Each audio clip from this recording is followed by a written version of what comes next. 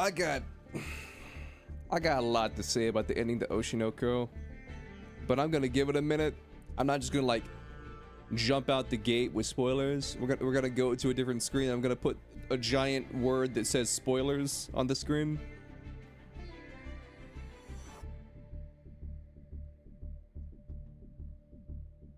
But I'll give my non-spoilery review.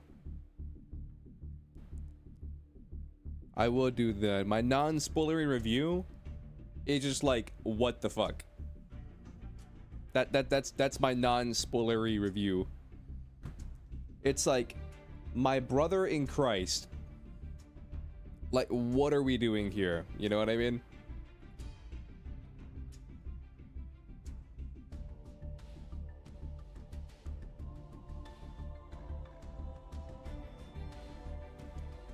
I don't know, man. I don't know. That like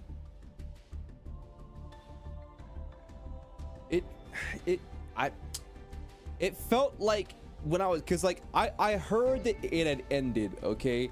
I didn't know that Oshinoko had ended, and I was on like chapter like 134, 138, somewhere in that range, okay? And then I heard that it ended. I was like, okay, well, how many chapters are there now? And it turned out there was 166. And so I sat there and I was like, gotcha, 166 chapters. I'm like 30 behind. I can knock this out in one night. I was like, I can knock this out in one night. This isn't too bad. And so I sat there and I was at like the beginning of the what I thought was the final arc, or where like they're making a movie about like the story of their lives, essentially. That's as vague as I can be.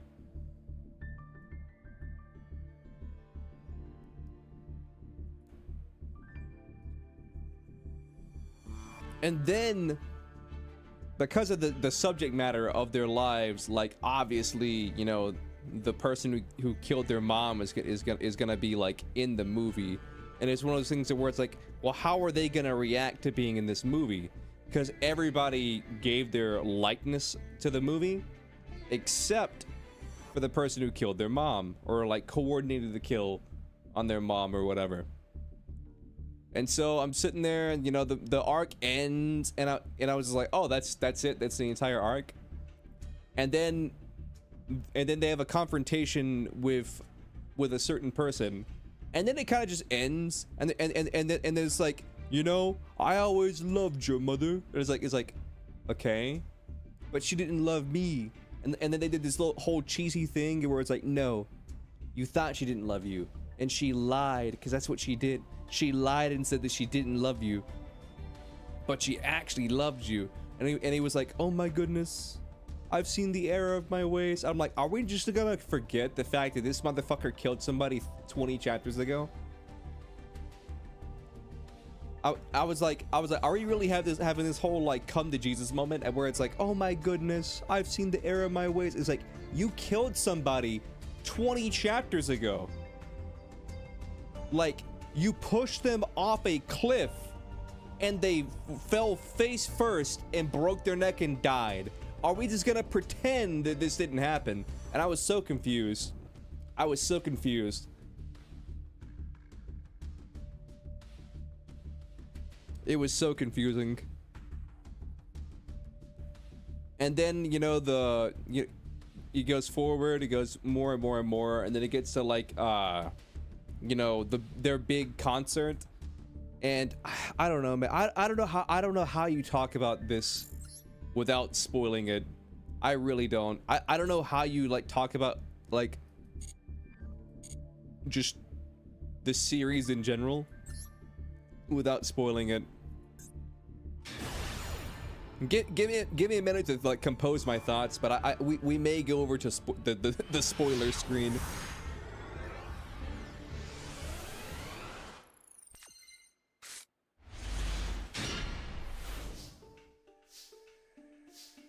I mean, you don't, but like someone might, you know what I mean?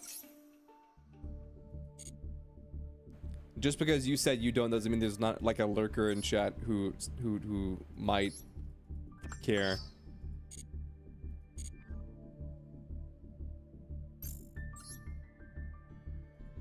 Let me do 1 or 2 duels in the No Extract Festival. But nah, man, what a roller coaster of emotions. Like, I genuinely don't know how to feel about the ending to it. Which, like, I mean, I guess it's kind of what you want, right?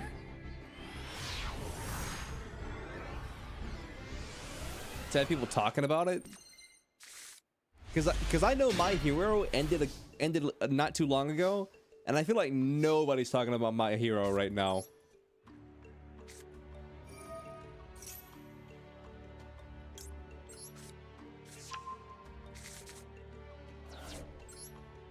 I feel like My Hero kind of just ended and like nobody's talking about it. Then again, like I don't know the ending to My Hero, so I couldn't really talk about it if I wanted to, but like still.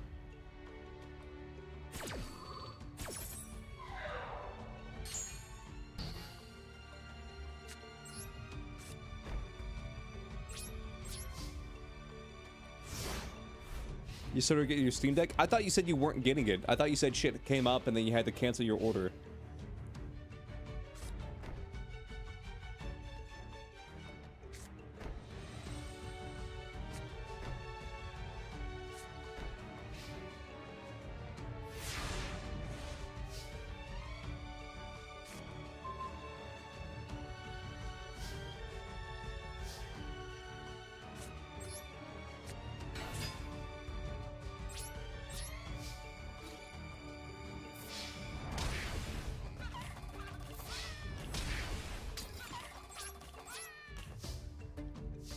But nah, man, like I don't know. I don't like to play like armchair psychologist, but it kind of felt like the author of Oshinoko, the same person who did Kaguya, Love is War. It kind of felt like they didn't know what they wanted to do with the ending, in my opinion, at least.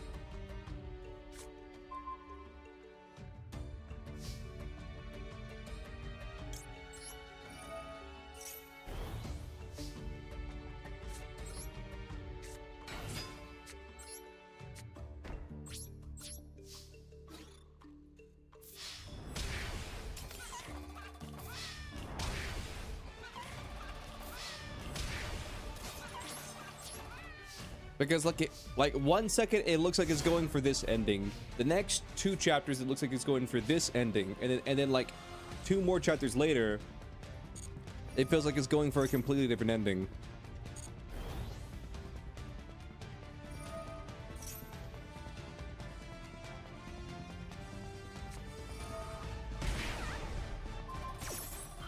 Good morning, good morning, good morning, good morning.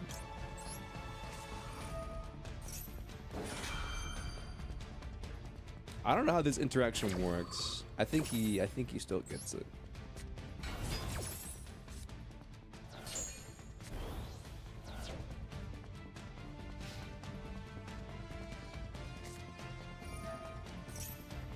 Papyrus map.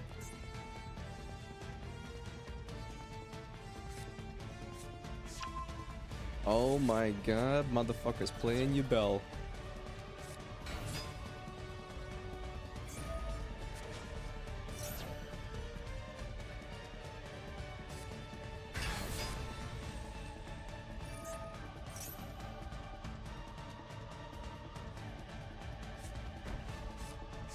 Well, this duel went from 0 to 100 real quick.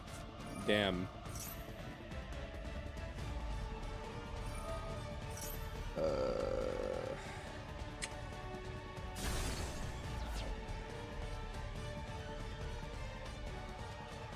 Is this lethal?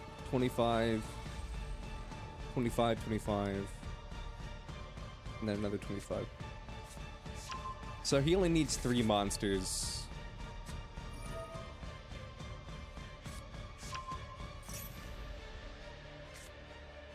That doesn't change anything.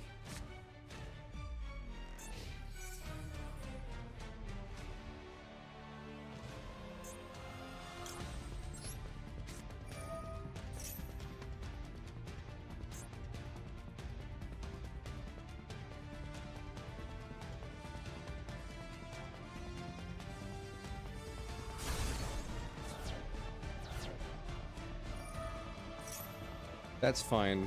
I don't care. Regular Ubel? Sure. Oh, I had no idea that's how this guy worked.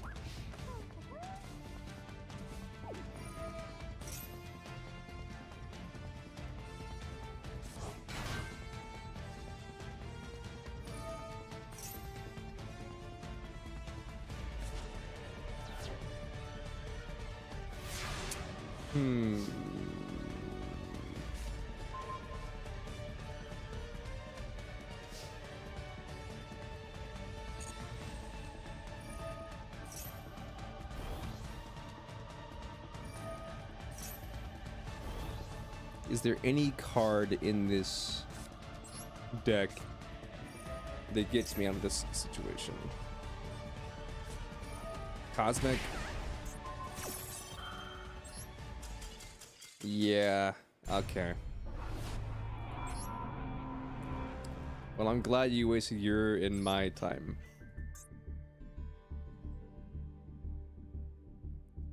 You've been playing Pokemon Go again?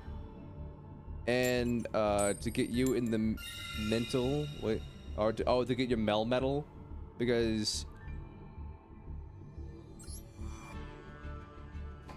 even if he's permabanned in VGC, he never had one, so yeah, I have a Mel medal, but he just stays in Pokemon Go.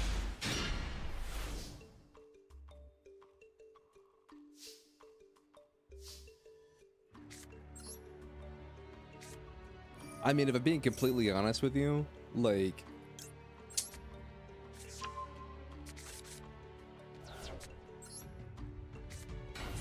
how do I put it? I don't know. Pokemon Go, I probably spent the most money on out of any gacha game I've ever played, or any mobile game I've ever played. But I've said before, the only reason I spent money on that game is because I was actively hanging out with people who were also playing the game. And the second they left is the second I stopped playing. Because COVID kind of killed Pokemon Go in my opinion. I mean, that's kind of like debatable.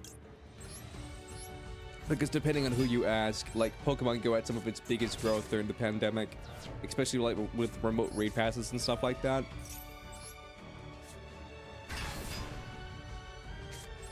But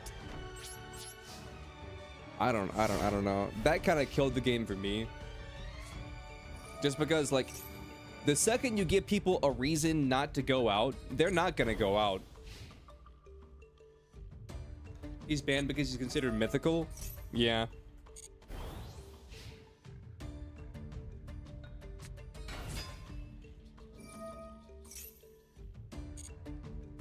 Bro, fuck Smeargle though. All my homies hate Smeargle.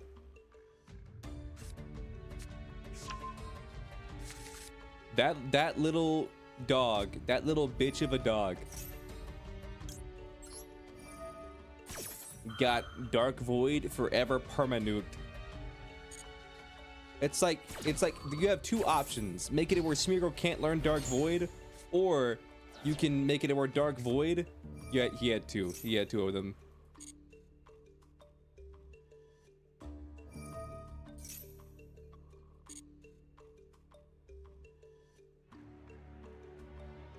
You can either make Smeargle not learn Dark Void, or you can nerf Dark Void into the ground.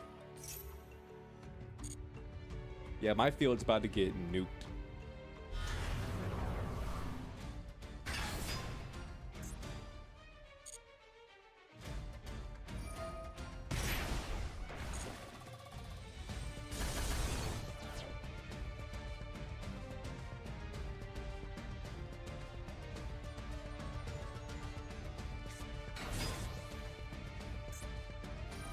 Why are you so strong?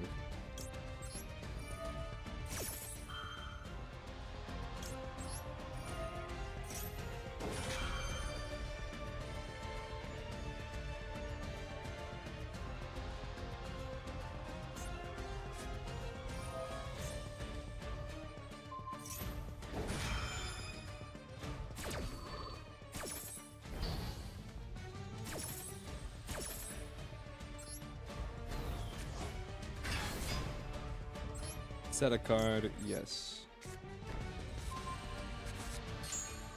Because mythicals aren't even legal. When they are the only ones considered mythical, technically, like Deoxys, Metal, Manaphy are legal. I don't know, man.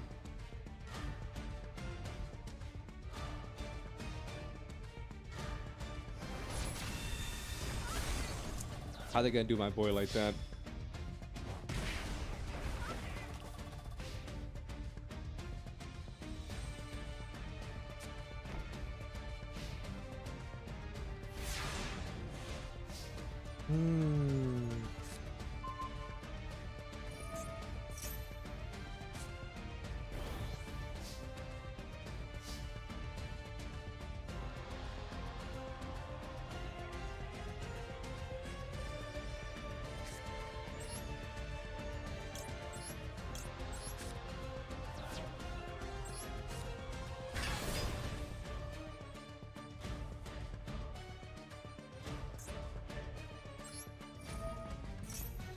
But you're just gonna negate it. Dude, this is so bullshit. Yeah, alright. Take your win. God damn it. He just had to have Gandora. He just had to have Gandora.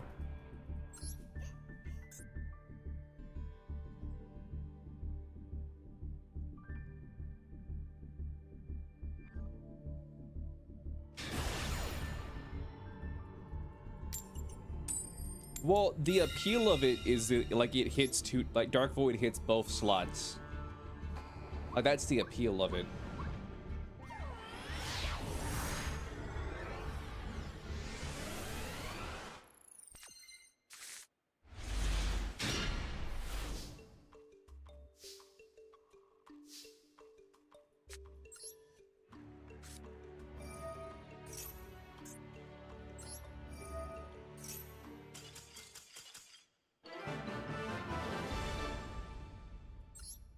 Official and unofficial? I don't know what you mean by that.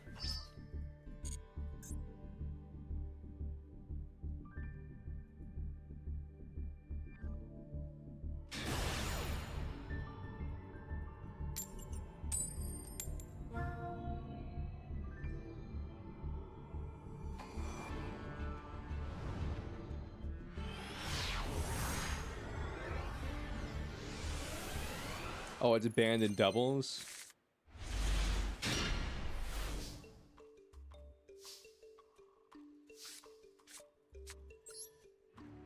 I mean, yeah.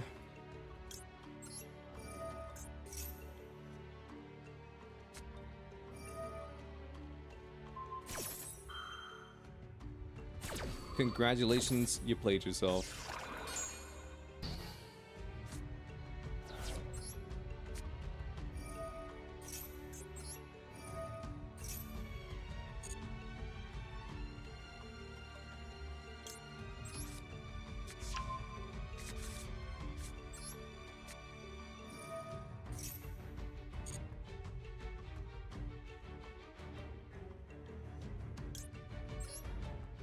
This one, another monster. Yup.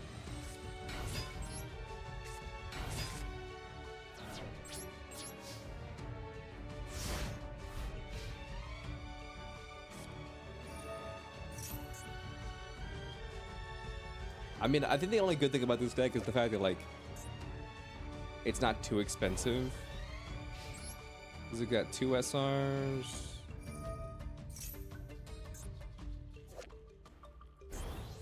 So 2 SRs, this is a rare. That's a UR. Honestly, well, no, Gandora's like decent removal. I was gonna be like, I mean, you don't necessarily need the Gandora, but nah, it kind of needs the Gandora. It kind of needs it.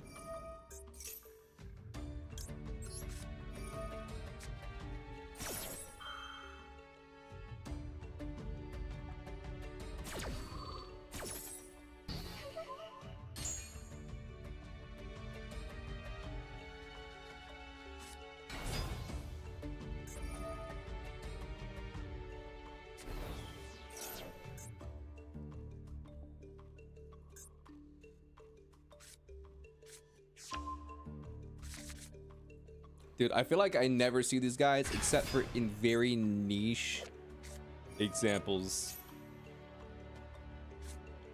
Bro, Dexic sucks. Dude. I will never understand how like they were able to gaslight an entire goddamn world into thinking that Dexit was a good idea. Like Game Freak successfully was like, we're gonna do like 1/3 of the work that we normally do, and you're gonna like it. And they're like, oh my god, you're so brave, you're so bold. That's such a brave thing to do. Just not do your job. That's so brave.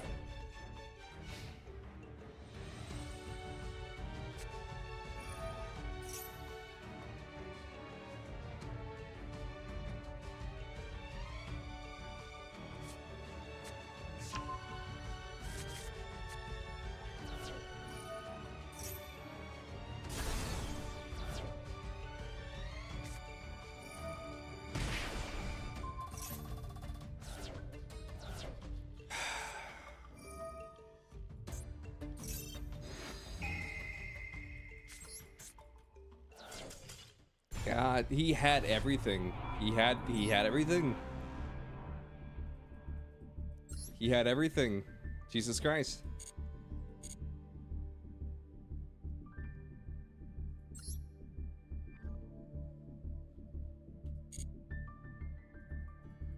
Like, holy shnikes, he had everything.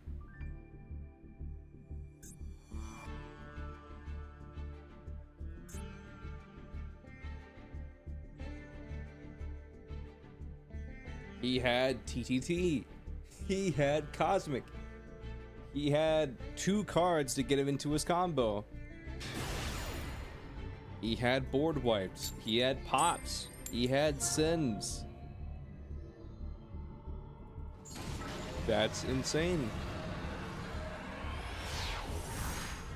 I mean, I'm playing a loner. I don't really care. Speaking of loners, I was playing Overwatch last night. And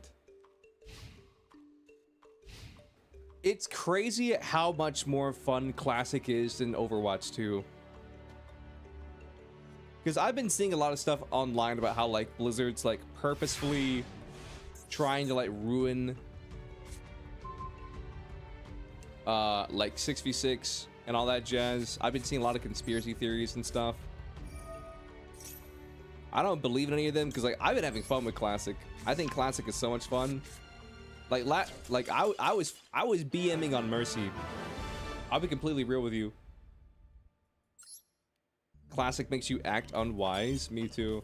Last night I decided to play some Overwatch last night. I didn't stream or anything, but I decided to play some Overwatch last night. I went 5 and 11, and I still had more fun going 5 and 11 than like going like 15 and 6 in like Overwatch 2. If you guys have a prime, slap that prime on the table like a big fucking cock. Show everybody that you have a big fucking dick today and slap that prime on the fucking table right now. I didn't say it, chat. She said it.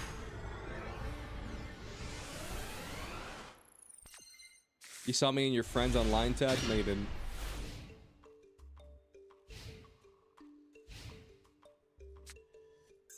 Low key, this would have been like the perfect going first hand. But instead I'm gonna go second and this hand will do nothing.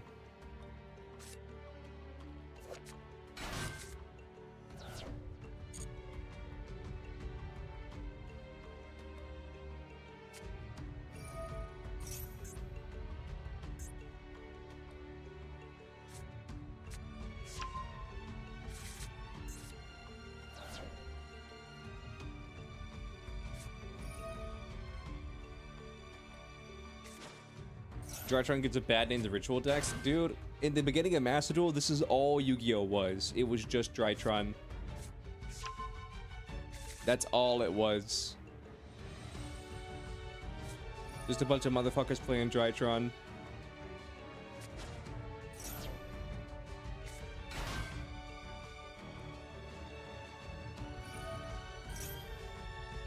And half of them were bots.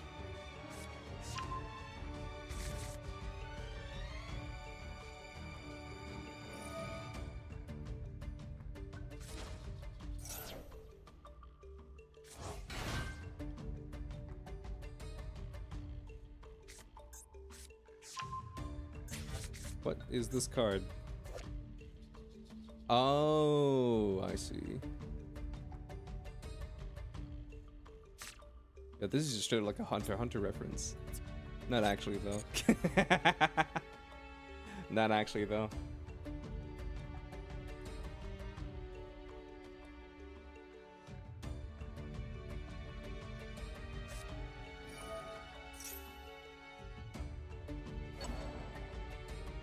Is that you, Cyber Angel Benton?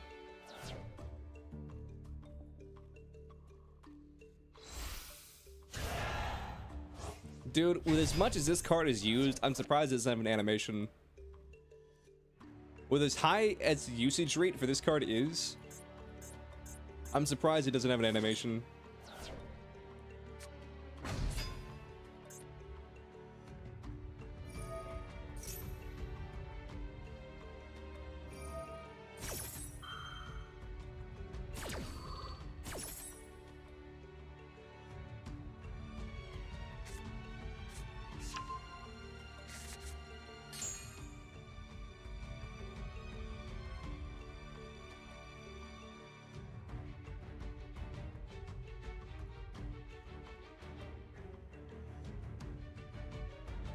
Benton sparkling strings.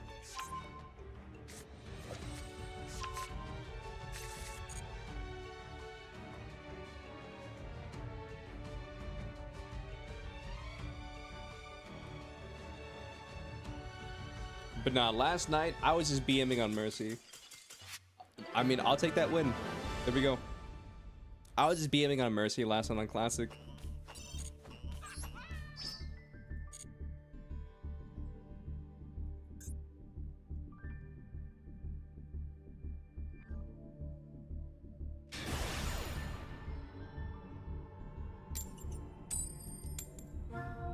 That's why virtual players don't play that. What did the card do? What did the 1 trillion hands do?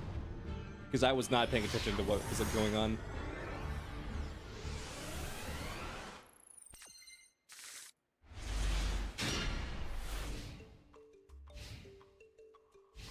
It always misses timing? I see. Oh my god. It's true, Draco.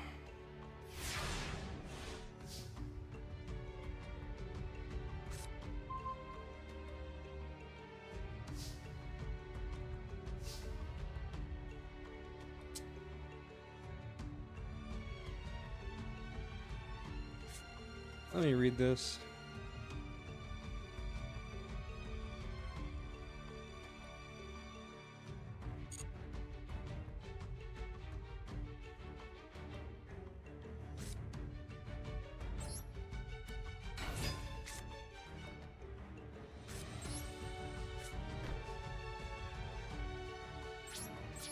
It doesn't do not. I see.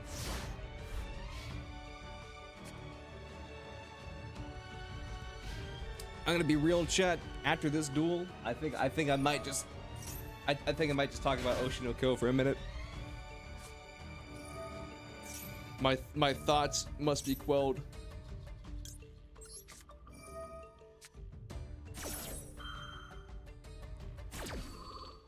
It searches a ritual monster and spell, but when it's effect.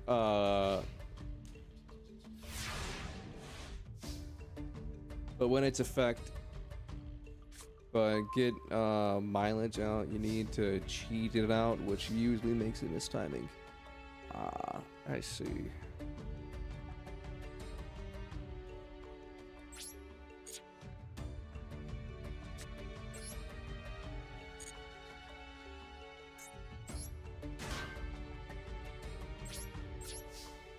I see. You hate the miss timing mechanic?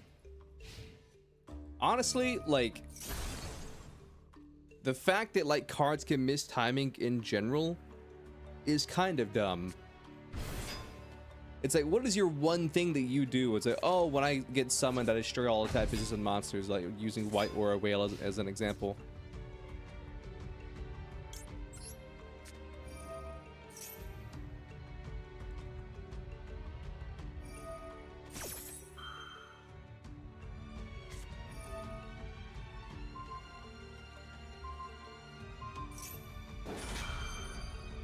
And it's like, but because it's not an if, it's a when. It's like it like if you summon it as like a chain link 2 or 3 or whatever, it just completely screws you over, and you're just sitting there like, okay, cool.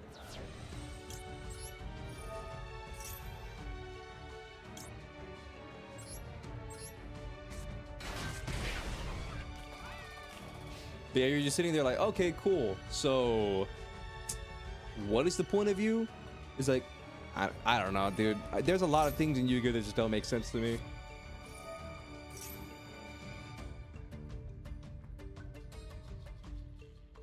Like cards missing timing, rulings that just don't make any sense.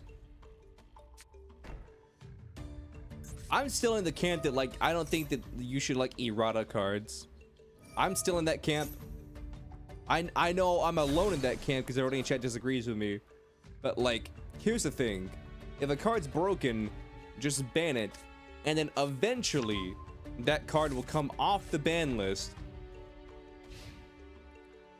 Eventually, that card will come off the ban list because the game has like power correct to the point of where that card is no longer an issue. That's my opinion. You guys have told me several times that I'm wrong in that opinion, but that's still my opinion.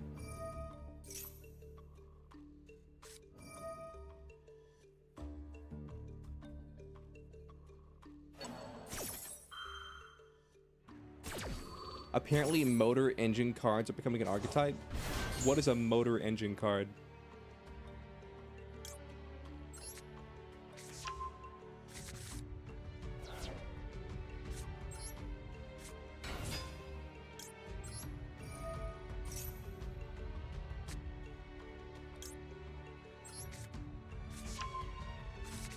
Yo, Sup, thank you for the raid.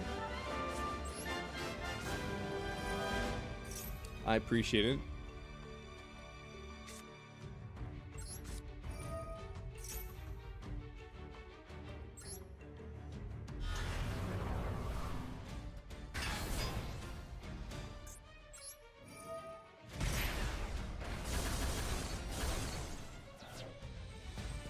Choose a card to special summon.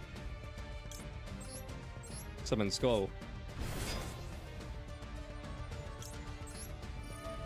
Activate the gadgets. Activate the Marshmallow. How's it going? It's going pretty good. I can't complain.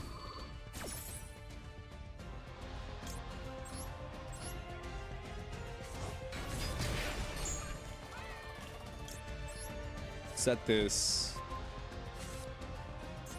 And then now I can do this. I don't know if I need to do this, honestly. This may just be BM. Oh, it's definitely BM. I'm not worried about it though. I'll never forget one time I was in like a Discord call with some random people, just from this streamer server.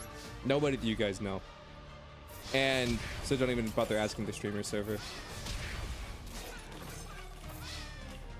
But I was in this streamer server just like talking to these people, and then like I say BM, just, you know, just like, I don't know, it's just a thing that I say. And this guy asked me, he was like, what does BM mean? It just means bad manners. It's just something you say whenever someone's being rude. And then they were like, that's the dumbest fucking thing I've ever heard. Anybody who says BM is a dumbass and a pussy. Like, it's like, why would you say that when you could say like this instead? And I was just like, okay, thank you for the follow. And I was like, you realize that I just said BM and that you just called me basically to my face, virtually speaking, like a dumbass and a pussy. And he's like, no, I wasn't talking about you. I'm just saying like people who unironically say BM are fucking idiots. And I was like, but I say it. And he's like, well, it's fucking stupid. I was like, okay, cool. I'm glad I came to your TED Talk, but I'm doing good stuff. They 8 Dart Machine monsters that die and spawn a motor engine token on death. So it's kind of gonna be like what are they called? Gizmex? What's that one deck that recently got like the Link 1 in ND that like makes them pretty good, but they need a normal summon to survive? It's kind of gonna be like that.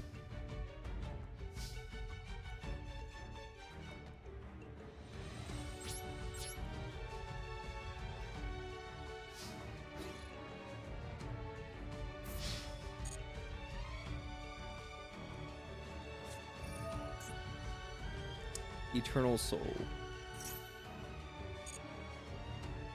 It's supposed to summon a Dark Magician for your hand and or a graveyard.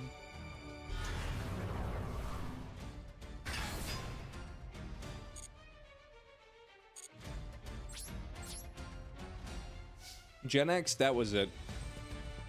It wasn't whatever I said, it was Gen X. That's what it was.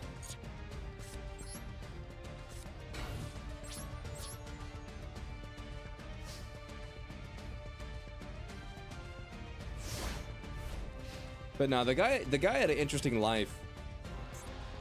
He worked for like an airport or whatever, or something, or he either worked at an airport or he worked like next to an airport. I forget the exact story, but he basically got hurt on the job due to like their negligence, and then like they were like fucking him over because like he couldn't work and he had gotten like he had gotten pretty much like destroyed as far as like his body is concerned.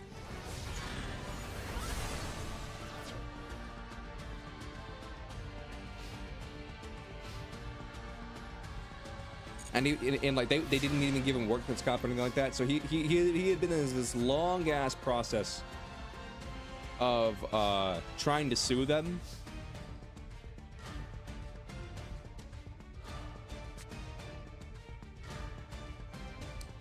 So it's kind of interesting. Okay, here's what I'm gonna do.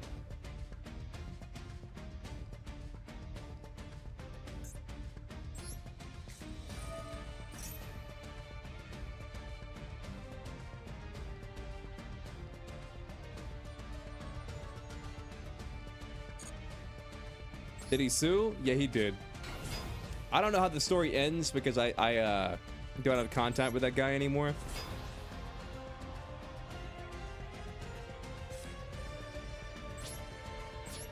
But I will say this. I hope that he you know, won or whatever. Because the way he told the story, if the story happened the way he said it happened, then like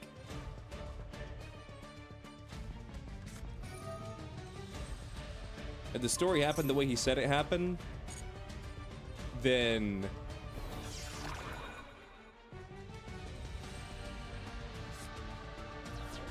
I'll be completely honest with you, like it sounds like he was just gonna like own that company. Like not really, but like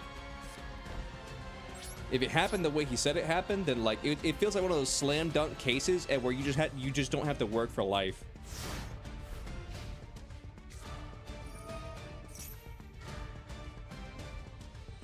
Nah, you're good, Rocket.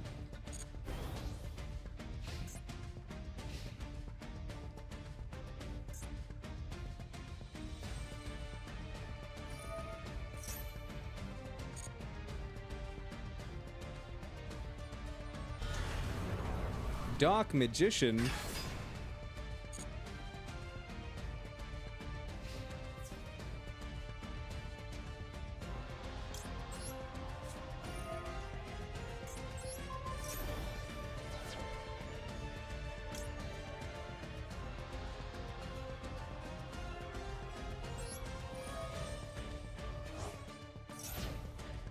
We'll just end the phase. You're setting a card. I have no idea what that could be.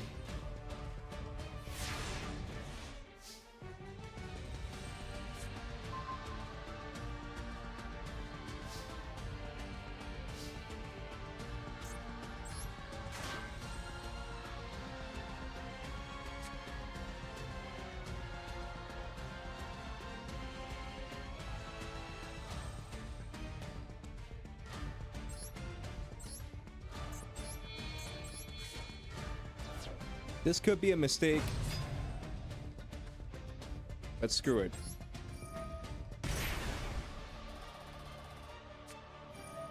It was a mistake. Okay.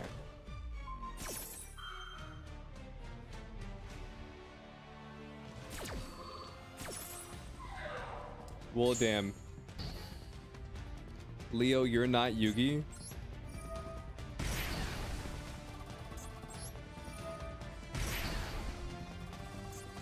Listen, I'm gonna make him sit through this.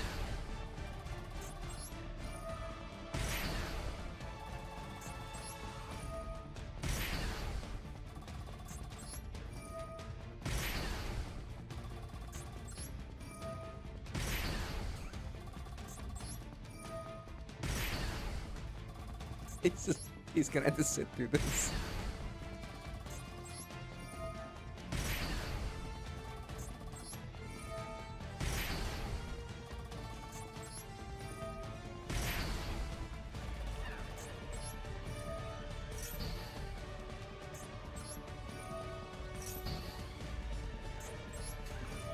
This is so BM.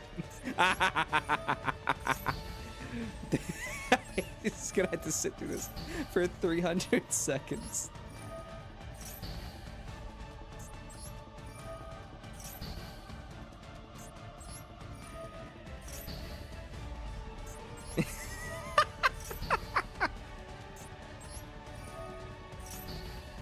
Dude.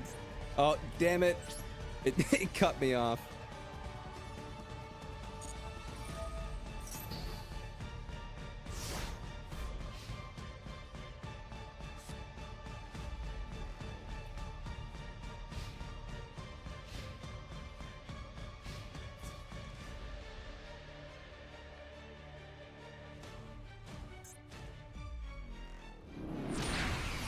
Damn.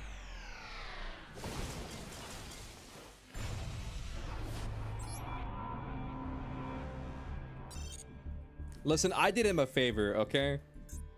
I did him a favor. That was 2,499 damage. And there's an achievement, or not achievement, there's a task in this event where you gotta do 8,000 damage. So like I got him practically halfway there.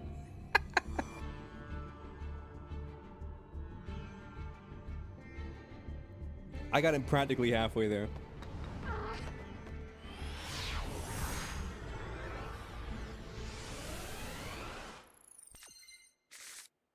But yeah, there's no true infinite in. Oh my god, I pulled all 3 Gandoras. There's no true infinites in Master Duel because like it only goes into like Chain Link 6, I think, and then and then it forces like a card to break. Like, say you have cards that like create an infinite loop, then essentially what happens is, like, after they resolve like 8 or 16 times, I think, like it forces whatever card is like causing the loop to just destroy itself.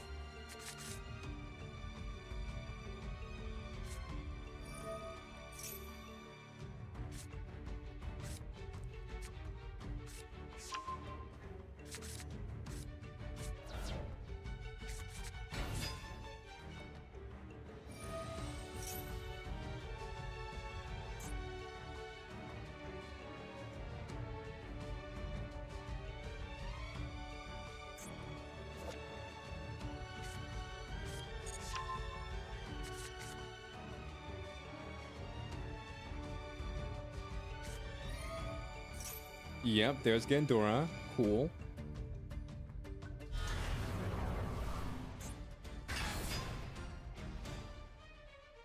Now that I think about it, I'm pretty sure what the fuck are you doing?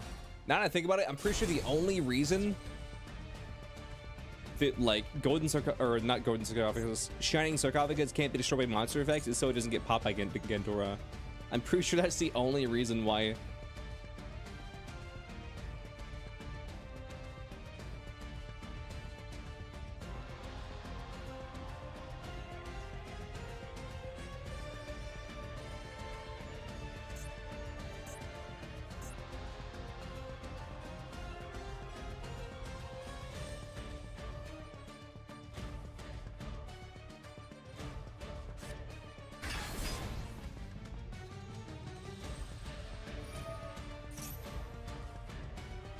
Oh, I see.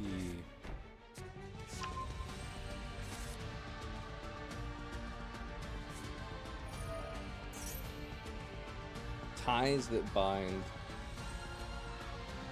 Okay.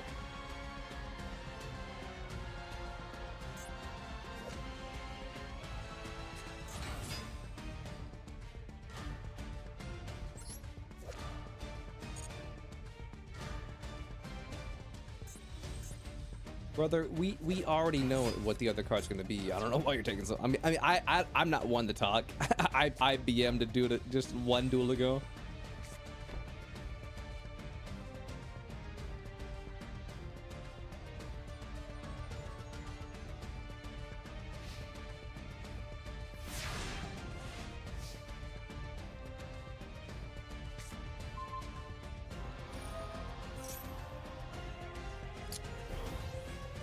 Hmm.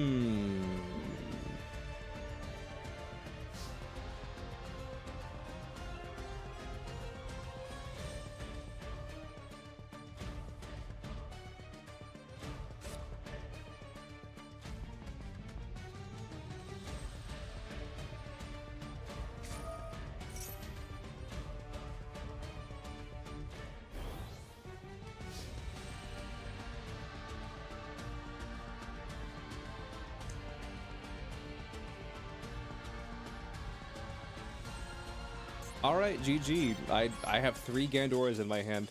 All right, good game.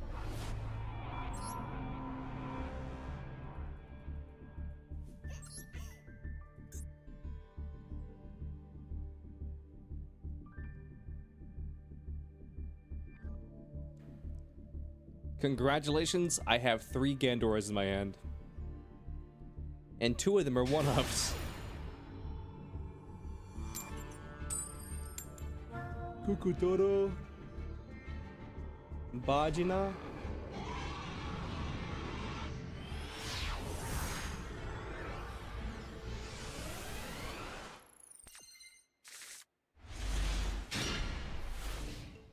We're back in our groove for the event. We're back in our groove of just like not drawing it, or not drawing, but not winning coin tosses, therefore losing the game. We're back in our groove, baby. Ooh, it's Labyrinth. I thought someone said Lab was banned.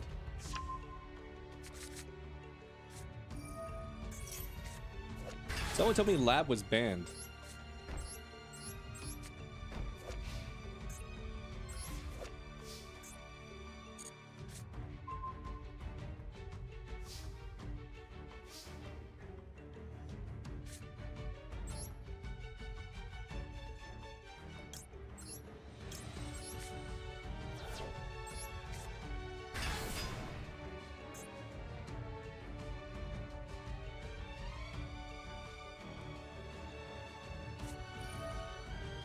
Compulse makes sense. Okay, GG.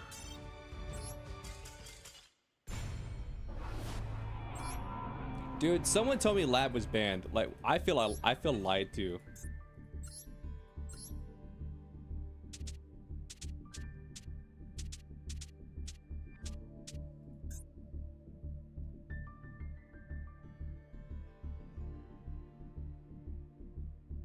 The Lab traps are banned, not the monsters. Ah, yep, I see that now. Mm-hmm.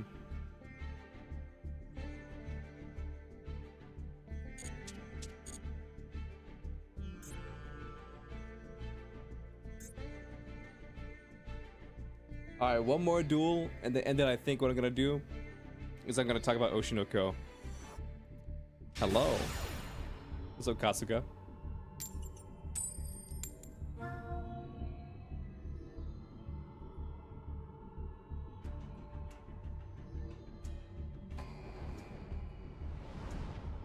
How you doing?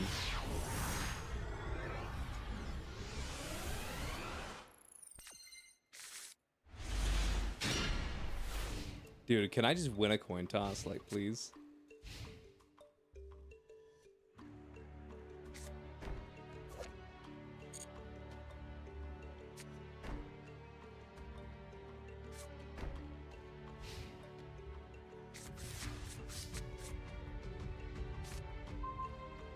Okay, this is perfect. How long have I been playing the game? Like Yu-Gi-Oh! Since it came out back in like 2002 or whatever year it came out. Master Duel? Since it came out.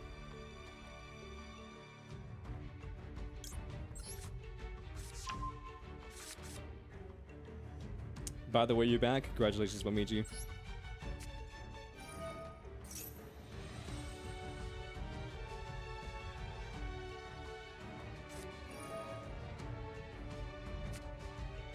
Nice.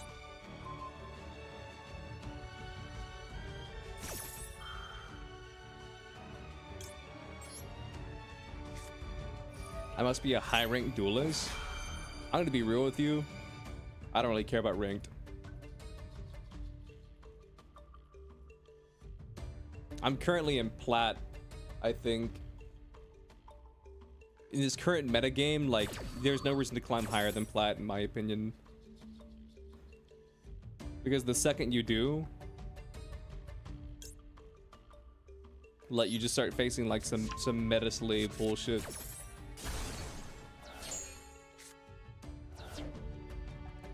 You've been seeing nothing but Ubel and Horus in this event? I mean, I don't doubt it.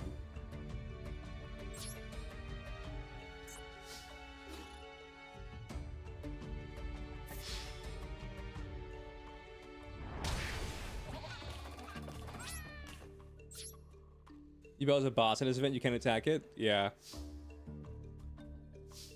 I mean, this deck kind of has an out to Ubel, but you gotta get Gendora out. And if they negate Gandora, then you die. Now you're over here. Congratulations, Luigi. Your belt's not even good. In this event, not really. I mean, it's good if you can't draw the out for it.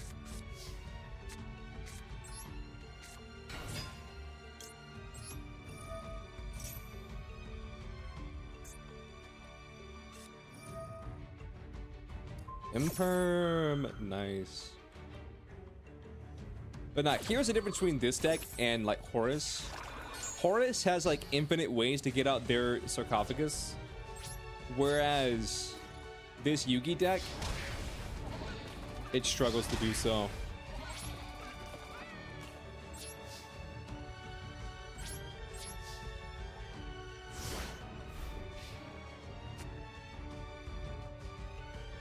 A lot of Shining Sark players are smooth brain. I mean, I'm one of those smooth brain people, so you're definitely not wrong.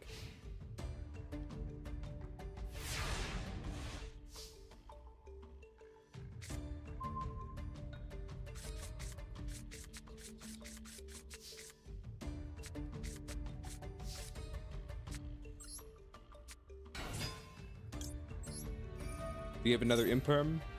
He probably does. He does. How much damage do I have? They're living on a wing and a prayer. Like, holy shit.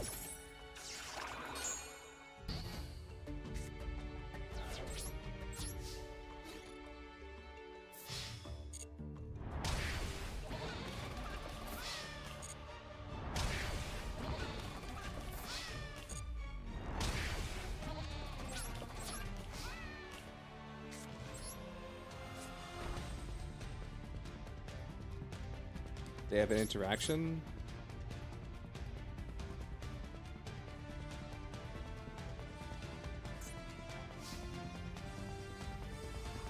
Cool. End phase.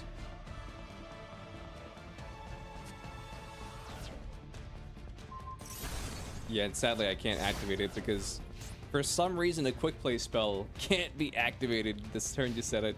A regular spell? Sure. Quick play spell? No. I still don't understand that. Okay, homie, you're cooked.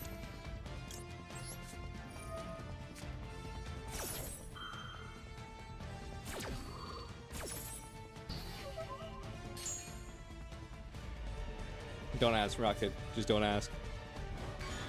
You attack this, I get to activate this, and then I get to bring out a giant trap.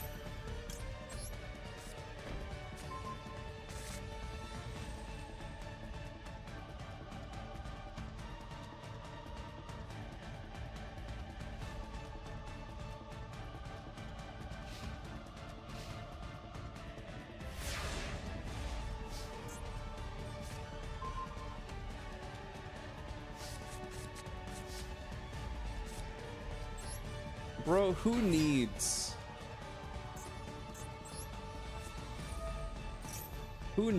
a shining sarcophagus? You know what I'm saying? Die. Fake ass Yugi. You can't do shit to me. I am Yugi. Sorry. Something came over me there. There he is. There he goes. There he goes, chat.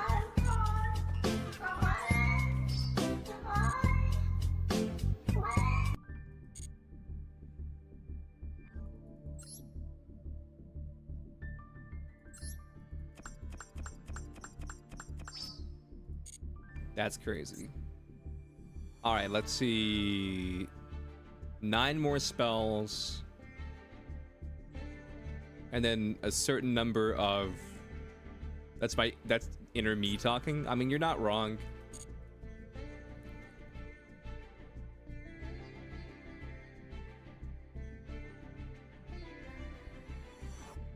Le Rene. Ooh. I mean, it doesn't matter.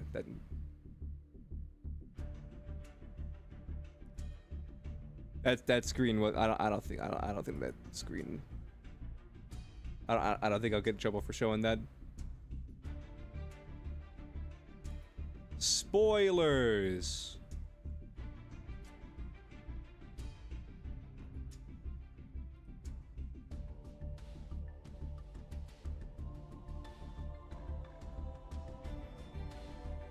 I want to talk about Oshinoko now.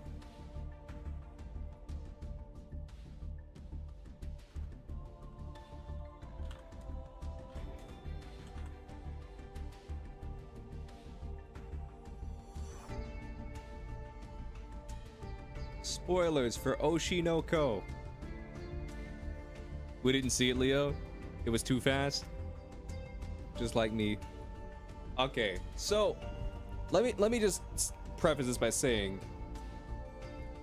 like, I didn't know Oshinoko had ended. Turns out it ended on my birthday. I just didn't know about it, so I didn't. That wasn't like a birthday present to me. Turns out Oshinoko ended on my birthday, so listen, chat. As long as this is on the screen, I'm pointing to it, but you guys can't see it. As long as this is on the screen, I don't want to hear anybody complain at all about what's about to happen, because it's about to happen. It's about to go down. So just putting that out there. This may sound hypocritical, but if you guys know about the ending, refrain from posting spoilers in the chat, because people will see the chat for longer than me talking about it. So I'm the only person who gets to talk about spoilers, and if you talk about spoilers in chat, then you guys got to be vague about it, because people will see your text and they probably won't see me talking about it. Okay, preamble aside. I mean, nothing popped up on the screen. For those of you wondering, it was just the YouTube live analytics page or whatever that lets me have like the chat pulled up and stuff. That's all it was.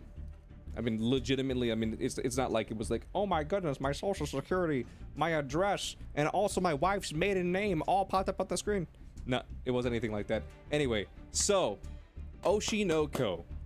Before I found out that I saw a clip of Garnt from Trash Taste / like Giguk, whatever you want to call him, this other YouTuber, talking about it, and that like him reacting to the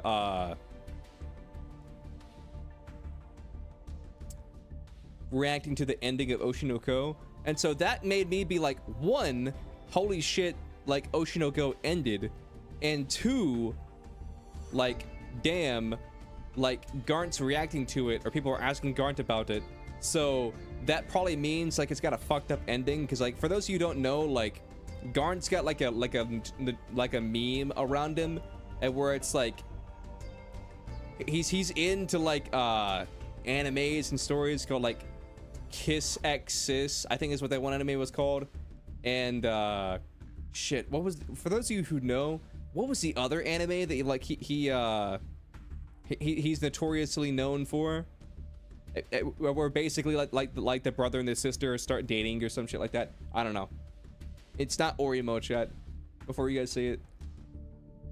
I don't know. So like that made me think, because there was this one thing going around for a little while where like the internet blew up, because basically Aqua and his sister found out like who their previous lives were, and then there was that whole scene where like Ruby was like Sensei incest live. I mean, it wasn't called that, but I mean, Garnt's probably watched that 1,000 times.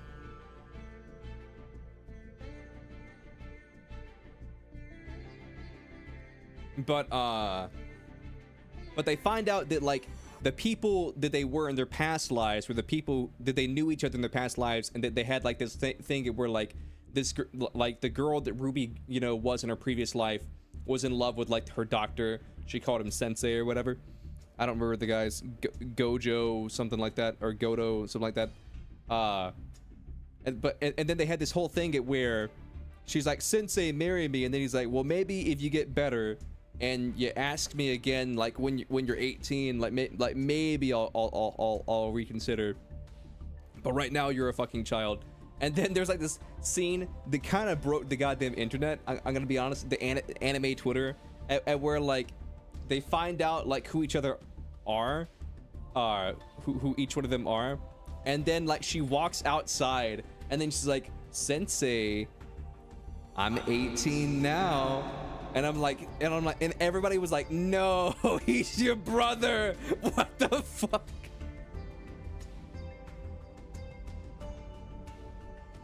But no, that broke the internet. And so the final arc, or I guess like the semi-final arc, is them making a movie called The 15-Year Lie, talking about their mother, and basically like how she died, essentially. Because like we all know this, for anybody who like has made it like more than like 5 minutes into reading this story. This is like my 13 reasons why. But like their dad killed their mom, and so the whole point of them making this movie is to basically expose their dad for killing their mom or whatever, more or less. But essentially what happens is this: like they make the movie, and then like everybody signed off for their likeness in the movie, because it's like basically like a biopic or whatever, more or less. There's more fact than fiction in the movie that they're making, and everybody signed off on the movie for their likeness except for their dad, who's just referred to as Boy A.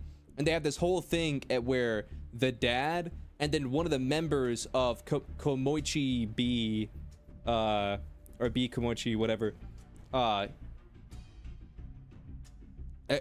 they're like people are gonna put 2 and 2 together, that like it was you that killed, you know, I Hoshino, or Hoshino I.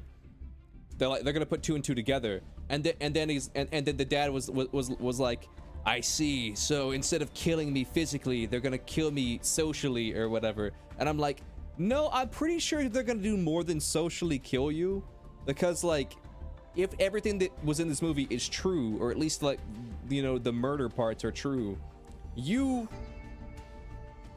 are an accessory to murder and also a murderer.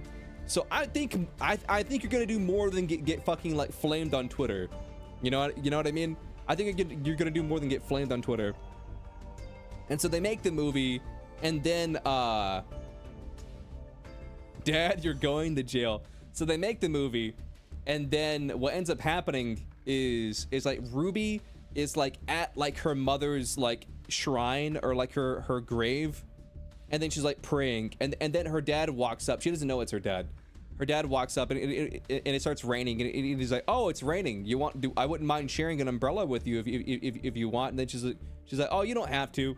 And he's like, oh no, I don't mind at all. And then he's like, you were praying for a long time, what were you doing, you know? And then, you know, like she's like talking about like her family and her dreams and stuff like that, and then like they're like standing on top of this 3-tiered staircase. Like, you know how like stairs will be like ground floor, a little bit of stairs, there's like a little bit of a flat part, then like more stairs, a little bit of flat part, then more stairs on the top. That's what I mean by 3-tiered stairs.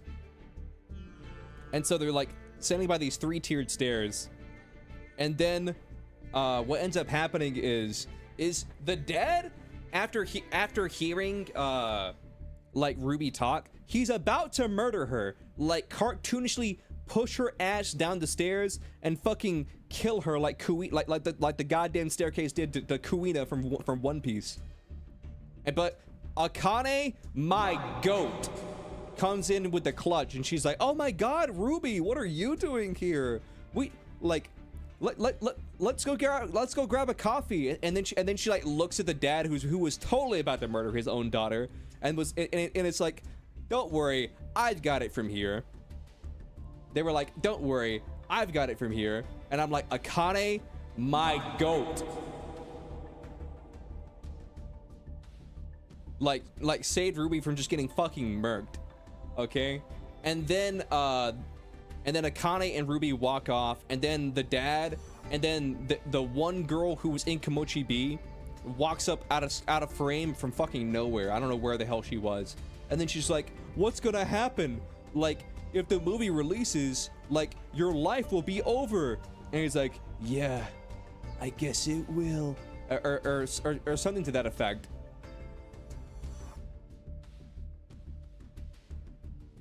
And then I'm just sitting here thinking to myself, like, what the fuck's going on? And so they do like a press release of the movie, and then the dad didn't sound committed. Well, here's the thing, like, the dad is kind of like a psychotic pussy bitch. Should have pulled a Darth Vader. The dad is kind of a psychotic pussy bitch, and we're like, he gets off on murdering people, but like, he also wants to get away with it, you know what I mean? Like, he doesn't leave like a, he just gets off on the murder. He's not like, you know, the Zodiac killer or whatever, where he leaves like his name and phone number and then his fucking memoir. You know, he doesn't leave like a calling card or anything like that. Like, his calling card is just that he murders young women. That's his calling card. Wait, no, he is Darth Vader. God damn it. Anyway, so he killed his wife and his kids are dating. No, oh no, they're not dating. They're not dating. There is one scene though where the brother and the sister kiss, but it's because in the movie, Ruby is playing her mom, and then Aqua is playing, you know, his dad, and so there's a scene where they have to kiss, but like, just like Luke and Leia, exactly.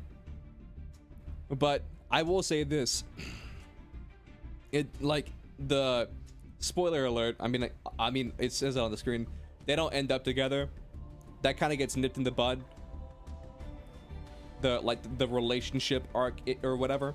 But anyway, so what ends up happening is where was I?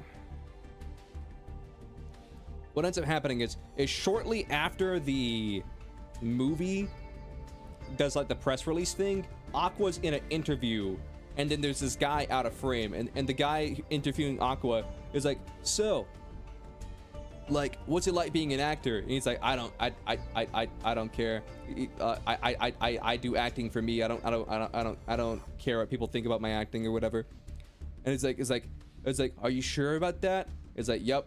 He's like, "What about your friends or family? Do you act for them?" He's like, "Nope, I do it purely for myself. I don't care about, you know, anybody else but me." And then the interviewer starts going armchair psychologist on his ass, and he's like, "Are you sure you don't keep people at arm's length because you're afraid of what might happen to them, and you're afraid of drawing them into your revenge?" And then he's like,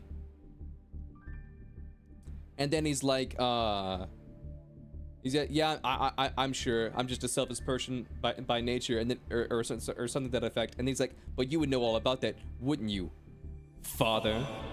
And then like the camera turns, or like the camera, or the theoretical camera turns around, shows his face, and dude, I'm gonna be honest with you, like, this guy is the spitting image of Aqua.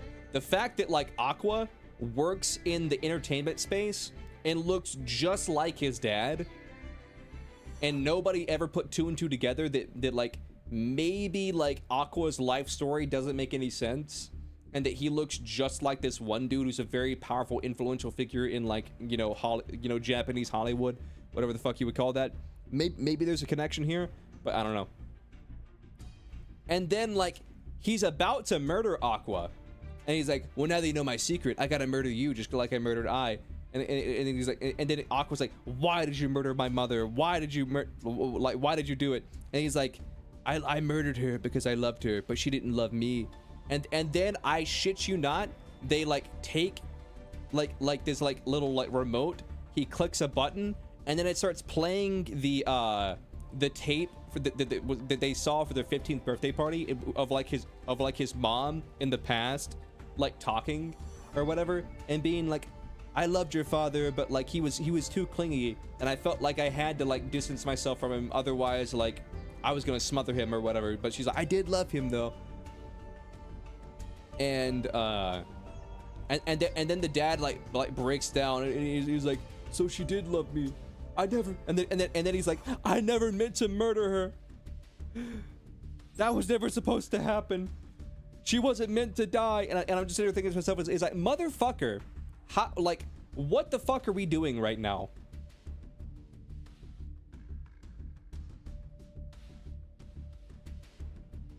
The funny thing is you usually play music in the background of your store, and the song that came in when you started talking about murder part was where is Where Is the Love by the Black Eyed Peas. The son of a bitch is Darth Vader. And like, but like the whole time I'm reading this, I'm like 20 chapters ago from this point in time, like 20 chapters ago, he murdered somebody. Like, you're expecting me to believe that like he never meant to murder I, and that like he actually loved her and cared for her and all that bullshit, but he fucking murdered somebody 20 chapters ago. He was at a bar talking to this one fucking actress lady, and then he was like, so what are you doing this weekend? And then she's like, oh, he doesn't care about anyone else. Fucking stop. So like he like fucking murders this girl. Like they're at a bar, and then like they know each other from work or whatever. And then he's like, so what are you doing this weekend? She's like, oh, I'm going to a secluded mountain at where there is no cell phone service, and nobody else will be there, and it's super, you know, off to itself. You know what I mean? And like nobody and nobody will know if anything happened to me. And he's like, wow, like what if something happens? And she's like, I'll have you know, I'm pretty healthy, so I don't think anything will happen to me. And he's like, and he's like, better knock on wood. And then she's like, what'd you say? And he's like, oh, nothing. And then like the very next panel is him pushing her off a goddamn cliff, and then she just goes tumbling down head first and dying there. And she's sitting there like bleeding out, like just like she's going to die. Like even if there was cell phone service, like they wouldn't get there in time to save her. He does a lot of pushing, huh? Yeah, exactly. You know what? That's his calling card. He pushes people off of very high places. That's his calling card. But and then she's like, you monster. And then like he does like this cartoonishly anime bullshit where like he like undoes his hair or whatever, and his hair falls down, and he's like, I'm not a monster, or I'm just being me, or some bullshit like that. And then like fast forward to like when Aqua's confronting him, and he's like, I never meant to murder your mother. I loved her. She wasn't supposed to die. I'm like, motherfucker, you expect me to believe this. You expect me to believe this when 20 chapters ago, you fucking murdered somebody, and you expect me to believe that you didn't intend the murder? Like, no, I don't believe that for a second. And then they do this little cheesy thing where like he's sitting there crying, and then like he goes to leave, and then Ruby was apparently in the other room, and she's like, no, we're not done here. And then Aqua's like, oh no, no, we're done here. Your revenge is over. And I'm like, what revenge? You showed him a videotape. I just wanted to be friends. Dude, I'm not gonna lie, small tangent, I was reading this other manga and where like there was this guy bullying this other guy, and then like he bullied the shit out of this dude, and then like that dude ends up getting like the shit beat out of him, and then expelled, like suspended from school over the bullying. And then I shit you not, he comes back and has a whole internal monologue where he's like, I just thought you were cool. I wanted to be friends. I'm like, motherfucker, we're not doing this. This guy broke his arm, tried to commit suicide, and a bunch of other things. And you're pulling the, I just wanted to be friends card. I was mean to you because I thought you were cool. I was jealous of you. He was like, no, motherfucker. He almost died. His blood would have been on your hands, and you're pulling the, I want to be friends card. But that's besides the point. So like, he leaves. And then like Aqua and Ruby start doing their own thing. And then what was her name? Kana and Aqua start talking. And then Aqua's like, was like, man, sometimes I just don't want to live anymore. What if I just like died or killed myself or whatever? And then she says something to the effect of like, she slaps him and she says, don't ever let me hear you fucking say that again. And then she's like, you have all these people that care about you. Like, don't say that. And then she's like, promise me you'll never like talk about dying again. And he's like, all right, I promise. And then she's like, all right, cool. She also like low-key confessed to him, but we're gonna skip over that because I don't really like Kana.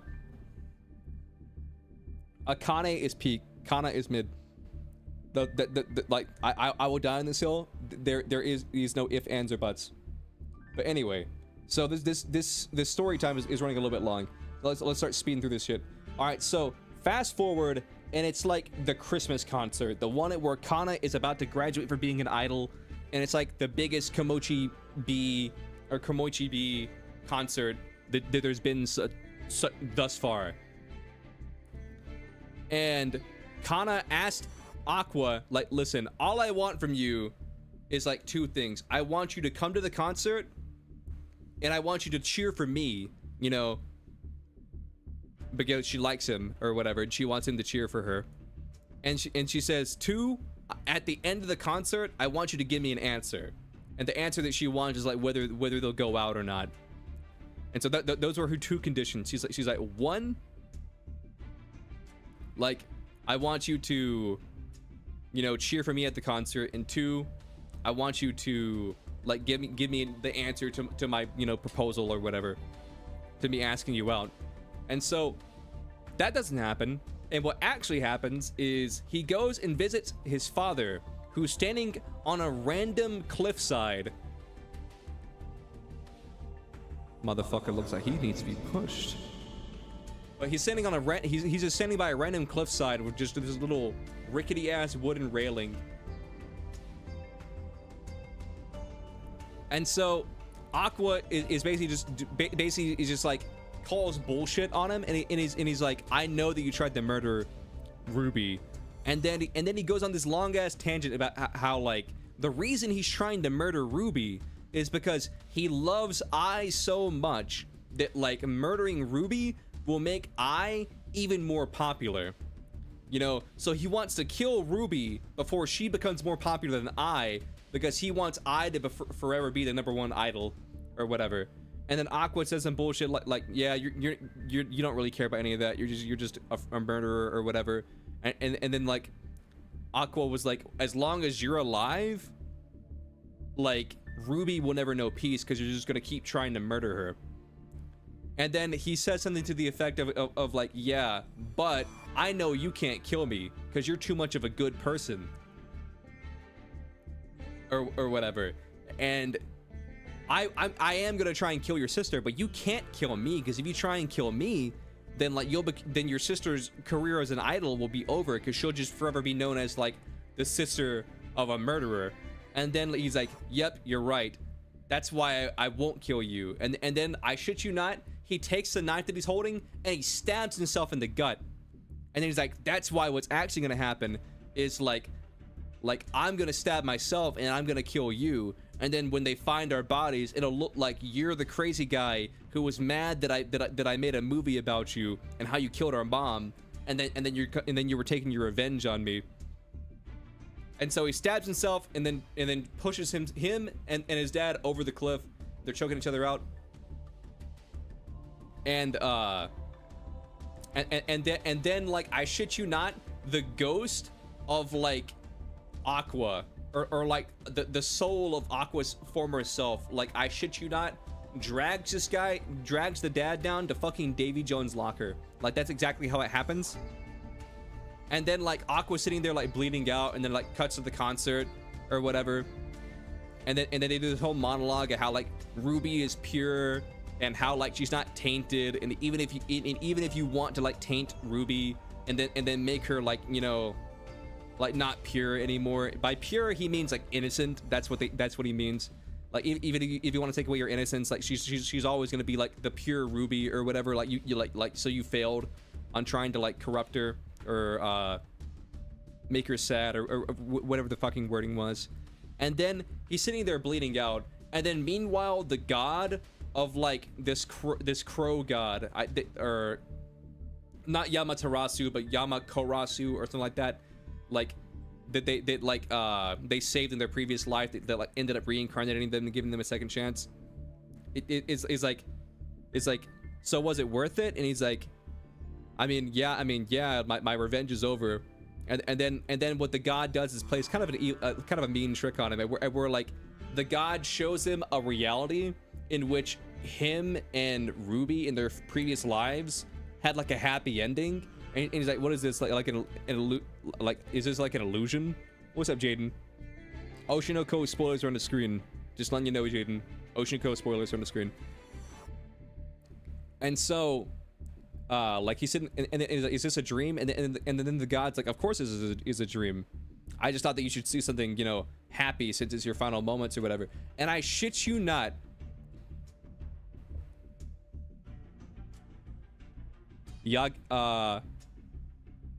Yadagarasu, she's a crow who's a messenger of Amaterasu. Yeah, that's what it was. You don't care, you're not watching it? That's fair.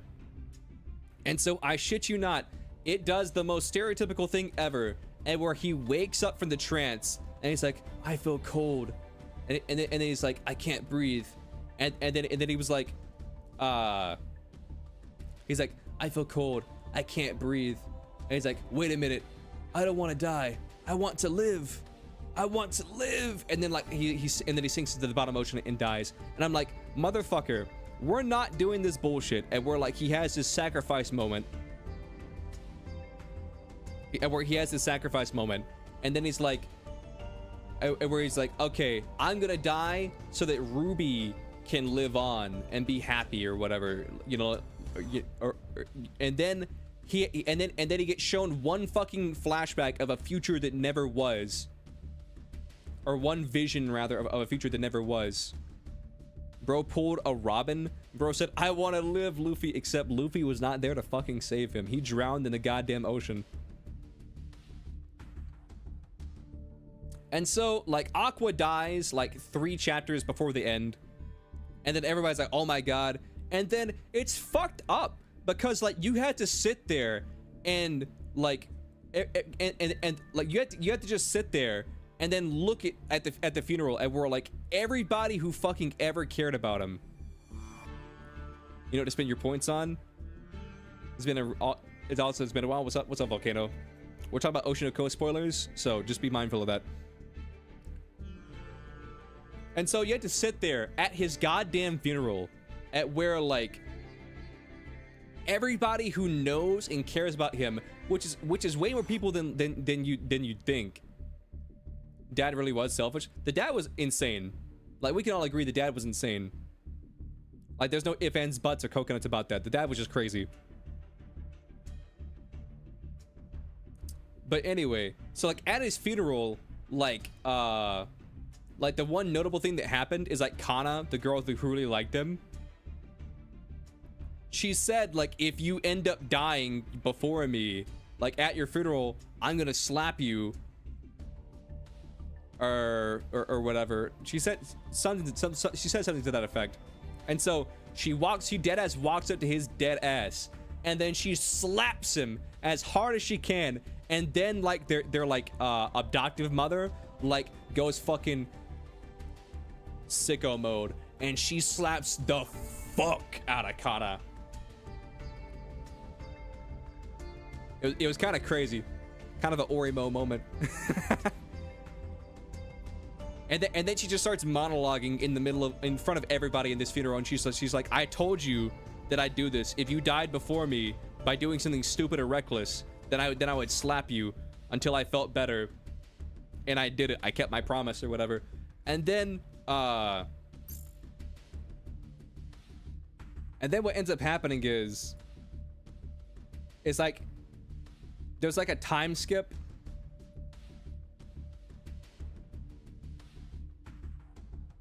Me who don't get a word but still somehow understand it? Yeah, exactly.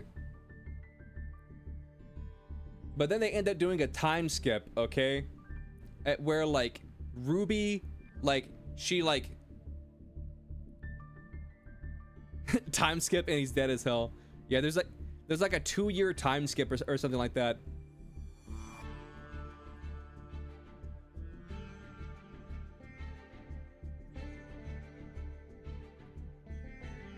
Hold on, let me pull this up for you guys.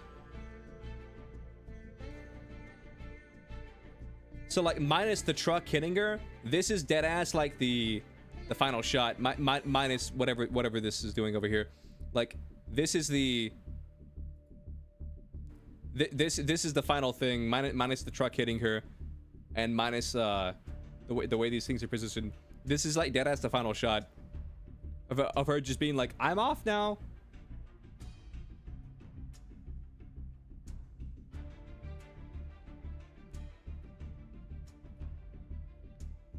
The truck hit her Lamau. I'm pretty sure that was supposed to be a Zombieland Saga reference, because like in Zombieland Saga, this isn't spoilers because it happens in the first 3 minutes of the episode. It's about this girl who wants to like be an idol or whatever, kind of like how Ruby's an idol. And so she's like, I'm off to go live out my dreams of becoming an idol. And then I shit you not, in like as soon as she does that, she walks out of her front yard and just gets hit point blank by a truck going like probably 50 and just dies. And then like it does a time skip like 10 years later, and now she's a zombie, but she's also going to become like an idol.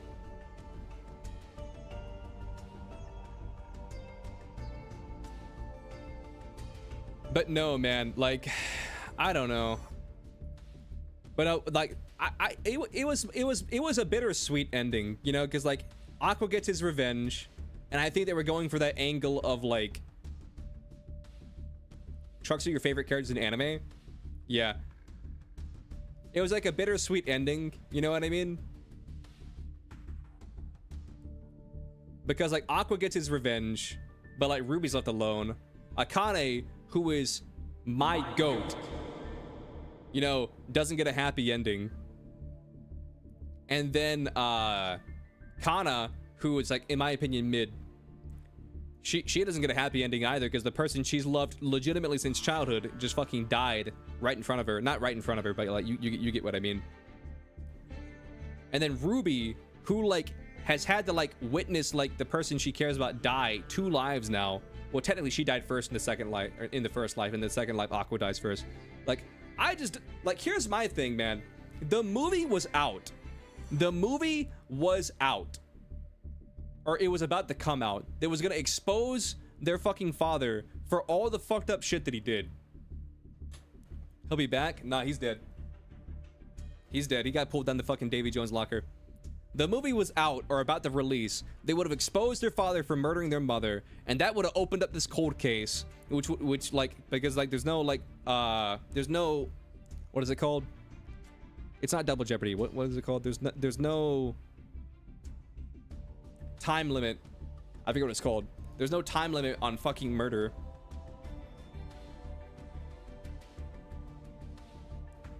Like, and he was about to get exposed for it, and then like they were gonna investigate it, and he was probably gonna get arrested, you know. Like Aqua didn't have to die. He just did it just to die. Like he like there was legitimately no goddamn point. So Akane doesn't get a happy ending. Kana doesn't get a happy ending. And then Ruby, like, I would debate, she doesn't get a happy ending. They could just jump him.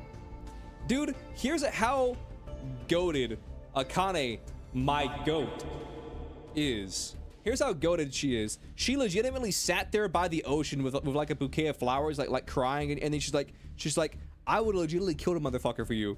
Like, if you just would have like asked me to, like, I would have come up with a perfect plan. Like she legitimately said, I would have come up with a perfect murder plan, and we could have just killed him and both lived our happy lives or whatever. Like she was a ride or die motherfucker. She was a ride or die motherfucker. It's actually so depressing that Akane doesn't get a happy ending. Kana, I don't care if she gets a happy ending or not. She was kind of a bitch. I don't give a shit about her tsundere ass. And like Ruby, like, here's the thing. They frame it as if it's a happy ending, because Ruby does the whole thing where like she kind of like, you know, does what her mom did, I did, and where she's like, listen, there's people out there who are more sad than me. I'm just gonna lie. I'm gonna pretend to be happy. I'm gonna lie to everyone, and I'm gonna be like their idol, someone that they can look up to and like worship or whatever. But like, then you think about it for a second, and like idols' careers don't last that long, like 10 years at most. And so it's like, okay, so she's gonna be like the #1 idol for like 10 years. So she's gonna be like from like 20 to 30. She'll like retire at 30 or whatever if she makes it that far. And then now she's no longer an idol because she's aged out of the industry. And now all she's left with is a career that's over, maybe a little bit of a nest egg, and then a dead brother. There you go. Like, and I'm just like, what the fuck? I don't know, man. I don't know. Like, here's the thing. I'm critical of the ending, but I don't hate the ending. Like, I feel like we went through a roller coaster of emotions. Listen, if you guys read it, the way I explained it, it sounds coherent. But like, if you guys were sitting there reading it, then like, you guys would be feeling the same emotions I felt. And we're like, at one moment, like, you think that like we're like they're going for the angle of like the truest revenge is guilt. You know what I mean? Because they let the dad live. And then he goes through this, and then Aqua goes through this whole arc, and we're like, he's moving on. You know what I mean? He's about to like either say yes to Kana or like turn Kana down and either go out with her or not go out with her, you know? And then out of nowhere, I forgot to mention this part, like the girl who was former member of Komochi B, she like knocks on the door and she's like, hey Ruby, like I just wanted to like say hey before the concert, and then like Ruby opens the door and she stabs Ruby, and then she's like, nobody can ever surpass I. And you're sitting there like, oh my fucking god, Ruby is dead. But then in the very next chapter, fuck you, it was a gotcha moment, and Ruby was actually Akane, and Akane was wearing a knife-proof vest, and then it was actually a setup, and then like 20 people like pounce on her, and they're like, do you really think I would make the same mistake twice? But anyway, so she gets caught, and then she spills the beans of basically like everybody that like their dad murdered or whatever. Like, she was caught, like the dad was about to get caught because the movie was about to release that revealed all of his crimes. Couldn't do that to the dad. Well, here's the thing, the dad's not a stabber, he's a pusher. We've established this. So unless I could get like Ruby to to just walk next to a cliff, like the dad wasn't going anywhere near Ruby. We've established this. The dad pushes people. He doesn't stab people. He's classy. He pushes. He doesn't stab. It's like the girl of Billy and Mandy. Dracula doesn't suck. Dracula scrapes and licks.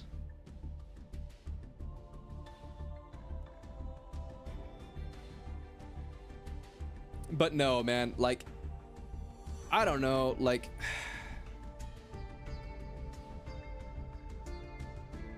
I just have such mixed feelings about it. Good reference. I just have such mixed feelings about it because it's like the ending was there, and it felt like they were setting up the ending for it to be like a happy ending where like the dad would either be on the run or like, you know, go to jail or like maybe get the fucking death penalty. I don't know what the fucking Japan's all about, but like the setup was there for like the happy ending, you know what I mean? And I feel like it would have been a slam dunk, but instead we got this ending where it's like, well, Aqua's dead, Ruby's sad, Akane's sad, Kana's sad, their mom is sad, their adoptive mother is sad, like.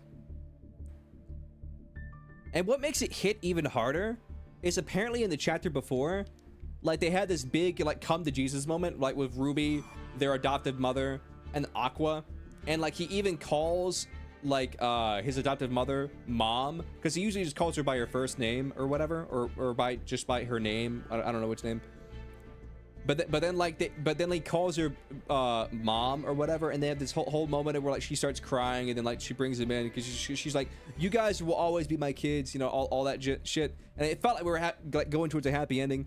But then Aqua just fucking throws his life away for nothing. And I feel like I could have like accepted that ending had they not gone for the cheesiest shit ever, and where Aqua's like, no, wait, I feel cold, I can't breathe, I don't want to die, I want to live. It's like, motherfucker, get your goddamn It's a Wonderful Life George ass out of here. Get you and your goddamn half-deaf ass out of here. I'm not I came for Oshinoko, not It's a Wonderful Goddamn Life.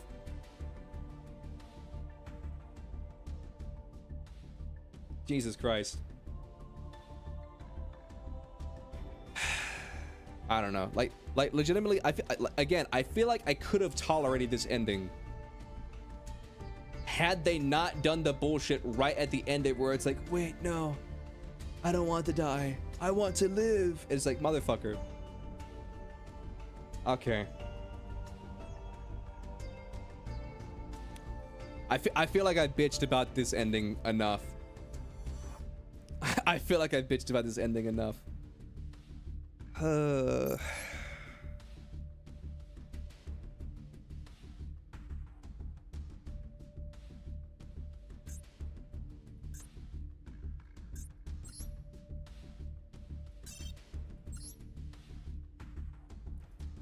Let me open some packs.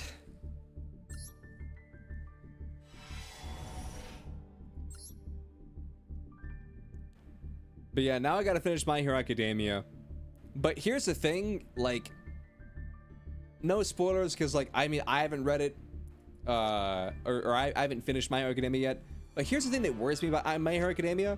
It's like, I've heard at least a couple people talking about, you know, like, the Oshinoko ending. Well, not what the ending was, but just kind of like about it being like, you know, like in talking about it.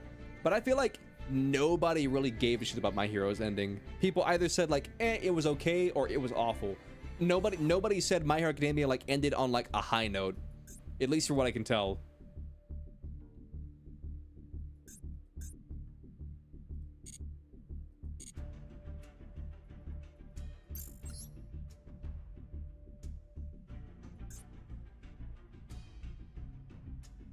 I will say this though, if Shigaraki ends up being redeemed, I will legitimately make a My Anime list account, or whatever it's called, a Mal account, and then I will legit give My Hero like a 1. Dead ass. I don't even care if they do that bullshit at where with the ending of My Hero Academia, and where like Deku fucking like saves Shigaraki's goddamn soul or some bullshit like that, and he ends up being redeemed. I will be pissed.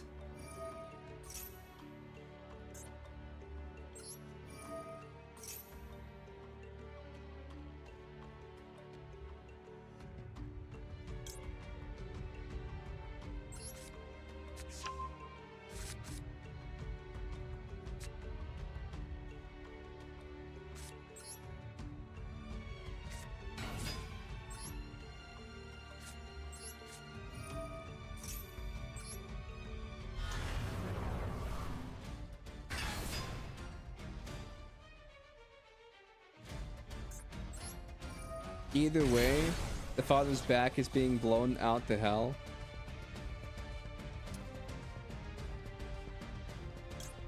I don't know what that means, but cool.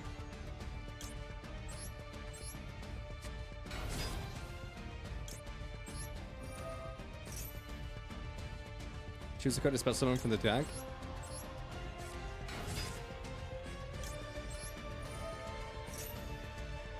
Oh, no, I read it wrong. The father's back is being blown out in hell. Yeah, true.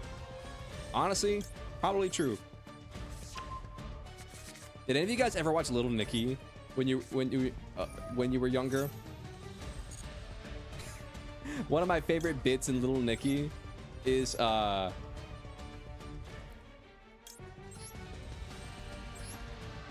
like Hitler is in hell, and then there's that one scene where they shove a pineapple up his fucking ass.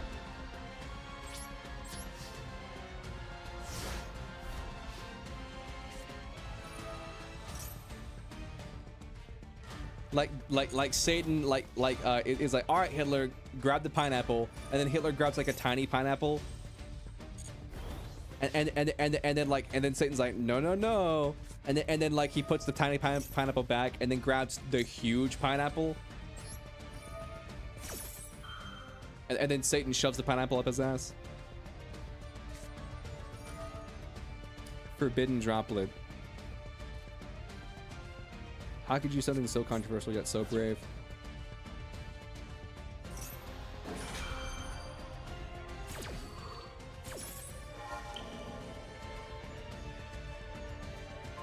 Anyone ever actually fully watched the Ghost Stories dub? I have, and if I'm being honest with you, like, it's a lot funnier when you just watch clips.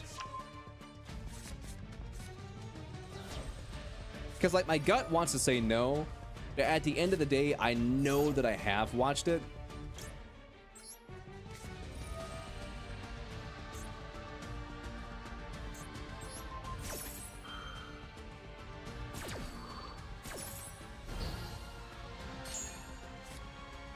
Because that was me with what was it called? Not Orimo. To Love Ru? Yeah, To Love Ru. That was me with To Love Ru, and where like I was like, I don't think I've ever seen To Love Ru. And then I rewatched To Love Ru, and I'm like, oh no, I have seen this. I just forgot. Have you guys ever done that where you're like, I've never seen this before? And then you sit down to watch it and you're like, oh wait, no, I have seen this.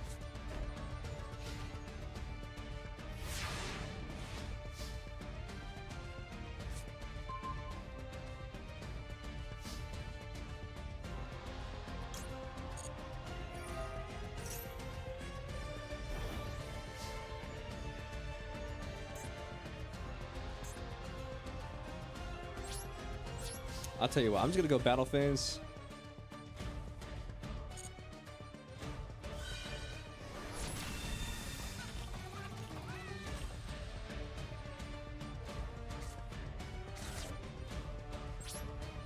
I'm gonna pitch that.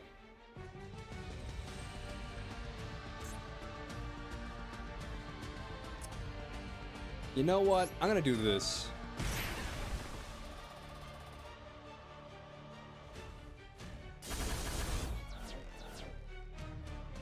Choose a card to special summon from my deck. Guard Magician.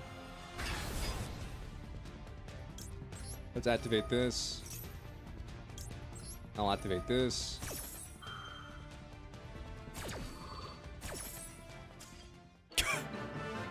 I don't know. There was something about the way when he surrendered, it just went. That one little tiny pathetic. The dub is way better than the sub. Well, here's the thing. We can all agree. Ghost Stories does not have a dub. Ghost Stories does not have a dub. It has a sub, and then it has like a what would you call it? Like a parody dub, or like a YouTube poop or whatever. Abridged? Yeah. There's the sub, and then there's Ghost Stories abridged.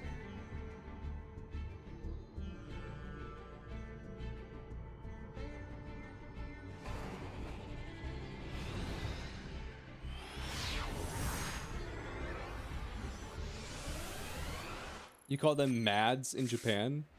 Interesting.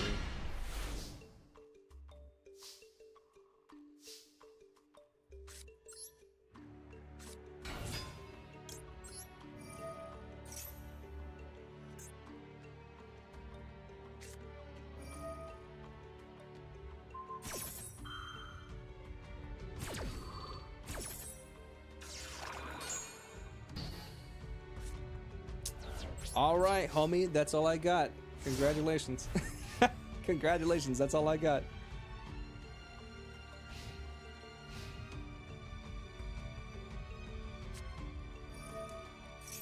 Yep, and it's you, Bell. Okay, cool.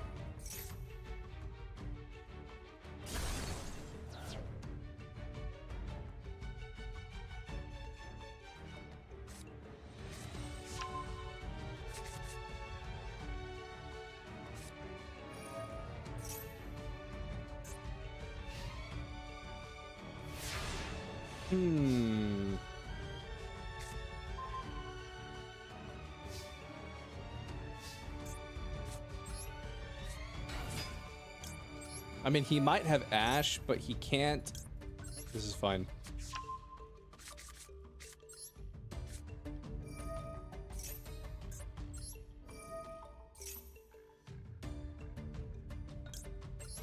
So here's what I need to do. I need the ties that bind. And I need to summon you and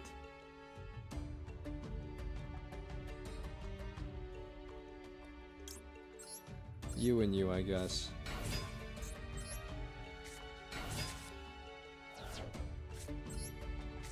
Let's set this. I have 5,000 damage.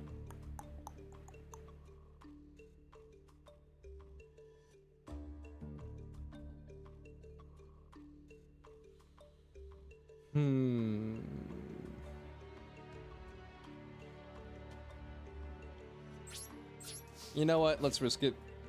Nothing ventured, nothing earned. I knew it. Yep.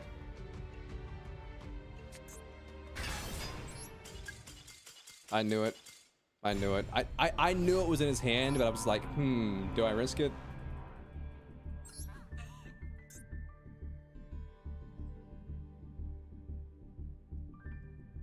You're currently waiting on mystery box to cool down on Pokemon Go so you can get your home transfer items and Melmetal candies. Nice.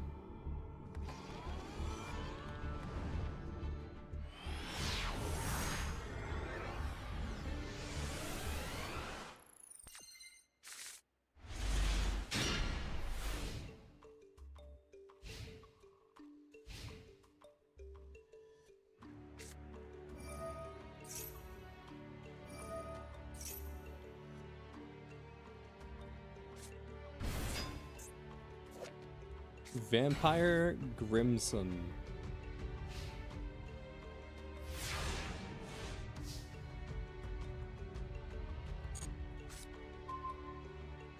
Okay.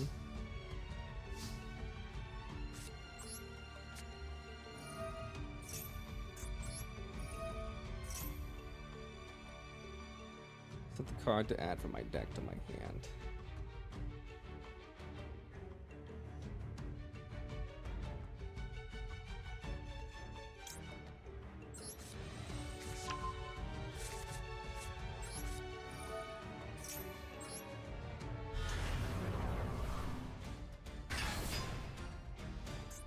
Let's do this.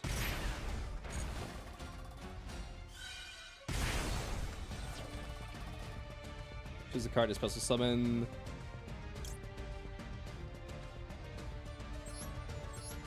The Dank Magician.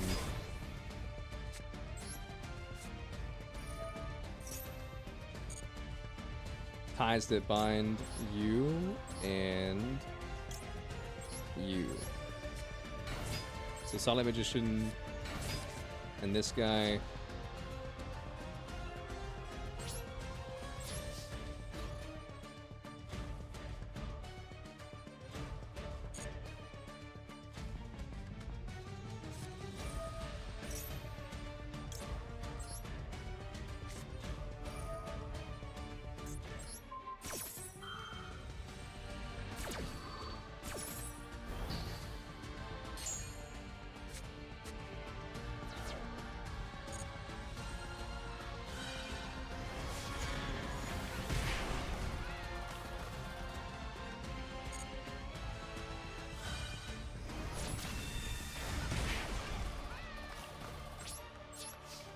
Main phase 2.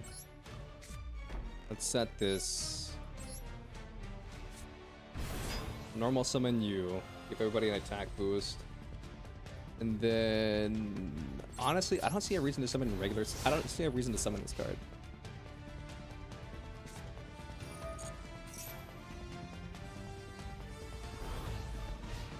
Like, genuinely, I don't see a reason to.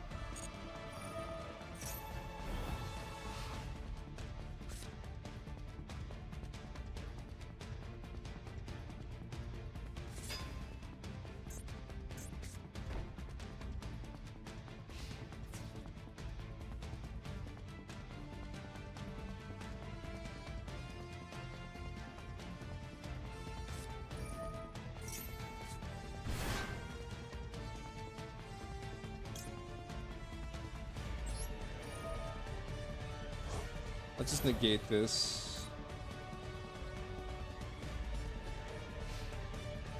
So you don't get to summon a zombie monster.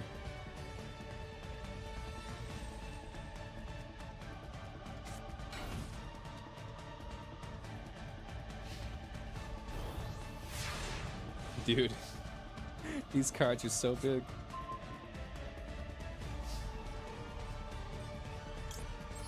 Why can Meltan only evolve Melmetal and Go? Money? Bullshit. I mean, honestly, the reason is it's probably as simple as by forcing you to play Pokemon Go to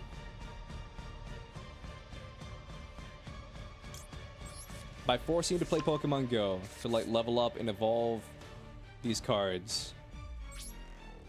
It puts you in a position at where it encourages spending.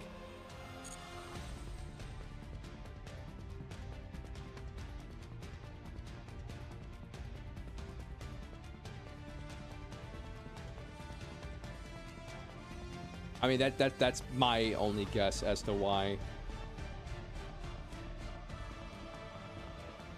Because you need 400 candies to evolve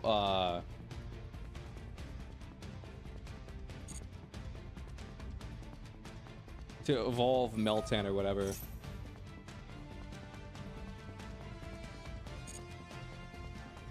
Into Melmetal.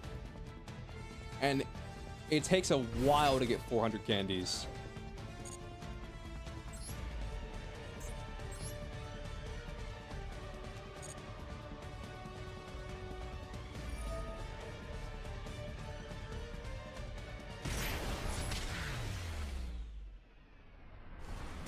He didn't have enough life points left.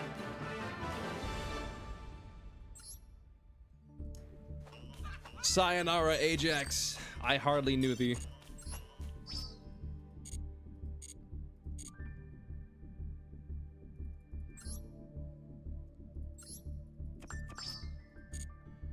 Okay, so we need normal or special summon one more monster and activate 3 more spells and or traps. But yeah, that's my only reasoning, is like it's to force you to keep coming back to Pokemon Go, and while you're in the app, it's gonna like encourage you to spend and be like, oh my goodness, there's a raid going on, buy a remote raid pass. Oh my goodness, there's this going on, buy a gift box or whatever. Oh my goodness, is this going on? That would be my guess.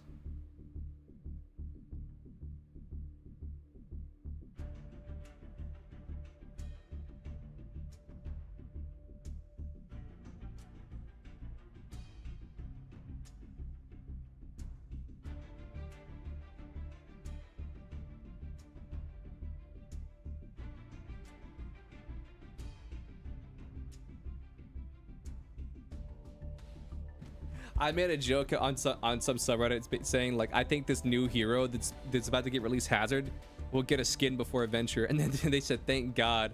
I fucking hate Venture, and I was like, damn, dude, that's crazy.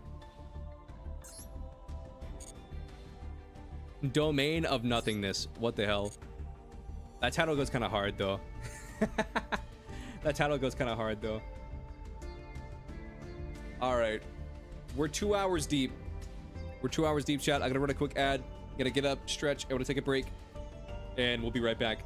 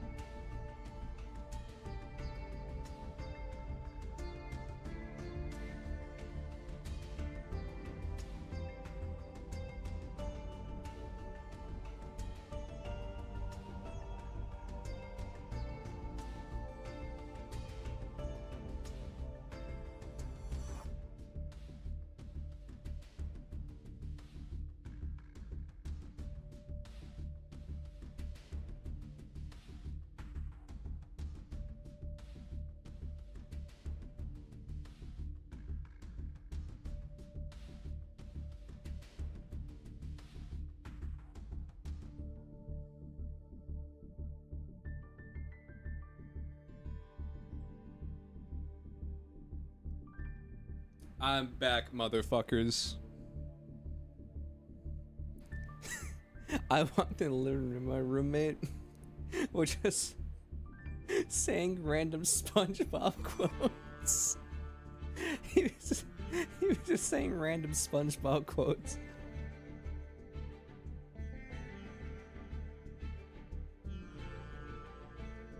Like, you guys remember Kevin from the jellyfishing episode? Like, I walked in the living room and I grabbed the I grabbed the little orange or a tangerine, whatever the fuck this is called.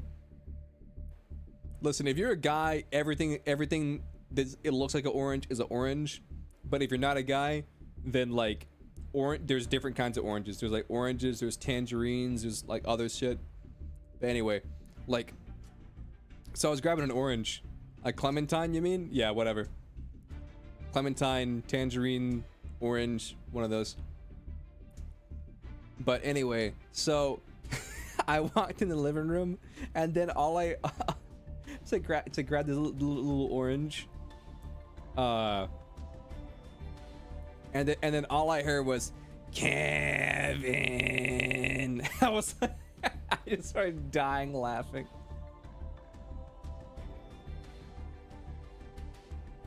I started dying laughing. And then he was like, man, that episode was crazy. And they were like, they ripped that dude's head off, and he's like, that's fucked up.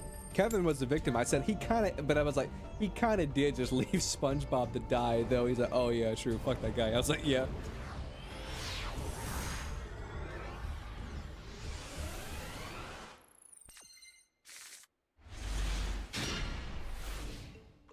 Here, use this queen jellyfish call. Loser. Loser. Loser.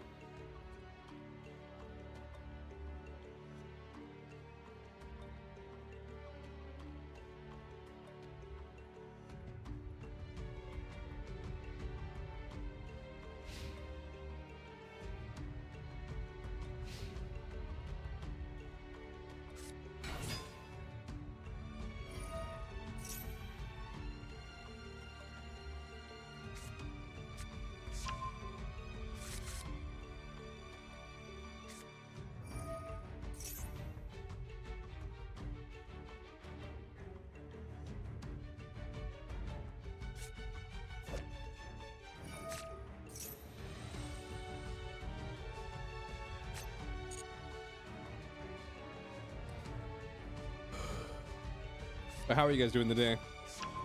I feel like a weight has been why did you add that to your hand? I feel like a weight has been lifted off my shoulders.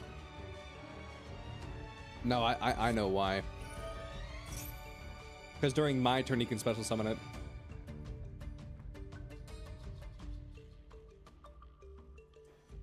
I feel like a weight's been lifted off my shoulders. Just getting the bitch about Oshinoko. I mean, bitch isn't even the right word, because again, like, I didn't hate the ending. I just wish it was a happier ending. But it wasn't a bad ending.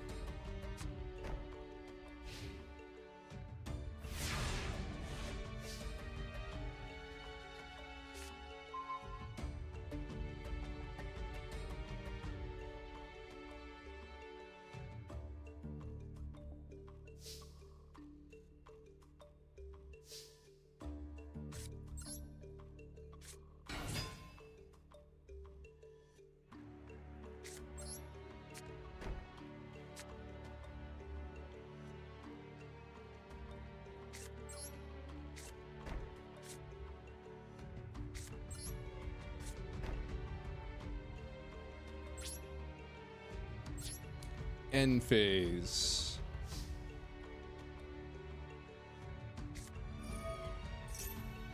Yep, there he goes.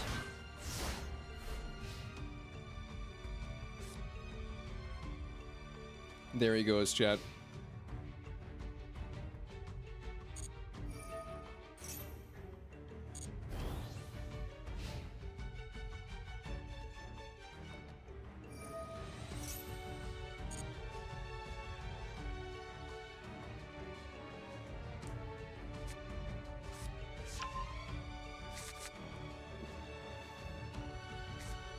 This man's about to end my entire career.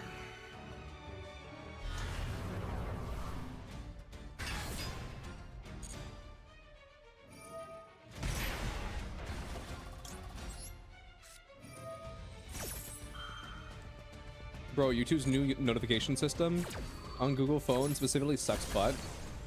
Really?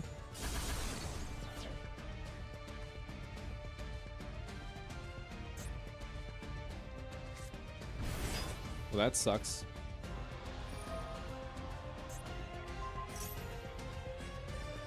What is this doing? Oh, you're taking control of a monster, that's right.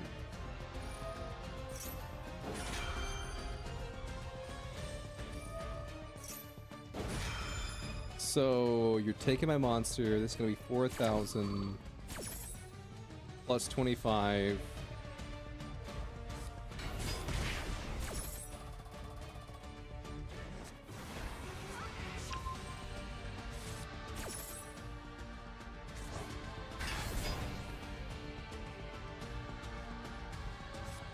Oh yeah, I forgot I'm immune. That's right. Never mind, I'm not immune. It was chain order. I'm dumb.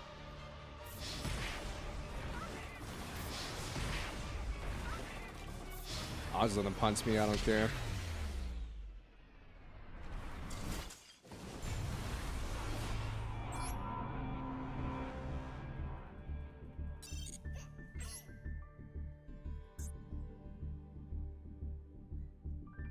Nah, dude, I don't understand people who like downvote shit on Reddit.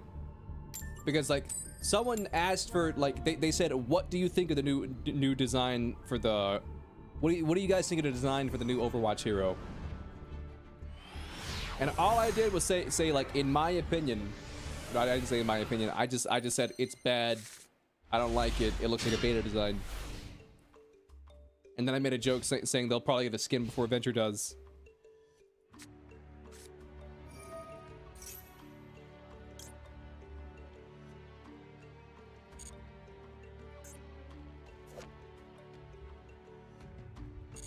And then they get downvoted. Like, I don't know, man.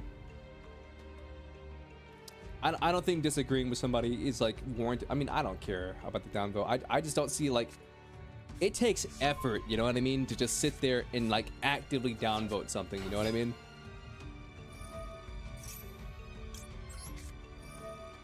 It takes time and like energy to sit there and be like, I mean, not that much energy, but it does take time.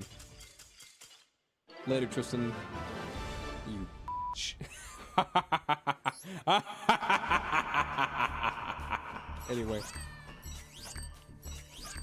Anyway.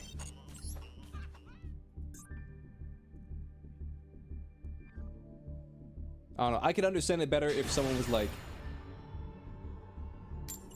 this is a fact, not my opinion. If you like this design, you're an idiot or whatever.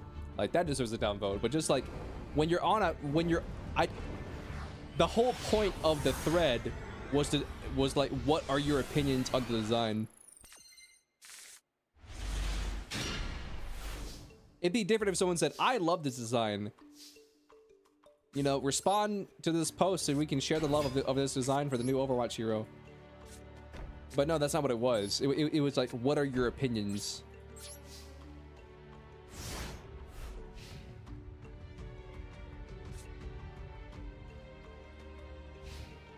I don't know.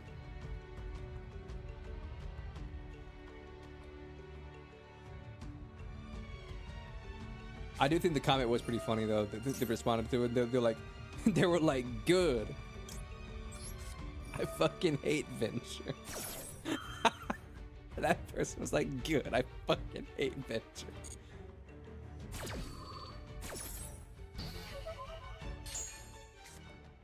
That was kind of funny. Good.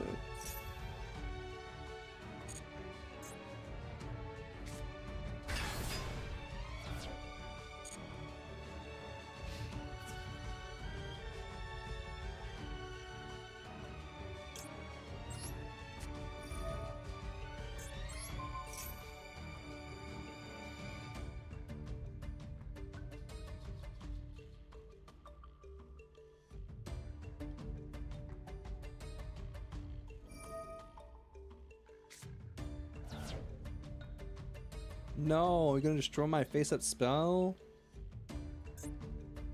How dare you?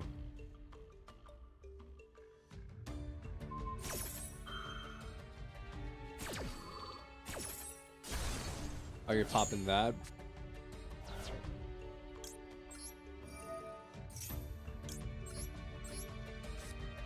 That's fine. I kind of want to have control of a monster, so I'm gonna skip your battle phase. Here's the thing, I feel like I'm not in the worst position in the world. Okay, I might be in the worst position in the world. I didn't realize they came back.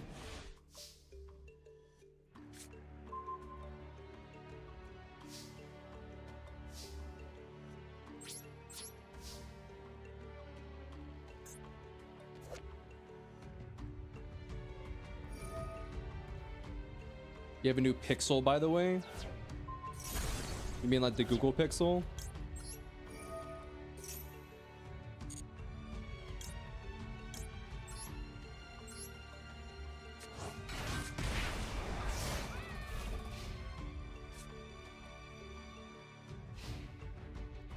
Here's the thing, from everything that I've heard about the Google phone, I've heard that the Google phone is really good, but it's a Google phone, so it's bloated with a bunch of like invasive apps that just like farm your ass for data.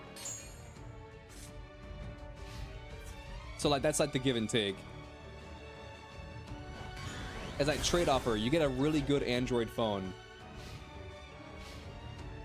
but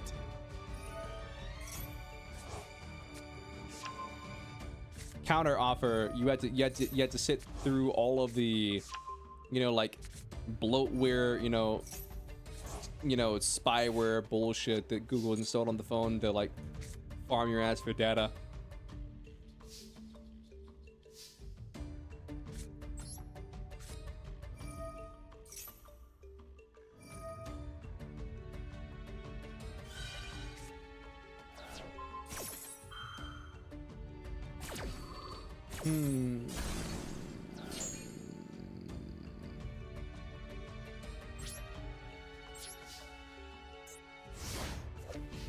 I mean, I very well may just lose here. I mean, he has so much more card. Yeah. He has so much more card advantage than I do.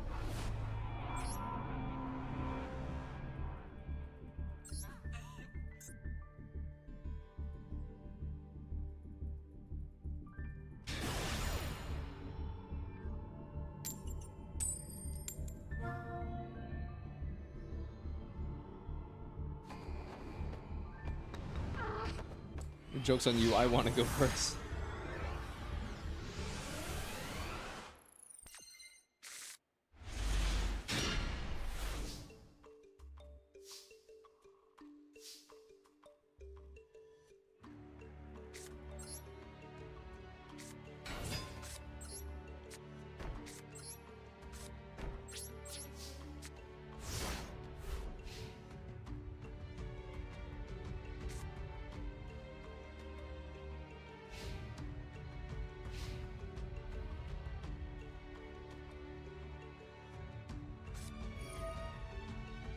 Horus.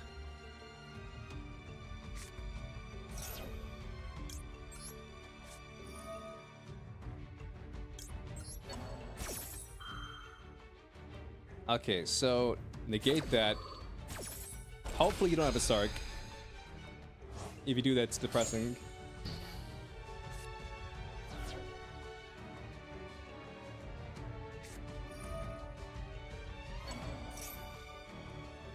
You can forcefully delete apps with dab privileges. Well, that's good.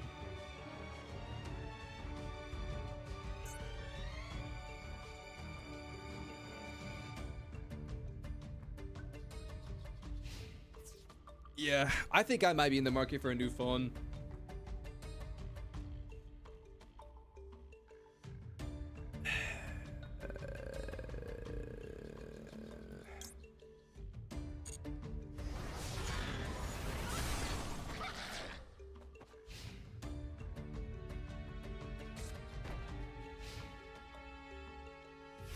Feels bad. Okay, let's see.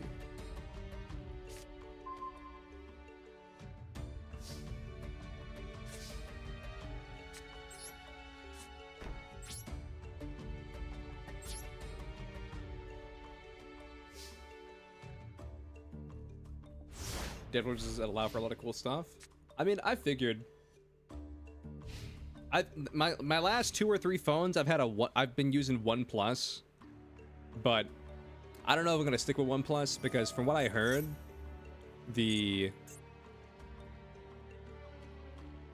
some of the newer generations haven't been super great.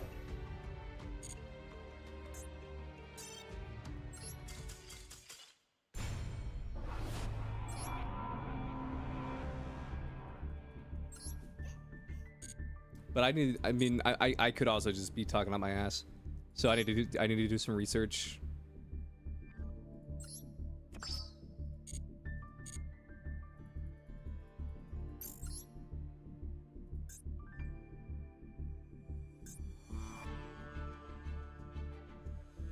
I need to do some research on what I'm talking about before I start talking.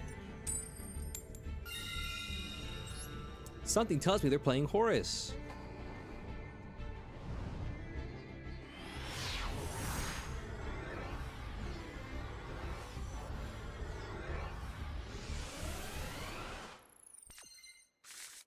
Oh, did you guys hear about that, like, Marquise Brownlee drama or whatever?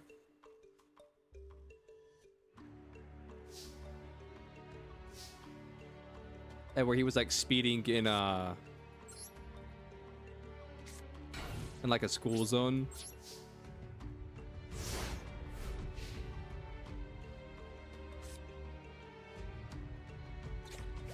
He was testing out like a Lamborghini or like a Ferrari or whatever, and he went like 86 in a school zone.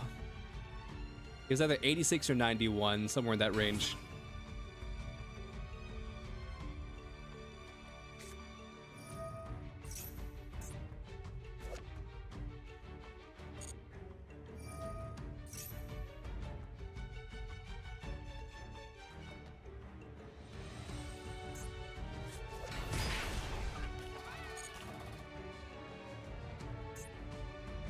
But the funny part is that like he blurred out the speedometer, like where it is in like a normal car, but then apparently in like Ferraris or Lamborghinis or whatever he was driving, there's a second speedometer over on like the passenger dash that he didn't block out.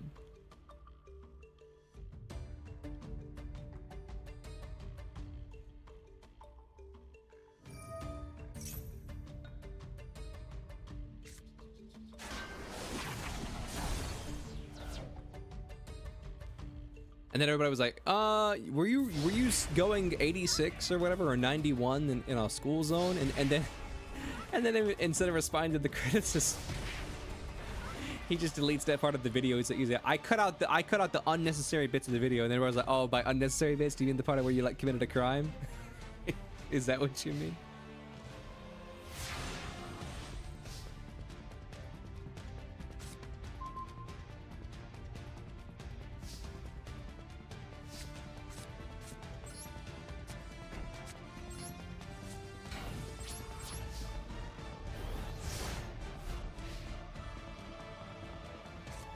I'm just gonna let him punch me because I just need like 2 more spell trap activations.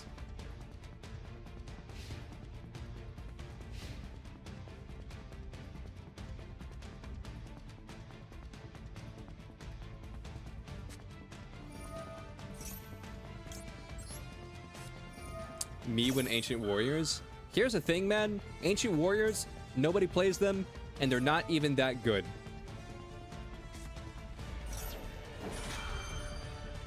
Are you stupid?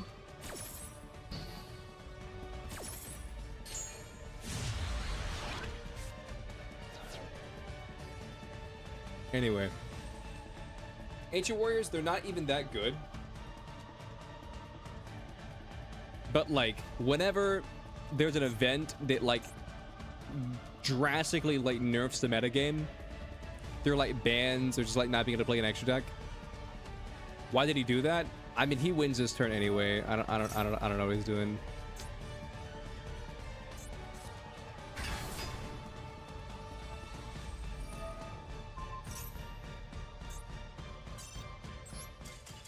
Homie, you legitimately had lethal. Just punch. I was gonna let him punch because like it would have been quicker, but he was just sitting there BMing my ass.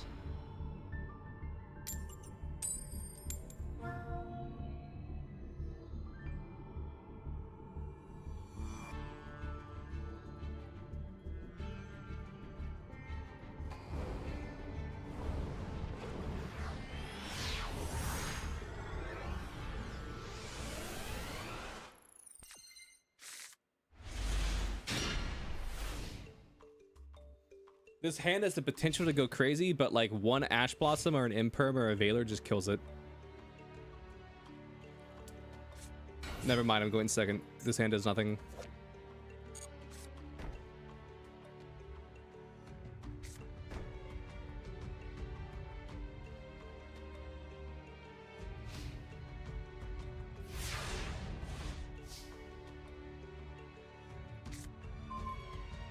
Another Gandora. Okay, so I either pop off or I legitimately lose the duel right here. Do I pop off or do I lose? I lose. Okay, understood.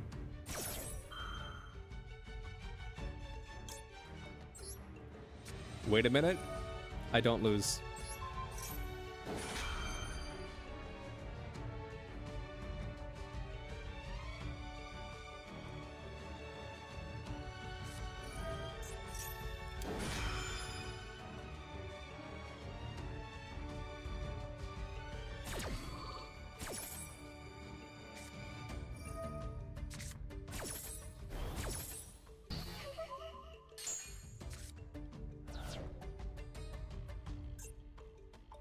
Am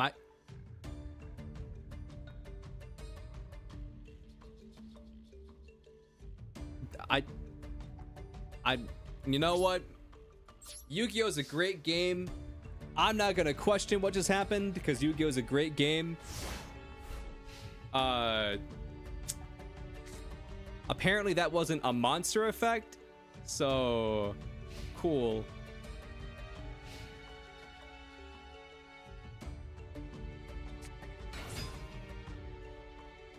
Cool.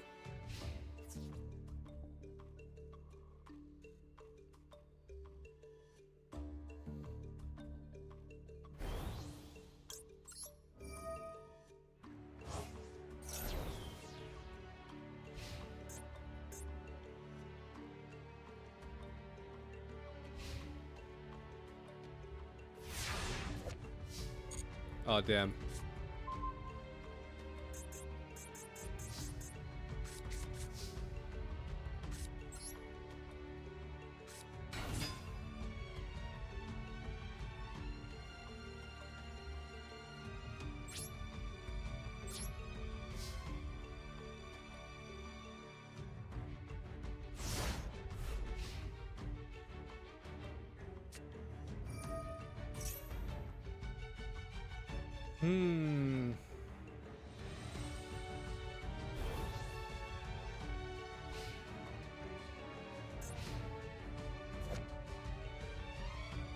What the hell is this?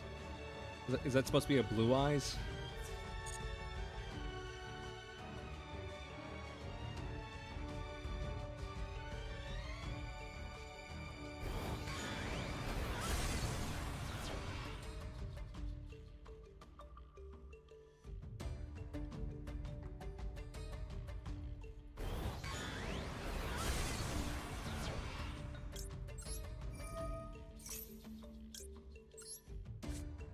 Cool.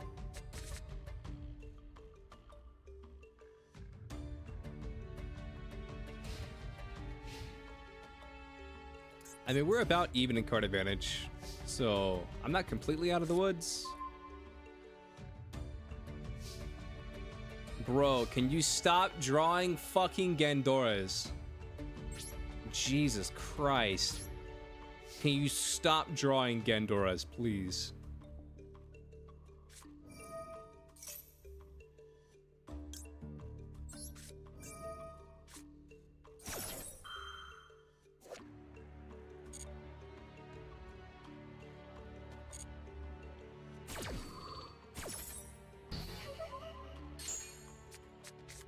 It just has way too many Gandoras.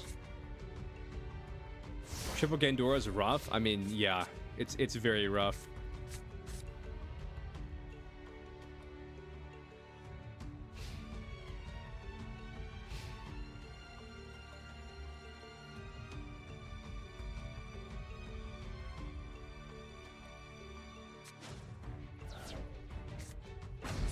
Tribute summon? Cool.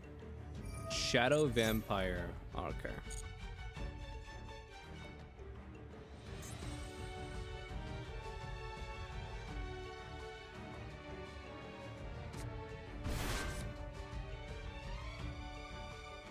Cool. So you can attack, you can attack. This card could attack if it was in attack mode.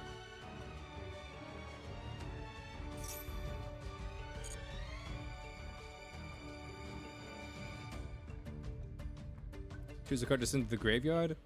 Motherfucker, I'll sing Gandora. I'll sing Gandora. You're doing me a favor.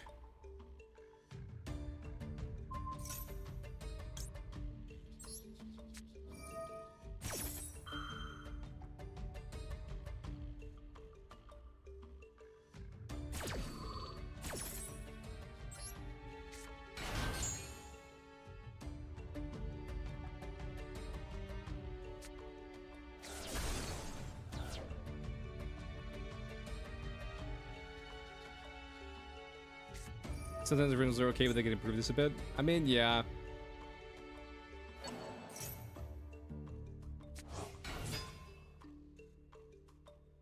This isn't considered a special summon? This guy's dumb.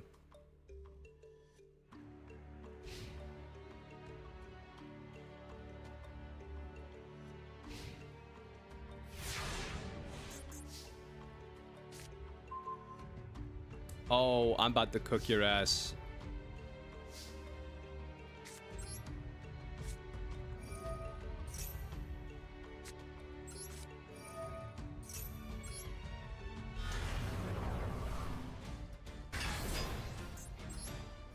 Say goodbye to your board.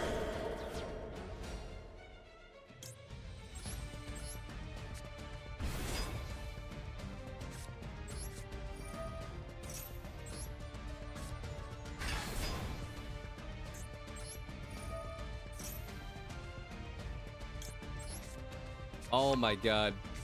Let's fucking go.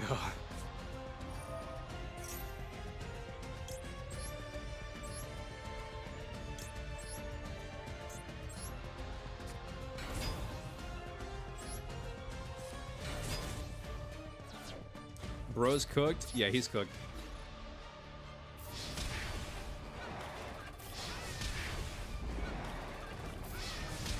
Just you wait until I bust out Gandora for a game. Boom! Yeah, homie was cooked.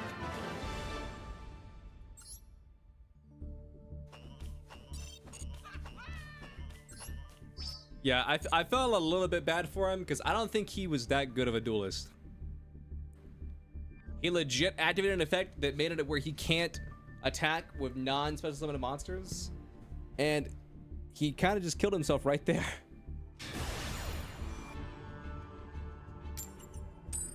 And then he let me throw away one of my bricks, one of my like little garnets from my deck, which was also very interesting.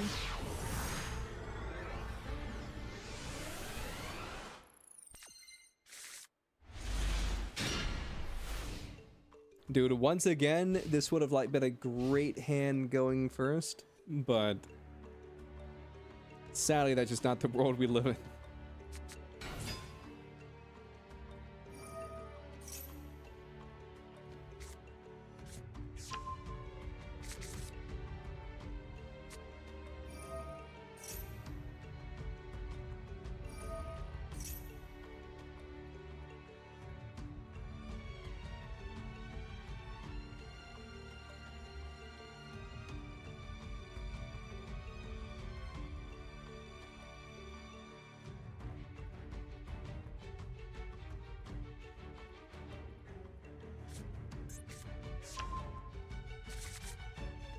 Hmm.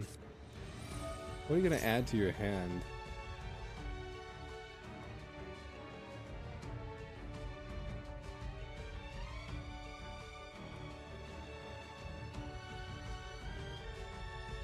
In a perfect world, I draw another gadget. In a perfect world.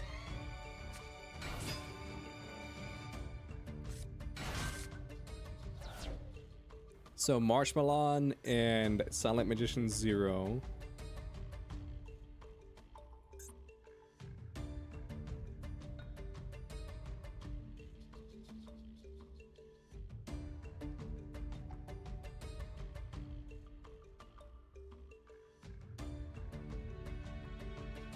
Hmm.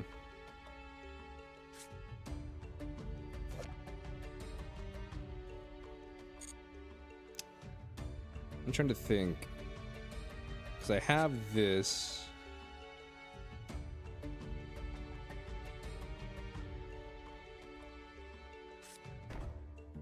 You're setting a card.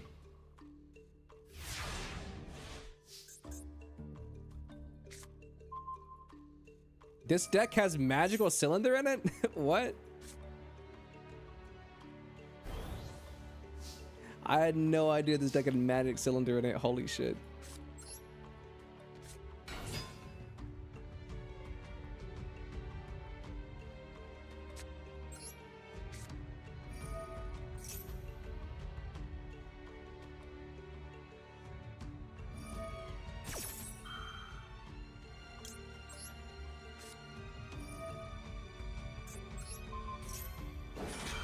Here's the $1 million question. This card technically hasn't hit the field yet. Does it count for being on the field?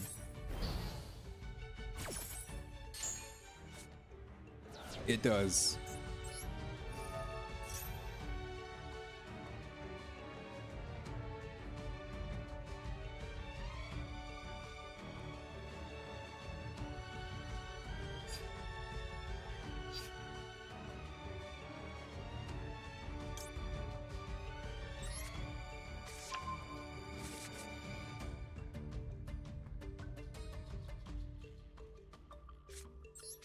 Alright, I'm gonna summon out Gendora.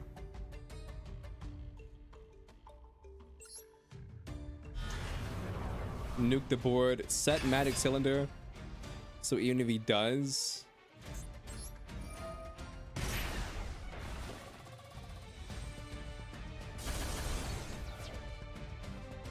choose a card to special summon.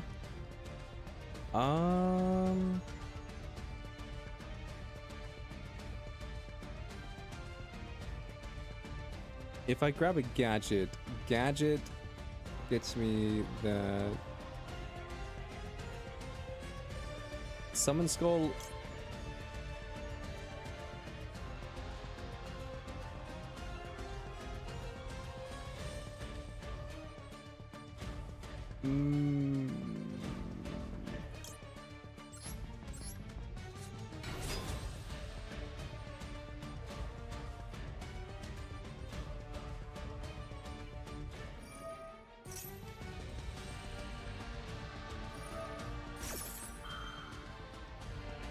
Yeah, gadget, that's fine.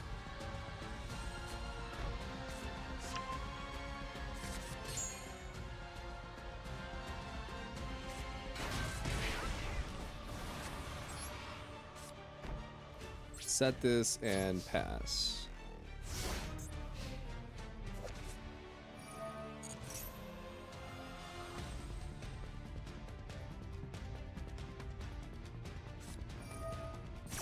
That's fine, don't care.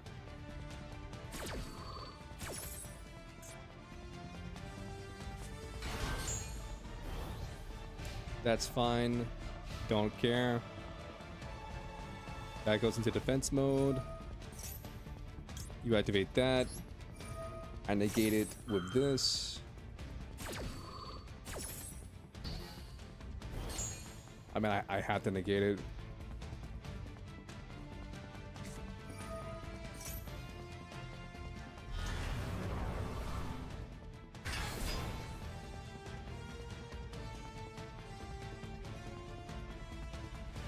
Hmm. 300 attack for each bandit, so 15, 18, 21.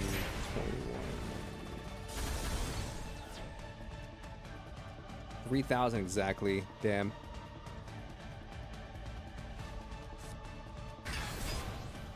Does Silent Magician not negate and destroy? Nope.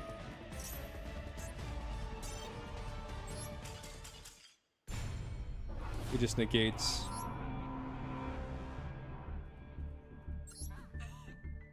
What you're probably thinking of is when you activate Silent Magician. Like, say you activate Silent Magician to negate, like, the activation of a continuous spell. Then the continuous spell is negated and it doesn't activate and goes to the grave. But it's not. That's not a destruction effect.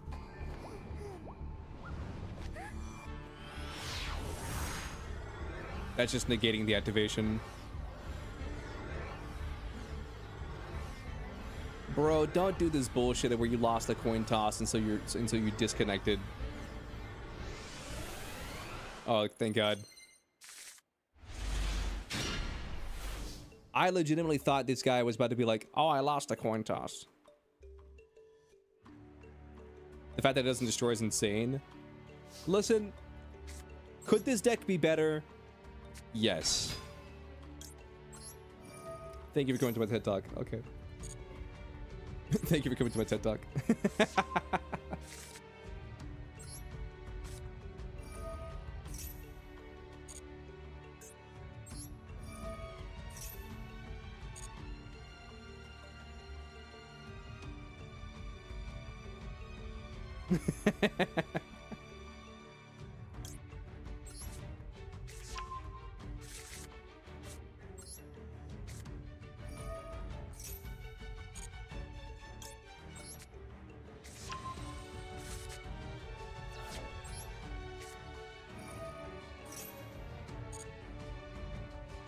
Man, I saw this one video the other day, or yesterday, last night, and it was so damn funny.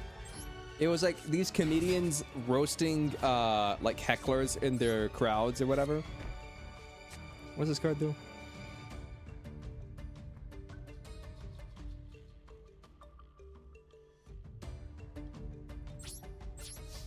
No. And it was basically just this guy whose whole YouTube channel was like completely rip a comedian set of them like roasting a heckler, and then and then just like at the end of it being like I'm trying to find the words to describe it. It's like a comedian. It's like a video of a comedian eloquently like roasting a heckler, and then the and then the guy and then like the YouTuber like in between the clips being like, I couldn't have said it better myself. It's like whenever where he'll be like, what a great way to like get rid of a heckler. I couldn't have said it better myself. It's almost like when, and I'm like, motherfucker, you just said you couldn't have said it better yourself. Shut the fuck up. I couldn't have said it better myself. It's almost like when you're eating a hot dog, but you really want a hamburger. And the restaurant says they don't sell hot dogs, they only sell hamburgers.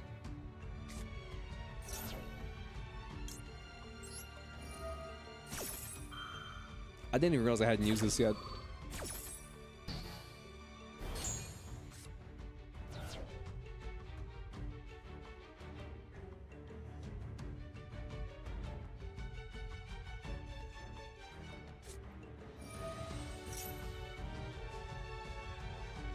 That's funny, especially with the accent. That's what the dude sounded like.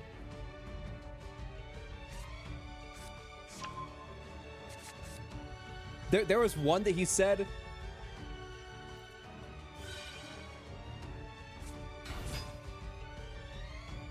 There was this one idiom he said, and it was like so damn funny. It's like going to a cat show, and you bring your dog. It sounds ridiculous, doesn't it? Well, it just goes to show having whiskers and a tail doesn't mean that you have a cat or whatever. It's like like I was like motherfucker. He just kept He just kept bringing out like banger after banger after banger. It was so fucking funny, dude.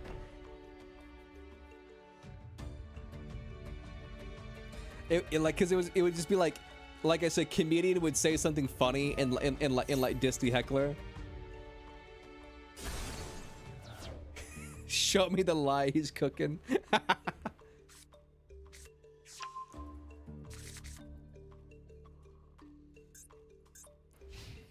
I'll be completely honest with you.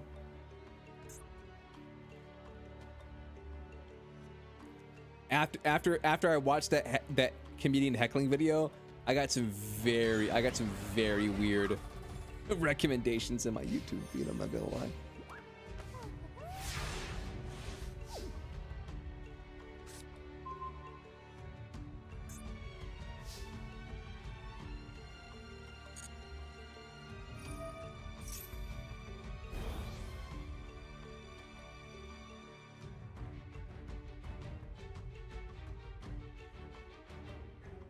I'm about to end this man's whole career. I'm about to end this man's whole career. Gandora.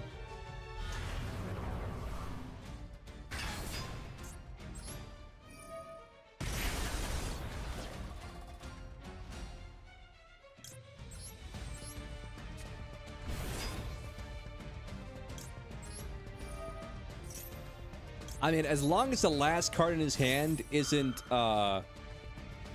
Spirit of Yubel, I feel like I'm fine. Have you ever looked up just a period into the YouTube search bar? If you haven't, please do it on stream.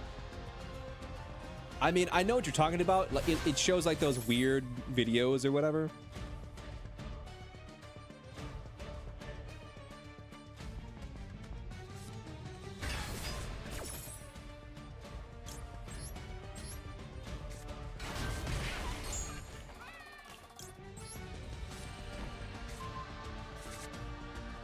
Surely the Yubel player is not the card they need. Yeah, surely.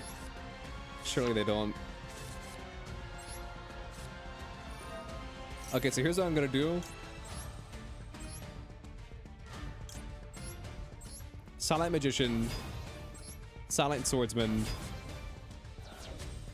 Special summon Silent Swordsman by tributing Silent Magician. This will give me two.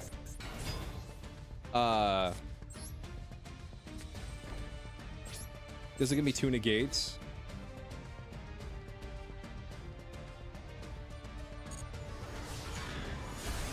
Destroy that end phase because I can't destroy this.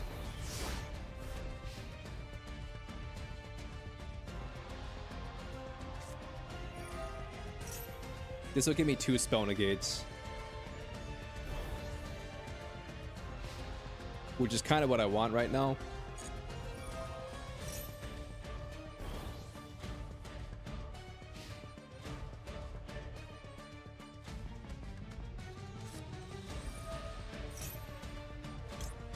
Let's negate that.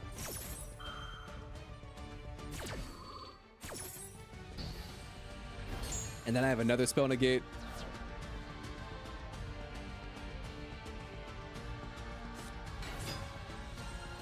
This is fine.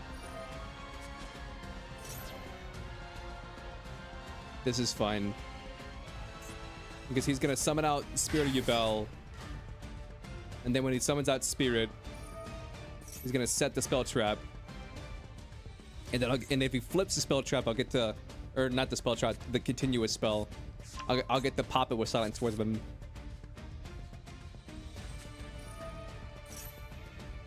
You sweet summer child. You sweet summer child. You poor schmuck.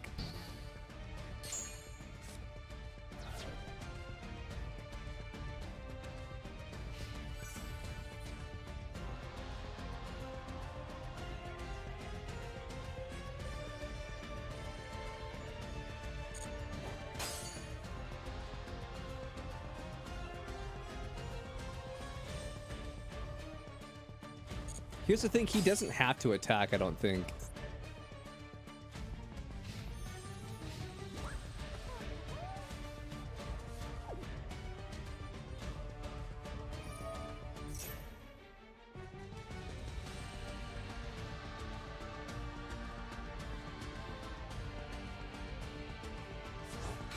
This is gonna get popped anyway, it doesn't matter. Do you think he pops his spirit? No, he doesn't.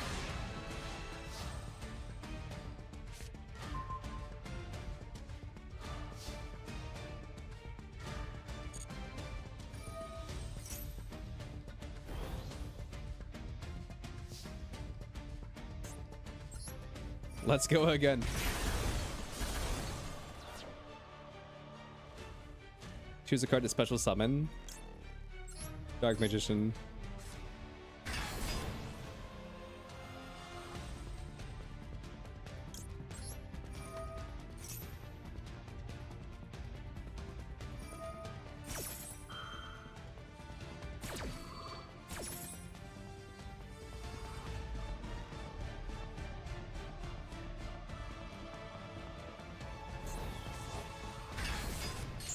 Regular ass Ubel.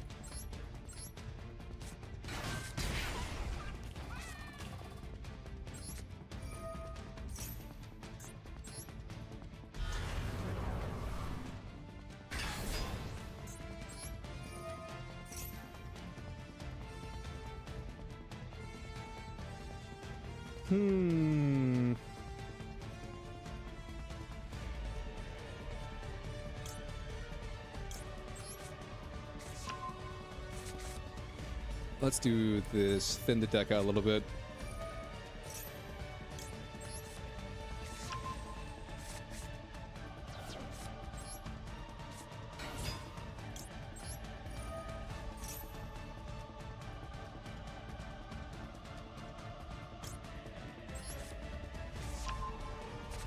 Yep. All right. End phase.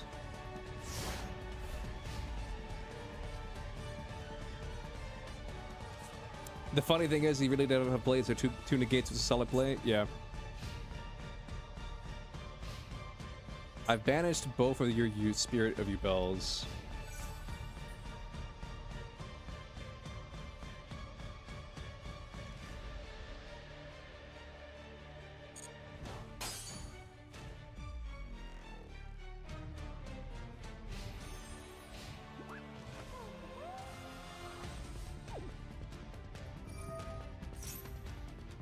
Nice.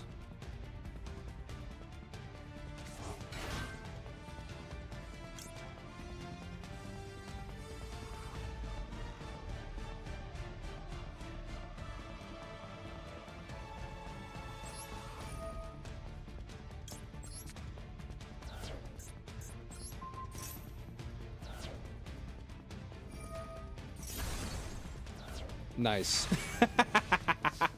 Fuck, dude. This poor guy.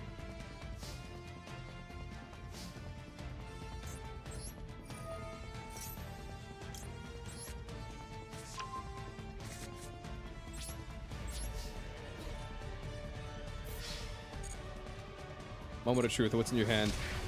Not the card you need. Let's go. Yu-Gi-Oh! Fuck you, Jaden. Let's go, baby.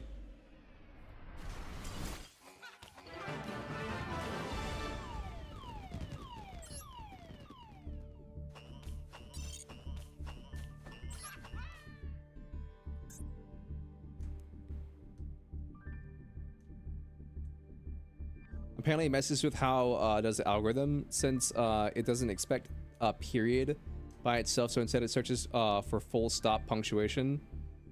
That's how the period is referred to, is full stop and punctuation. Apparently Xenoverse 2, the Dragon Ball game, before Sparking, got an update adding the Daimon characters, because apparently Sparking player count dropped in only to the low quad digits. Here's the thing, it's a 3D fighter. So, in my opinion, I feel like the reason that happens is because it's a 3D fighter. And so, in my opinion, I think 2D fighting games are always going to be more popular than 3D fighting games. It's like, I think Tekken is like the exception. I think Tekken's 3D. I mean, Xenoverse 2 is still alive. Here's the thing. I think what this game needs is like what was it called? Sparking Zero was pretty buggy on release. Sparking Zero was pretty buggy on release. So I think give it some updates, some quality of life updates, maybe some balance patches.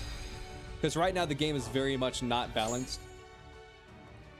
The fact that you can roll up with the entire fucking Ginyu Force is kind of ridiculous.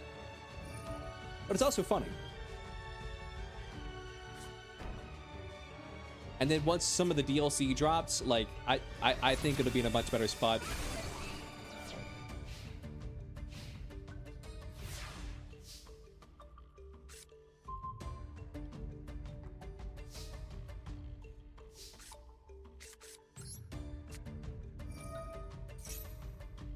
You think you're a Dark Magician player? Nah. I'm a Dark Magician player. Anyway.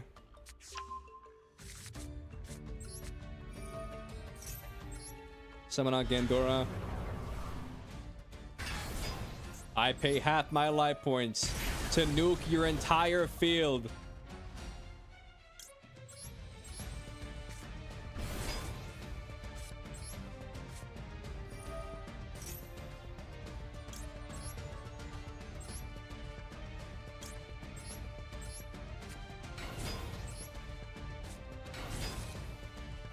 Behold, the real Dark Magician.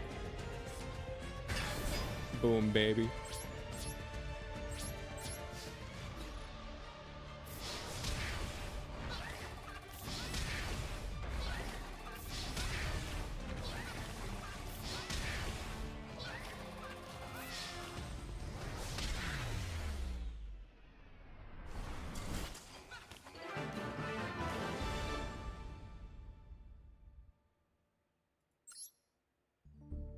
Here's the thing, man, like,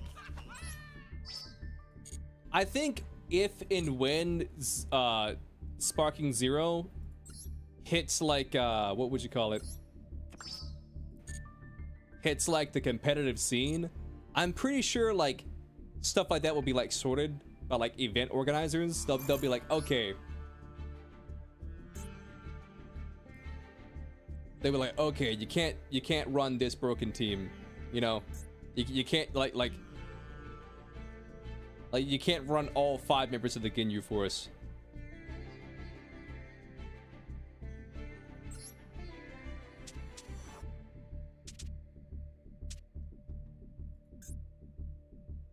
How the duels going so far? They're going fine.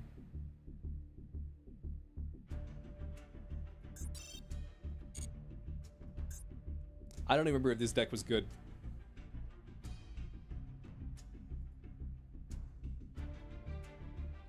Oh, I saw a funny thing the other day, chat. It was fake, but like it was like spy families now entering the divorce arc, and I started dying laughing because people were reacting to it. They're like, no, not the divorce arc, but like it wasn't actually a thing.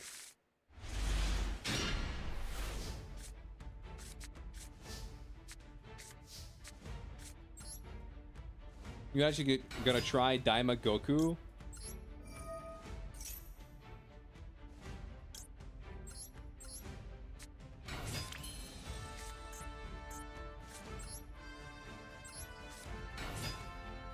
Do it. In Xenoverse 2? Yeah.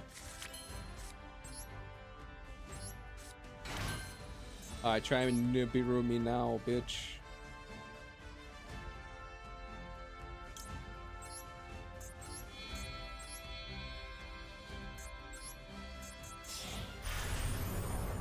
Speaking of Nibiru, you never had a chance.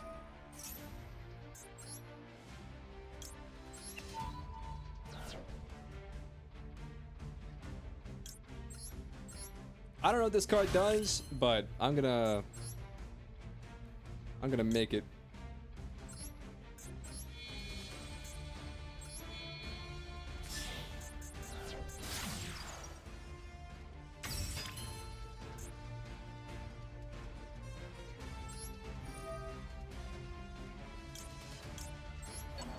Got a dynamic character in this universe too? Apparently. For some reason, he only speaks Japanese in your version. That's probably just the way it is, period.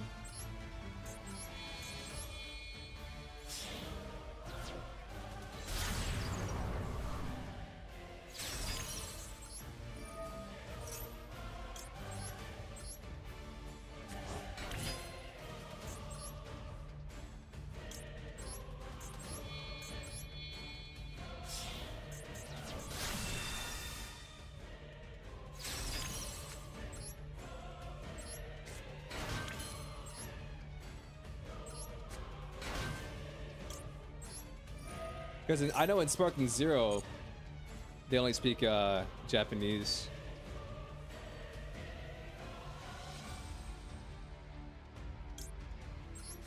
I'll tell you what I'm gonna do. Sprite Smashers, set that pass.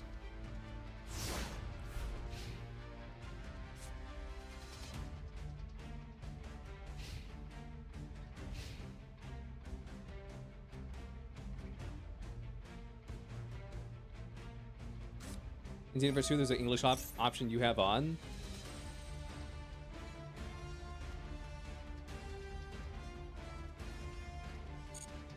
I mean, yeah, there's an English option, but that's not saying that there's like English dialogue for that character. Because I have English on in Sparking Zero, but there's like still no English option specifically for like Daima Goku. Dude, I can't believe like Daima's just out here like making the wildest shit canon. Like, you're telling me that the Kais grow on fucking trees? You're wildin', dude. You're crazy.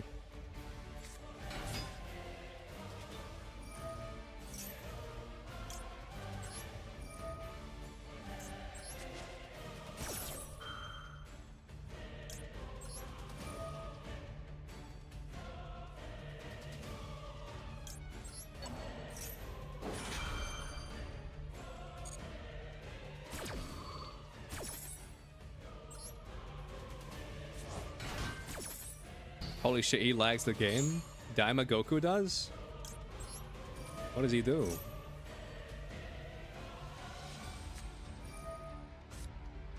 Listen, man, if you want to waste your ash on that, be my guest.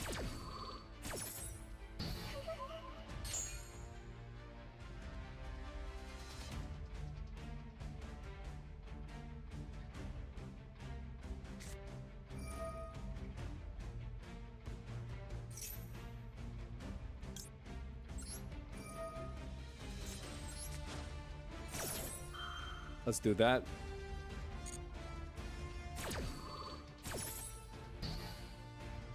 Let's not draw 2 cards.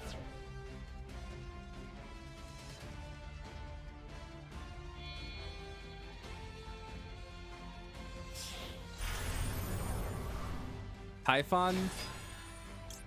Amazing.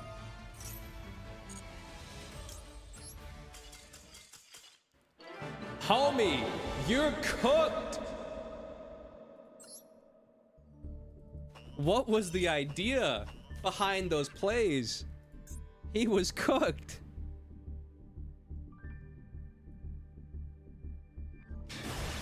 He was cooked, chat. What was his idea? What was the idea?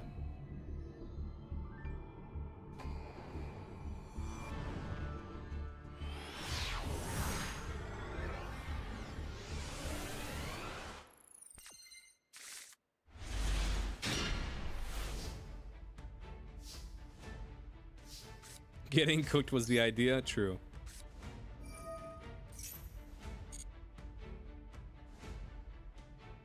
I don't know what any of these live twin cards do except for this one. What does this one do?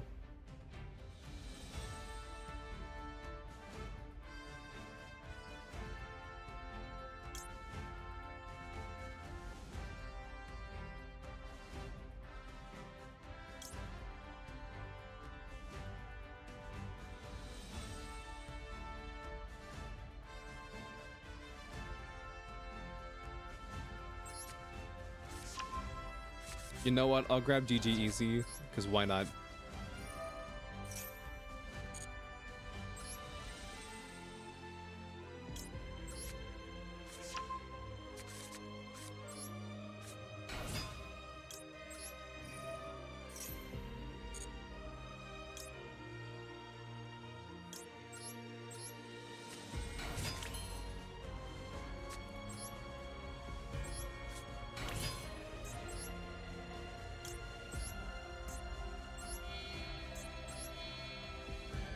Let's make gigantic.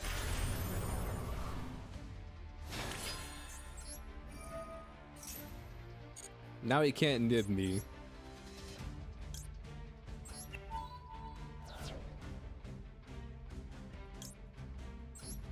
Oh, this loner only has 1 blue. Damn, I didn't even realize that.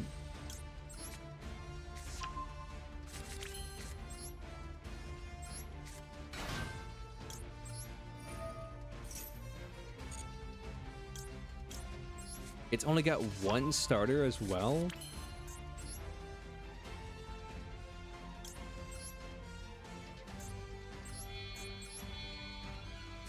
Bro, this deck's fucking crazy.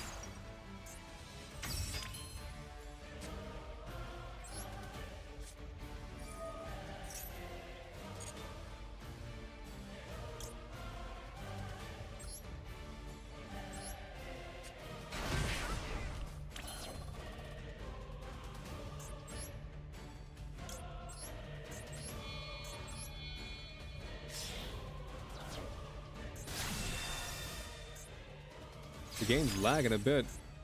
You guys see that?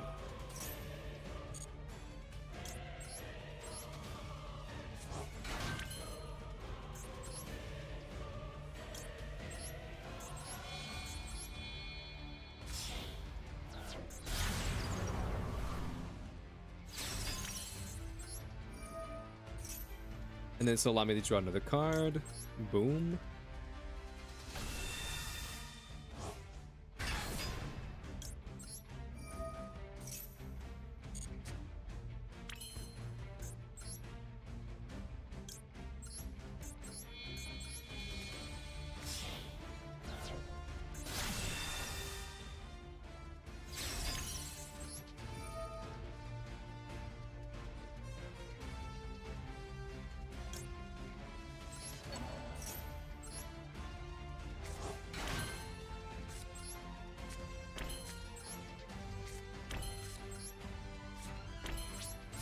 I mean, this time I don't have as much negation as I did before, but I feel like I'm still fine. I got a pop, I got a negate.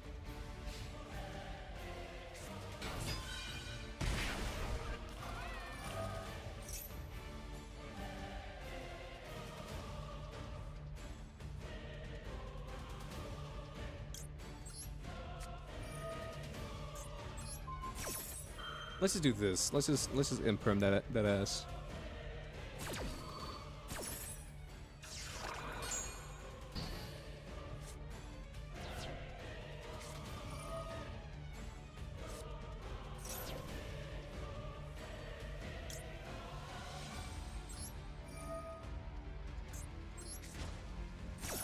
Let's pitch that. Next, I'll do this. Grab blue. This will allow me to draw another card.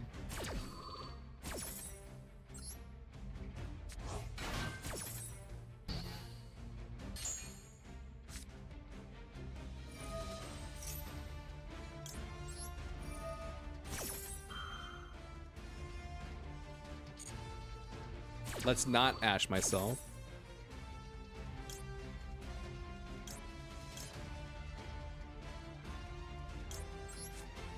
I'll add pixies to my hand.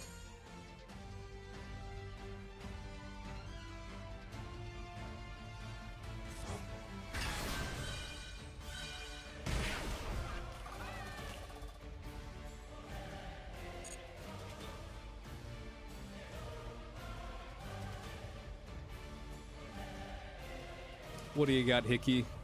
What do you got?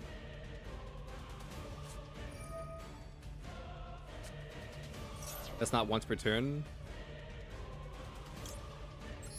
I'll tell you what I'll do. Since that's not once per turn, I'll bring out the sauce.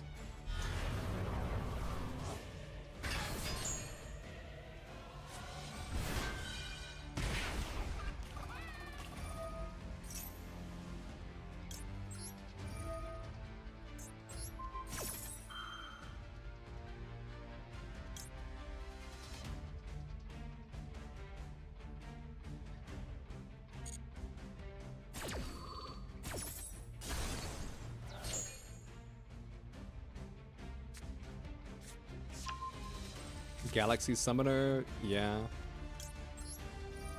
Banish this. Draw a card.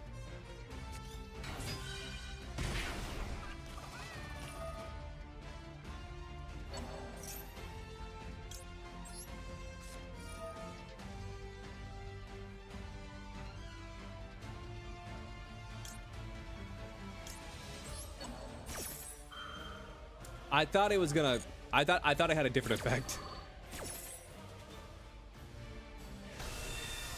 Is it the video? Okay, I'll look at it in a second.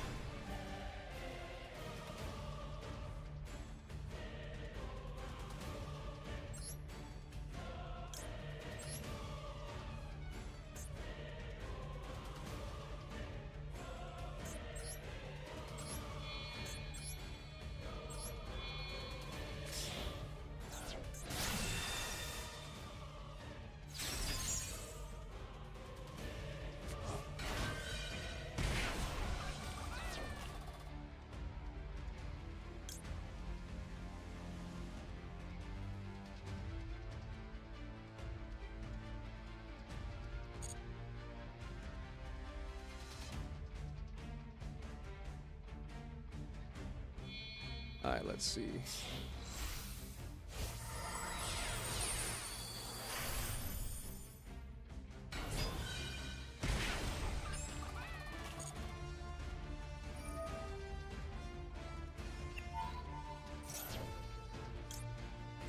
I'm gonna ash that.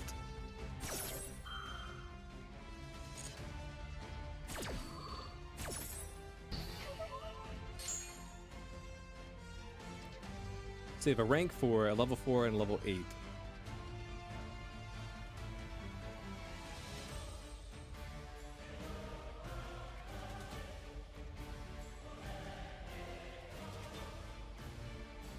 What do you do?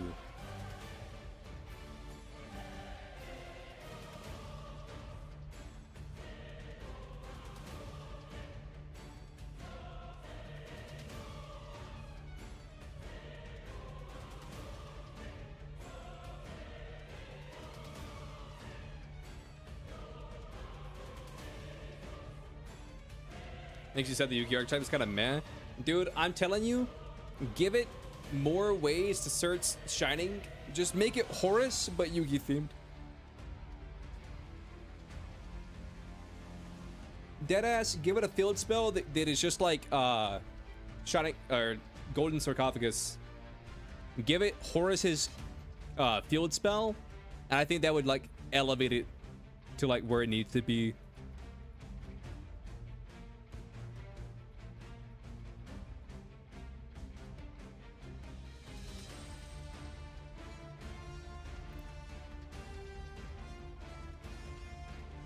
I think that's really all it needs. Just give it the Horus archetype.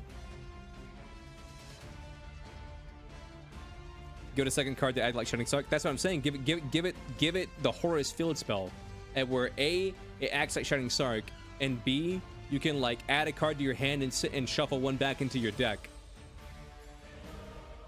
So that would get you your gadget, which would get you your Shining Sark, or that would get you your Gandora.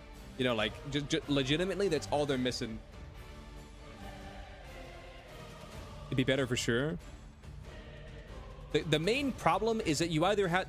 There's no way to search Sark in the deck besides Gadget, from what I've seen.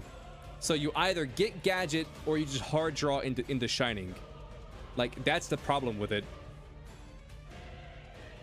It needs more ways to search its continuous.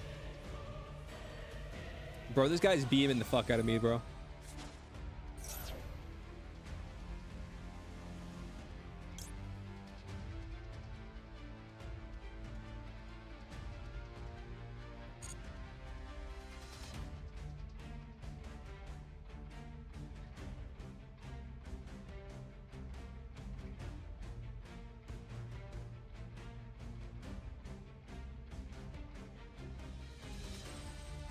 The field spell can be mapped out or metaverse. Yeah. There's also Rainbow Bridge. It can actually be Rainbow Bridged out.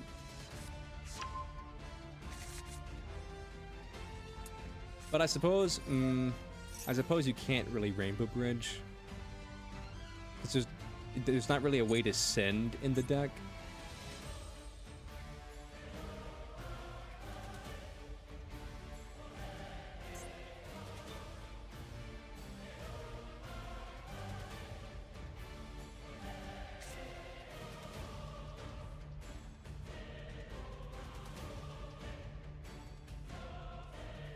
You don't know how Rainbow works?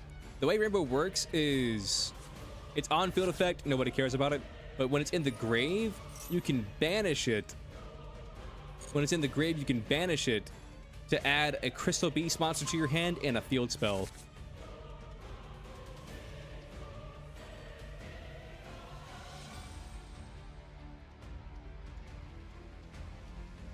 Yeah, Sus, I'm doing pretty good. I don't remember if I answered your question yet, but I'm doing pretty good.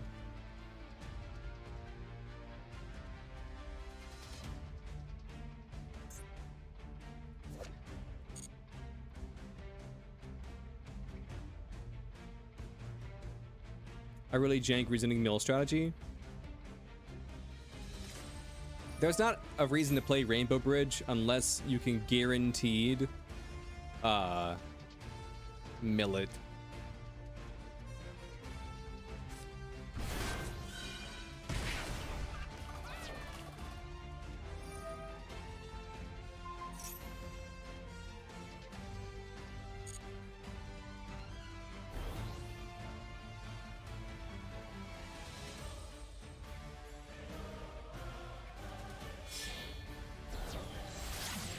What the hell?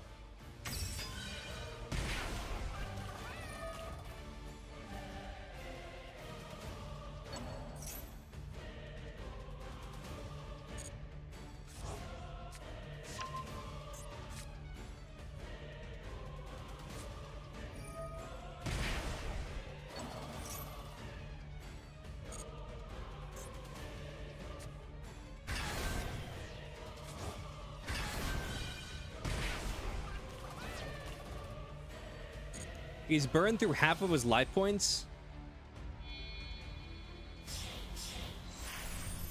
Apparently ZZZ is being nominated for Mobile Game of the Year. I mean, props to them. I think they ran out of time.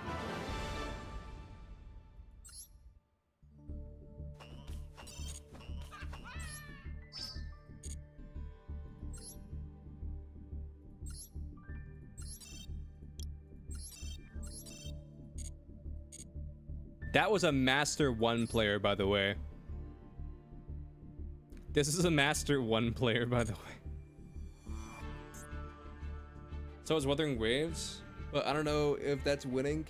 Dude, has Wuthering Waves fixed their issues at where like the game runs like shit? Have they fixed the issue with that?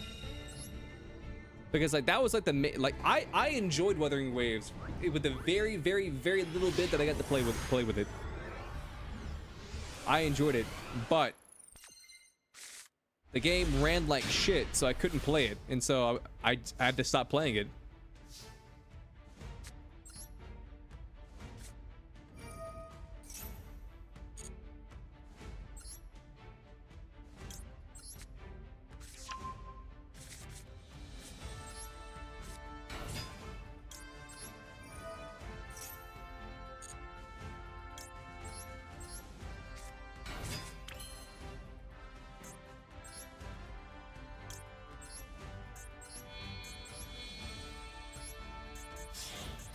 That's crazy. The game's been out for like a year, and they still didn't fix like the performance issues.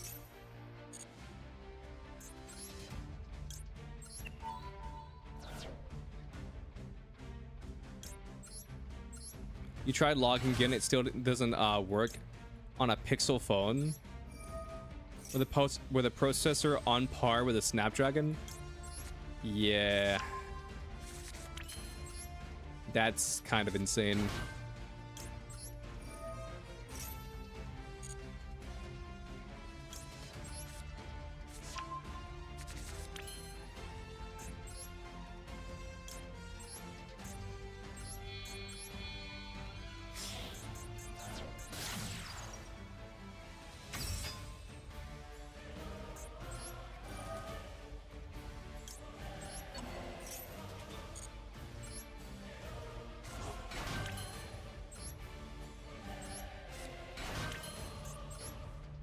Like, dude, like,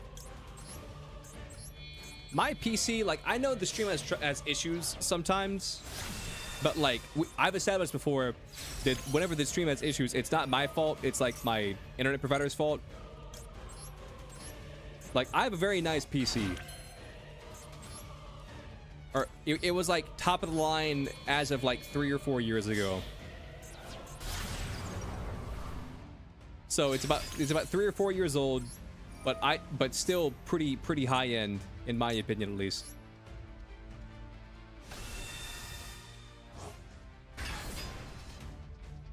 So I just think it's crazy. Okay, Deep Sea Diva, that's cool.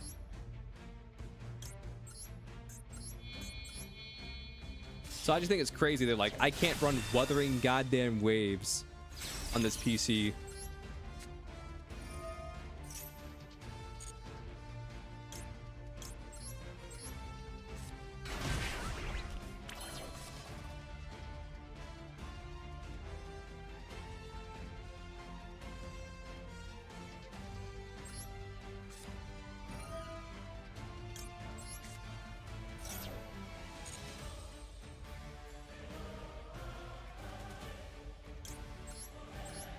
A Snapdragon is like a 4080. Yeah. I'm aware of how powerful the Snapdragons are. I'm pretty sure my phone has a Snapdragon. Mind you, an older one, but I'm pretty sure it has one.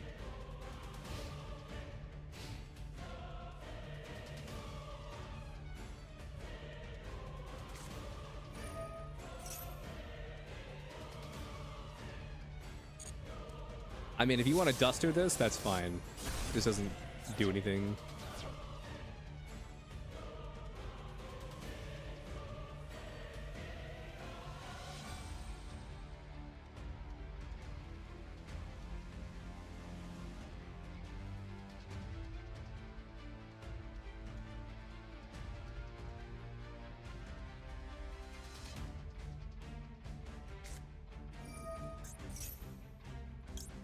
Nice.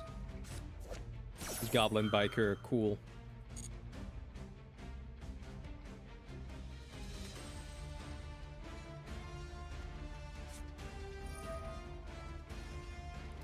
Call by the Grave.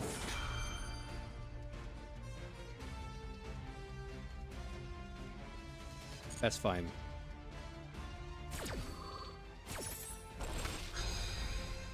You even ran Wilds fine?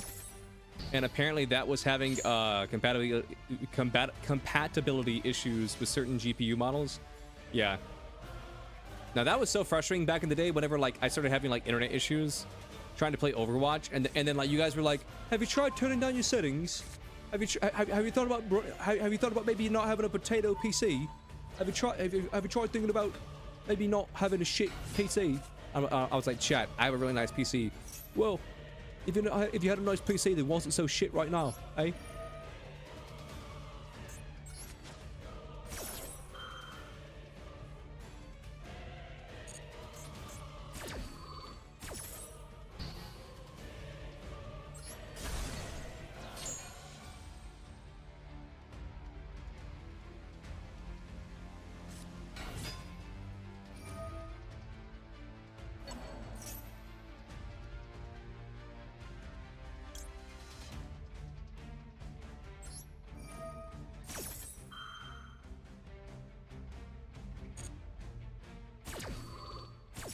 I gave you guys a hint by doing an accent, but like, I'm not gonna say who it was.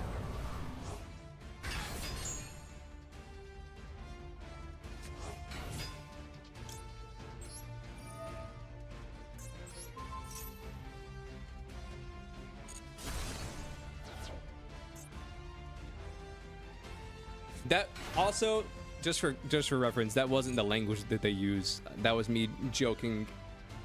But that's basically what like people in chat were saying. They were like, have you tried turning your shit to PC to potato settings? Have you tried having a better PC?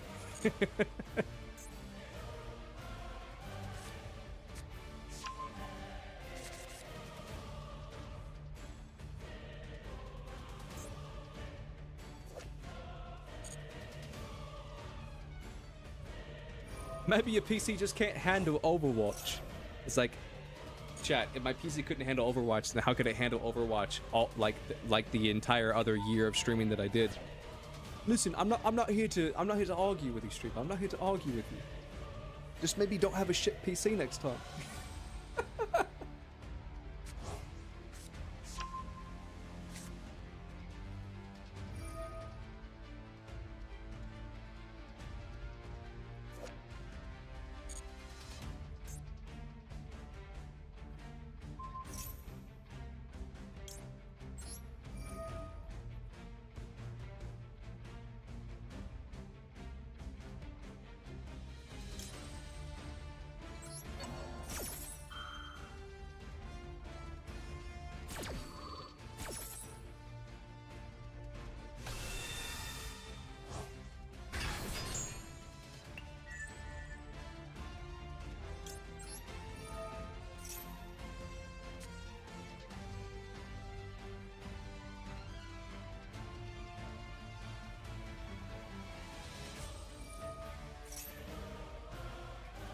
Man, Goblin Black is kind of annoying. Not because the cards are bad, but just because like the combo takes a long time. E-Telly? Dude, this guy's hand was kind of cracked.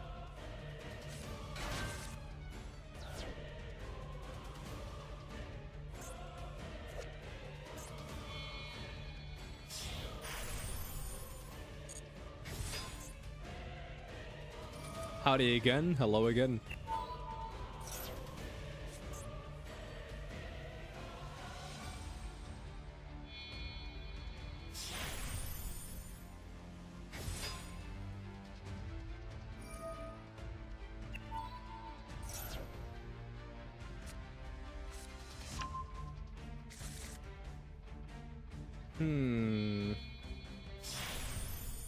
Yeah.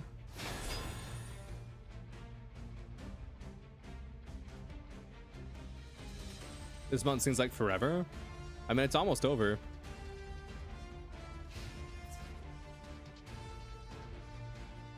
We got, what, 9 more days?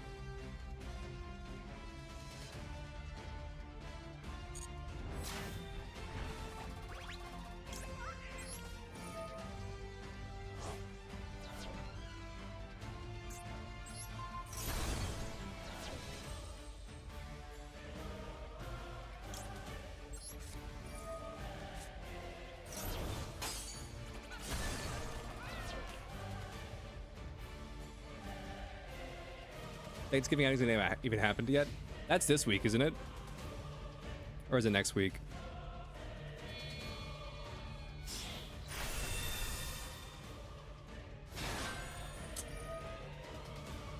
Damn, my entire board just got fucking nuked.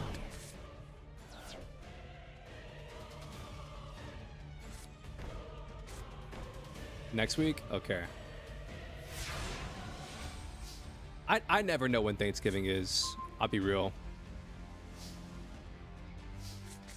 I never know when it is.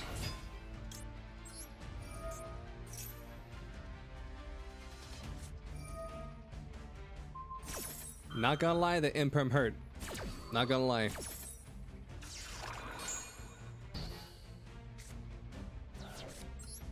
I'm gonna pretend this is an imperm and pass.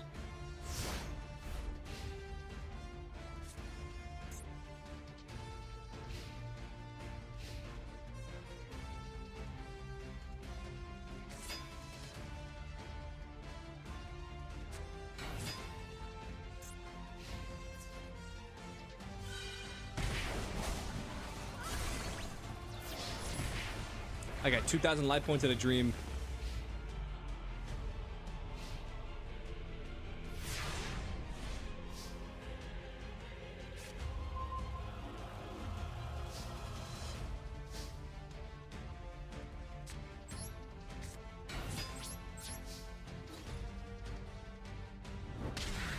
Damn.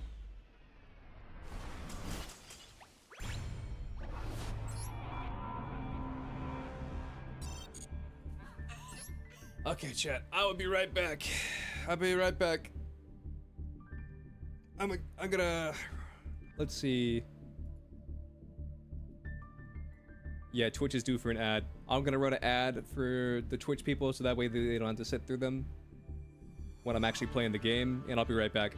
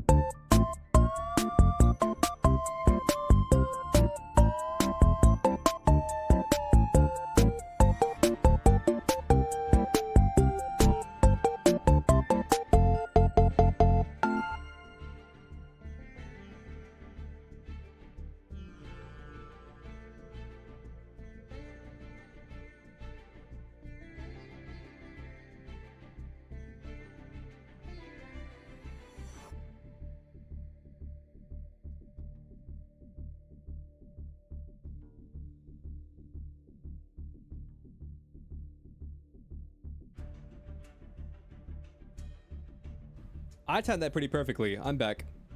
Because it says the ad ends in like 3 seconds. I timed that pretty perfectly. I got a fun Leo story for you guys. I used to work in a grocery store like several years ago. And when I worked in that grocery store, I was working in like the refrigerated department, not the frozen food department, but like the refrigerated department. So I handled like the butter, the milk, the yogurt, the eggs, all that shit. And the store that I worked at did not get very much business. I mean, it got dairy. Yeah, I couldn't remember what the word was. I worked in the dairy department. So the store that I worked in did not get much business because it was like on like a campus. And so the things that like normal people would buy, these kids didn't give a fuck about. So the stuff normal people would buy, these kids did not give a fuck about.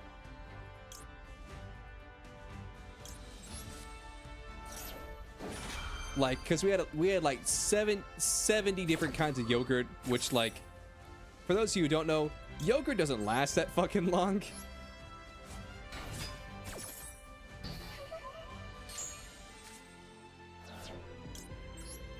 So it only has like a 2-week shelf life or something like that.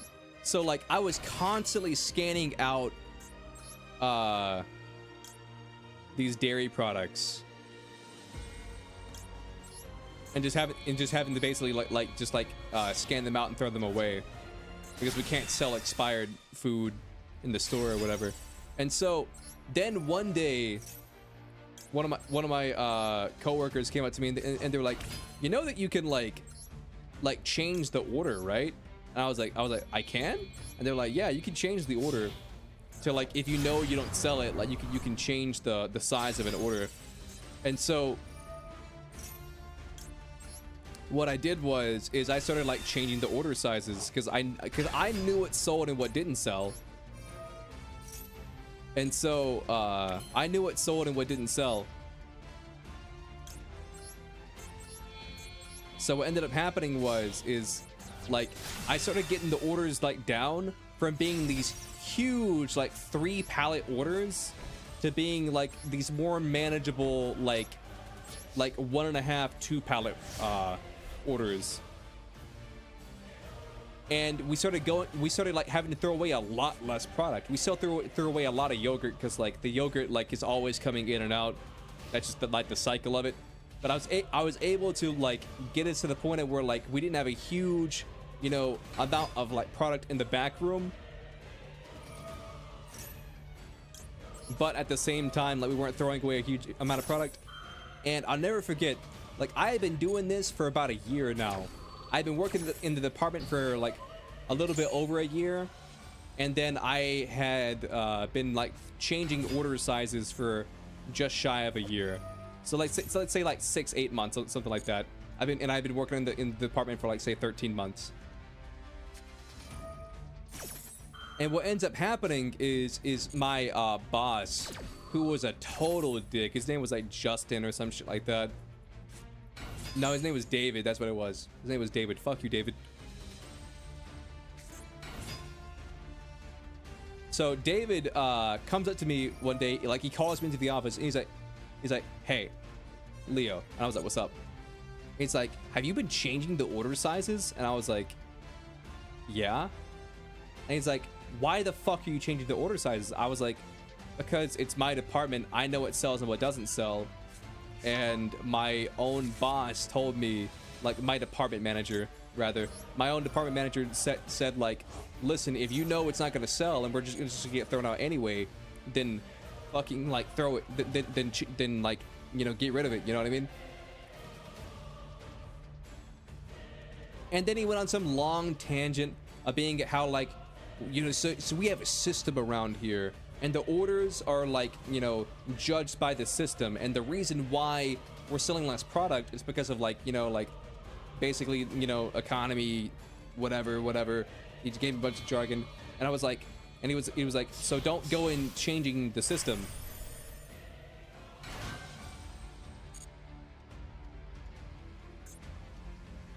And I was like, but we're just throwing it away.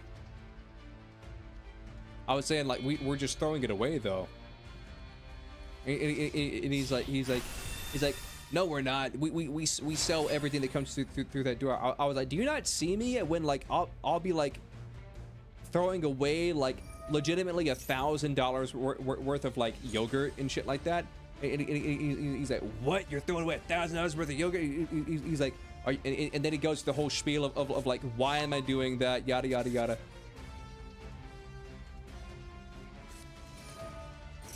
And I was just sitting there like, dude, I fucking hated this guy. He was such an arrogant asshole. Like, this is the same boss who, like, I forget if this happened a little bit before this or a little bit after this. I think it was after. And where he forbade me from leaving work. He said, you are not allowed to leave work. He said, you are not allowed to leave work until you finish, like, this huge list of things. For clarification, I had like basically a to-do list that I made for myself throughout the week. And where it's like Monday I do this, Tuesday I do this, Wednesday I do this, and we're like I take like these huge jobs and break them into like smaller jobs, and where instead of like going through the entire, you know, dairy section, and instead of going through the entire dairy section and then like throwing everything away, I would like on like this day I do eggs, on this day I do yogurt, on this day I do, you know, butter or whatever, you know, and that makes it more manageable to do all the other things I had to do. And so he dead ass is like, he's like, don't leave until you've done everything on this list. And he gives me this huge thing to do, which is honestly 2 or 3 days worth of work. He said, he said, unload this entire truck and then go through all your back inventory and then pull tags, which wasn't even my job. He said pull tags, and then pull tags just means you get rid of the old tags that like have the wrong prices on them and you replace them with the new tags. So he said, unload this truck, go through all the back product, scan out all the damaged and expired inventory, and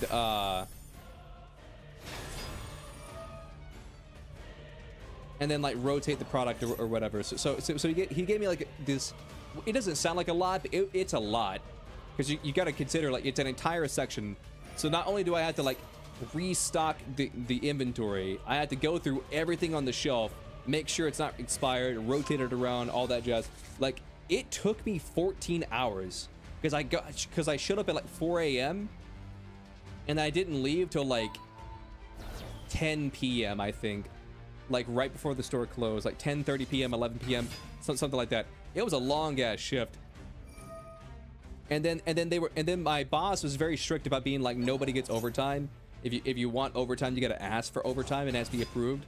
And so I finished everything that he had me do, but it took me like 39.78 hours. Not 39.78 hours, but like by the time I clocked out, that's how much time that I had like left on the on my thing. I had like 0.23 hours or whatever. So it wasn't dude, it would cost me more money to like drive to the store and drive back home than it would have been to like do those last like 20 minutes of my schedule, or like 15 minutes or whatever it was. And so I come in the next day. Let me rephrase that. So I come in the next day, and after working this shift, I would have been out of time. So it wasn't the previous shift, but like combining the previous shift with like the next day's shift, like I would have been completely out of time. And so he was checking my time, and he's like, I saw that you didn't leave till like 10 o'clock last night. I was like, yep. You told me I wasn't allowed to leave until I finished everything on the list, and so I finished everything on the list. And he's like, it took you that long to do it all? I said, yeah, it was a lot of work to do. And then I was expecting him to be like, dang man, I didn't think you could do it all in one day. That's crazy. Like congratulations. Like I'm gonna like write down in your file, you know, like hard worker, whatever. Deserves huge raise. But instead, what actually happened is he looked me dead in the eyes and he said, "You fucked me." I was like, "Excuse me?" And he said, "You fucked me." And I was like, "How, David? How did I fuck you?" And then he said, because I worked so long that day.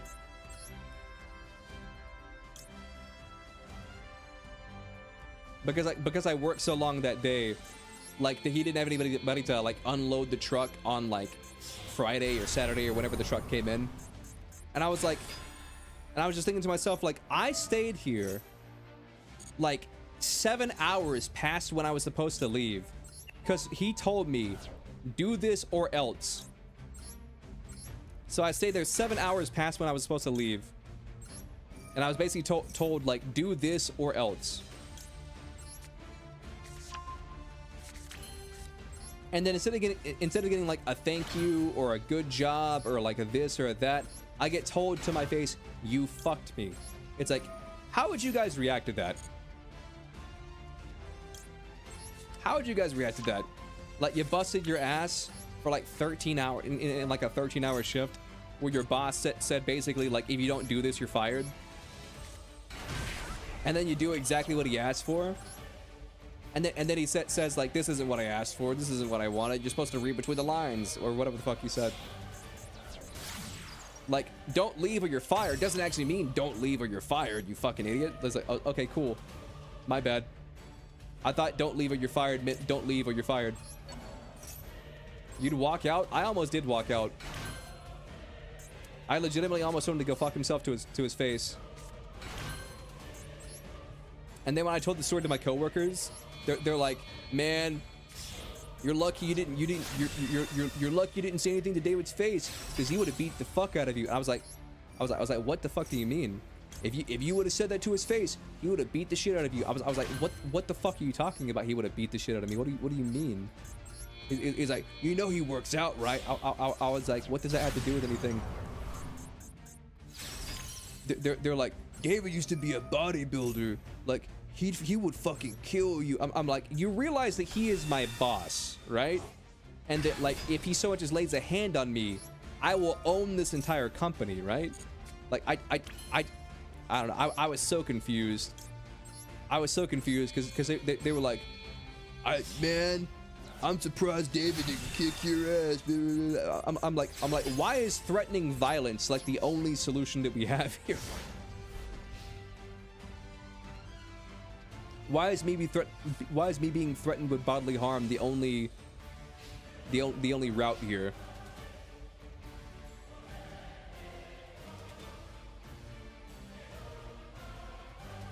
I don't know.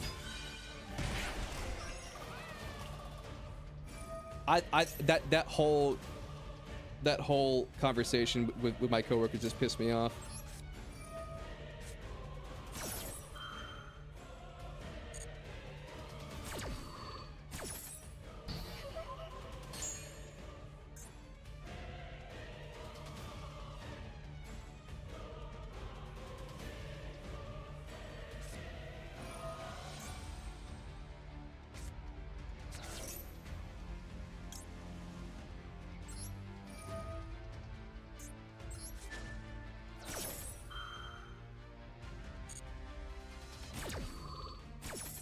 But I hated working for that company. Everybody in that company was a fucking asshole.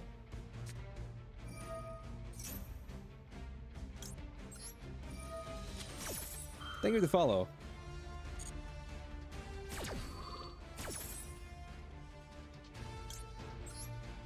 Because everybody there would preach about being like, you know, friends with everybody and like, you know, this is a great place to work, yada yada yada.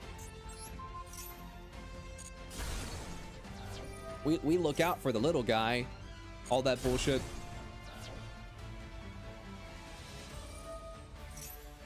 And then meanwhile, every single boss that I had fucked the company. True. Meanwhile, every single like boss or manager that I had at that company, they would just say the most heinous shit, dude. They would say the most heinous shit.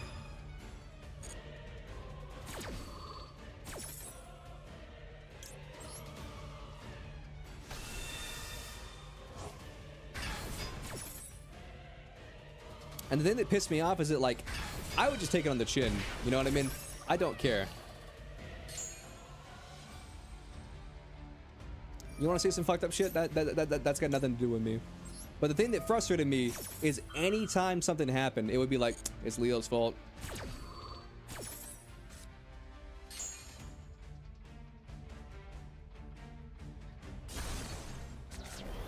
Is like, what's that? Threatened to fire my employee unless he stayed, you know, like 7 or 8 hours past, you know, where his like 9-hour shift was supposed to end.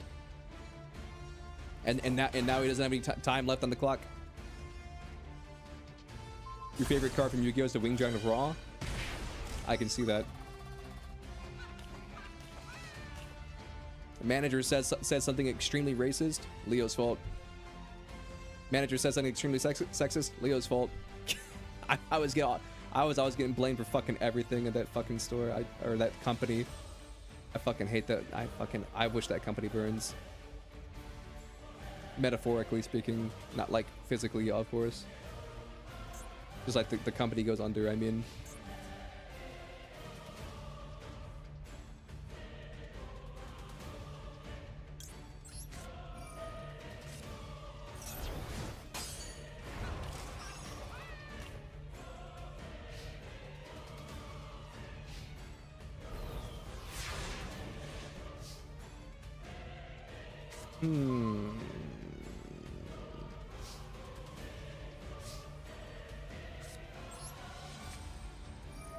All right. So I'm gonna be honest. I've never fucking summoned this card before in my life. What does it even do?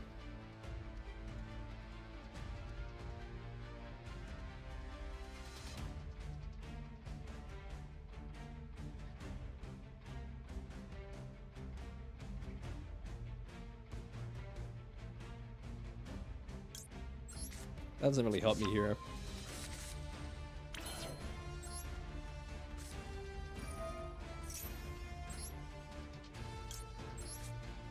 No, I'll never forget one time that like I was supposed to get off at like say 5 o'clock and they held me there till 3 in the goddamn morning and they would not let me leave. They held me there till 3 in the morning and like I wasn't allowed to leave. And then my manager, nah, not this card. And then my managers had the fucking gall. They were all just, it was all the managers. The store manager, the assistant store manager, the department manager. They were all just fucking standing there, dude. And they were like, hey, hurry the fuck up. I want to go home tonight. And then I legit turned to them and I said something to the effect of, why don't you take yourself in that little polo and you come over here and you help us if you want to go home. I said, if you want to go home that bad, then why don't you help us? And they said, that's not my job. I'm like, and I was just like, then why the fuck are you talking? Like we're all here at 3 in the goddamn morning. I was supposed to get off like 5 hours ago, and then you said, hey, you can't go home until all this shit's done. And then now you're yelling at me and then being like, hey, hurry the fuck up. I want to go home tonight. And I'm like, I want to go home too. I was supposed to get off 5 hours ago. Maybe get your fucking your fat bald ass over here and help.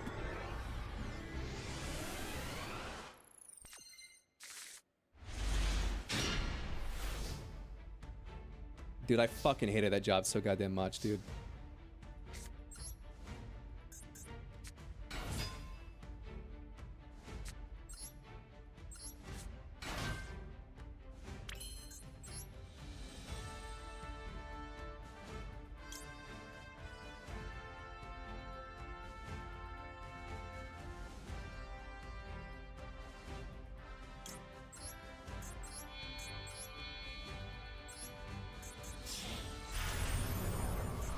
Because listen, here's the thing, like I don't mean to sound like a whiny bitch. Like I understand jobs aren't meant to be easy. I understand jobs are kind of bullshit. But like the thing that pisses me off is like they legitimately, their brand was like, our company is rainbows and sunshines. Like every day a unicorn is born. And then they come down from the sky and they bless all of us with fucking Skittles that they shit from their ass. And like they pretended as if the company was this big fucking bright rainbow. You know what I'm saying? But meanwhile, they're just willing to do like the most fucked up shit and just, you know, like treat you like dog shit. Like if they said, listen, this is the job, you know, like either take it or leave it, I would have been like, yep, I can take it, you know, and if shit gets bad, I can leave it. But it's the fact that they try to pretend as if like, you know, like the fucking working there was like fucking witnessing the second coming of Christ. That's what pissed me off. Cards on bikes. Something tells me this guy's playing Goblin Biker.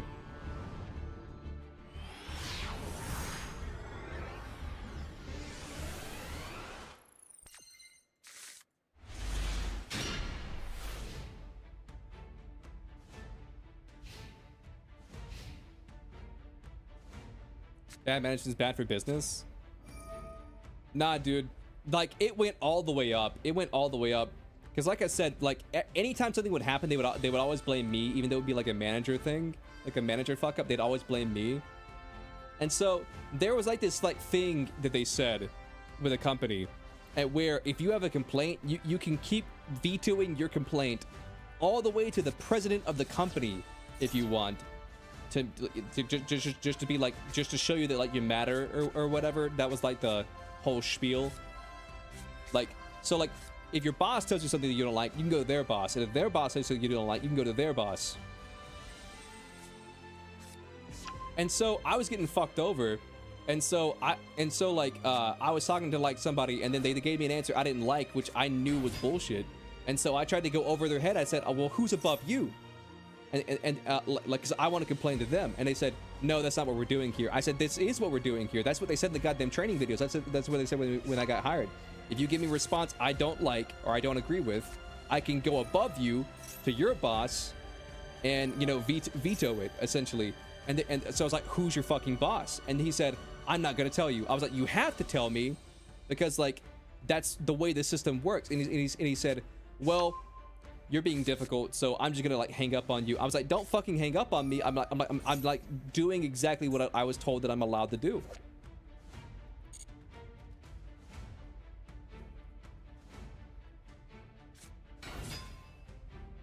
And again, they just said fucking no. They just said no. This thing, which as far as as far as I'm aware, is like something that I had a right to as an employee. Like they had to do it. They just said no.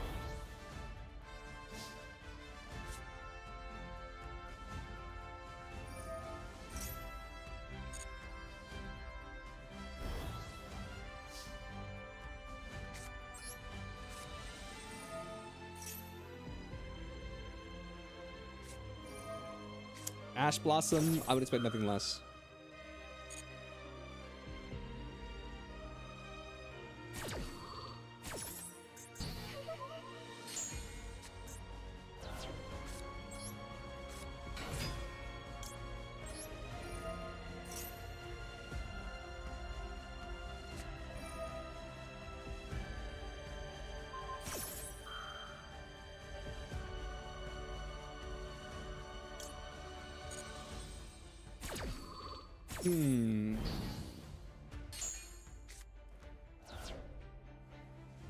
But no, that's hands down like the worst company I ever worked for.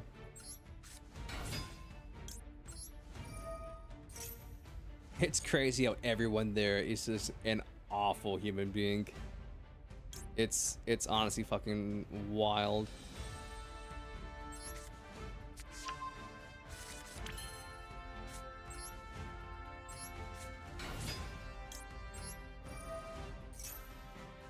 Well, I say everyone, like the average everyday Joe Schmo employees, and where they just clock in, clock out, those guys weren't bad. But everybody in a manager position was awful. Here's this. Nah, I probably shouldn't tell that story on stream.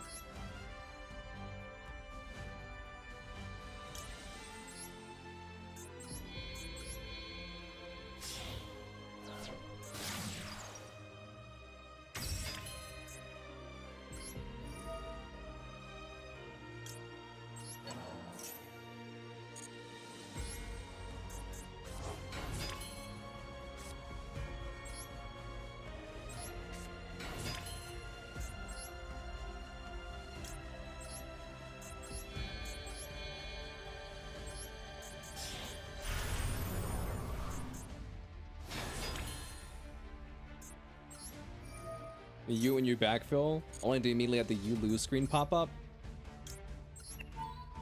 Listen, man. Some people just weren't built to watch Overwatch.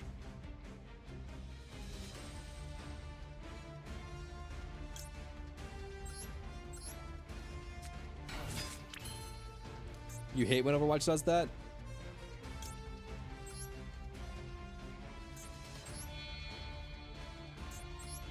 Like this isn't the answer. I know this isn't the answer, but like low key, I do have times where I'm just like, can we just like end the game? Can the game just like end?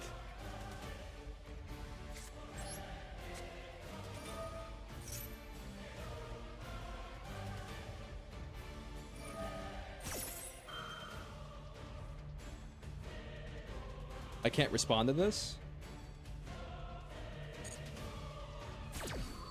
Response Doko? Oh, never mind. I'm stupid. Monster effect. Yeah. That's why.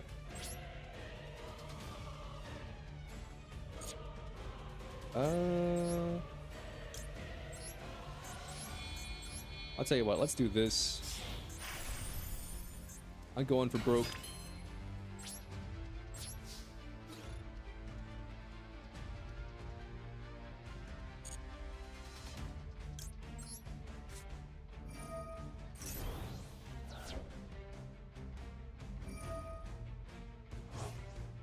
I forgot about that.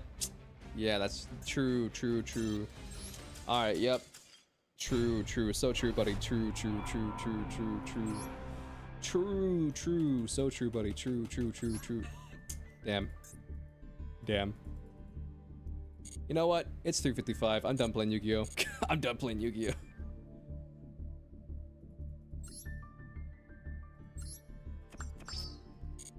I'll tell you what, we'll knock out the solo mode missions because I don't want to play the cup anymore.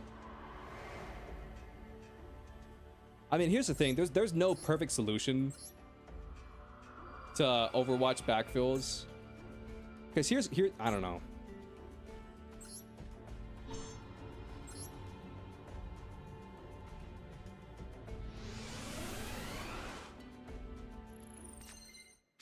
I mean, in quick play, like, it's fine.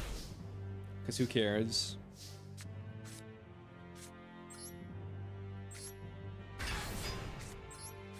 But it is a bit annoying whenever you're in,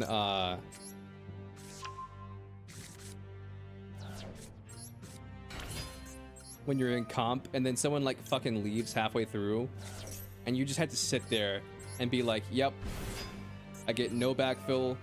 I get no help. I get no support. This is just what's gonna happen for like the next 15 minutes.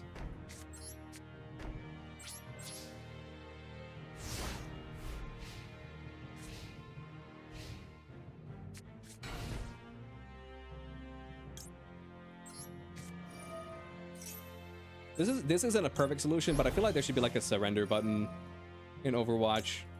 Like if someone's gone, like for like 4 minutes, like I know that there's like a thing where you gotta wait for X amount of time before you can like leave the game, but if like someone leaves, like let me just click the surrender button and just be like, listen, man, it's been 3 minutes. They're not coming back.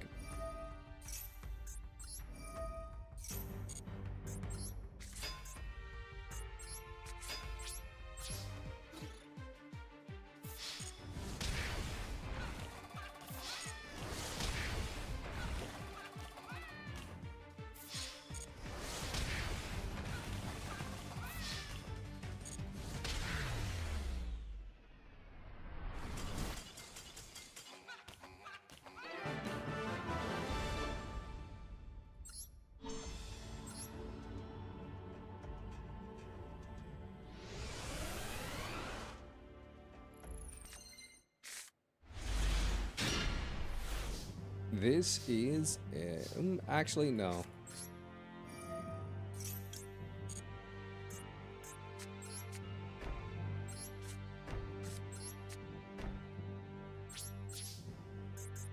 Is Dogmatica once per turn? Yes.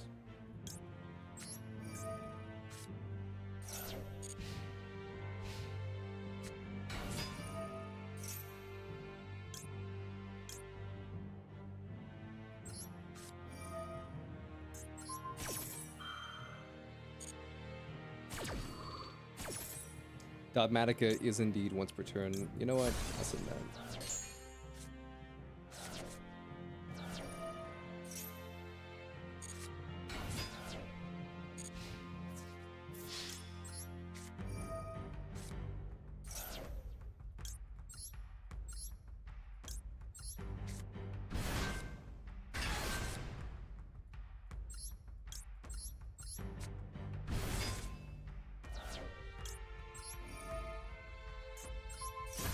Destroy that. Boom.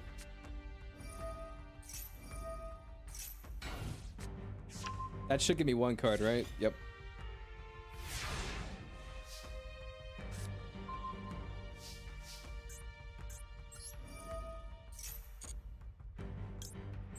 Chat, this is gonna sound weird, but like I don't know, I don't know. I feel like this is like a relatable conversation. Do you guys ever have like a manga series or like a TV show that you really like, but you don't finish it because you're scared, you know, of what the ending's gonna be? Like you're scared of like watching the ending and then just being like, oh, that's the ending.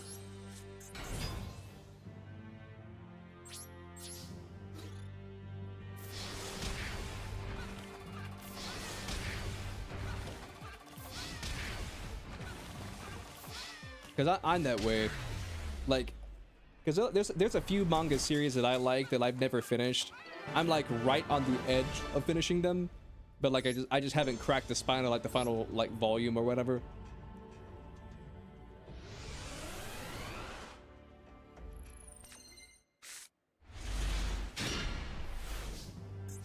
Because like I don't know, it just feels like when you finish it, it's over. Like there's no more, there was never gonna be any more, you know what I mean? Like that's it. But if you purposely never finish it, then like it's technically never ended.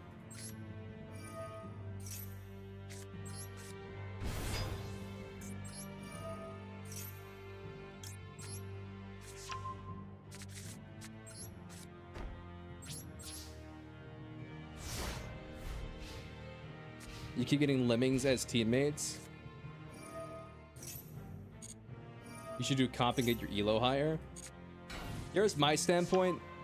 Don't care about competitive.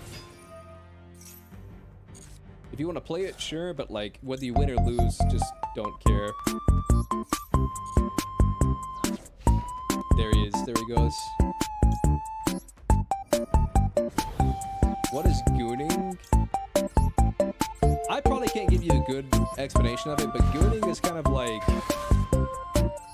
whenever you have like how do I explain gooning?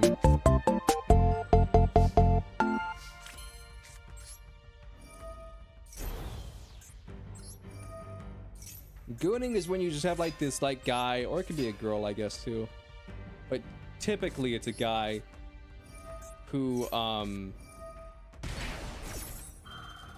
is just like kind of like an incel, kind of. Maybe not incel's the wrong word, but like kind of like an antisocial guy. Doesn't really go out, likes big titty goth girls, GF, I don't know, shit like that. Chat, how would you explain gooning? Let me crack open Urban Dictionary real quick.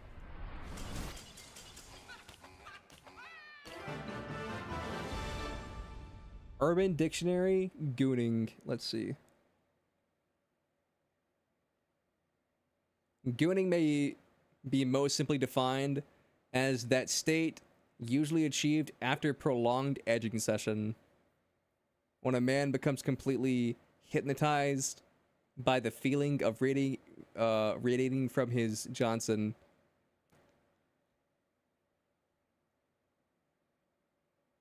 For a male, is an act of becoming completely self-absorbed with your Johnson and Johnsoning, such as okay, so it's like a sexual thing. I don't know.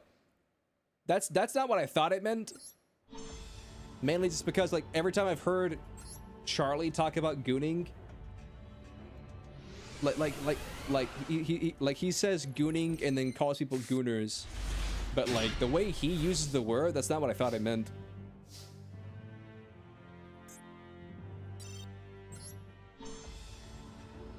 He uses like a completely different definition from this.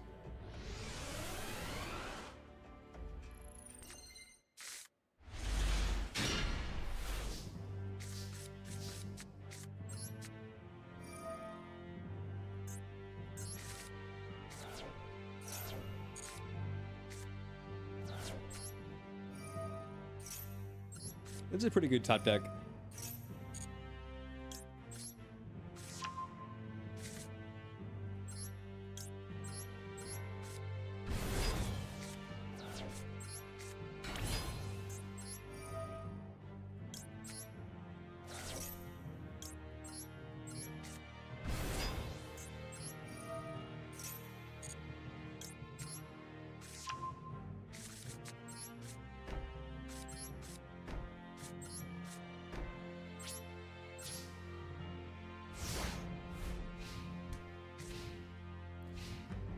Oh, my bad, Army. I didn't even see your. I was so zoned out bitching about my job. I didn't even see your comment.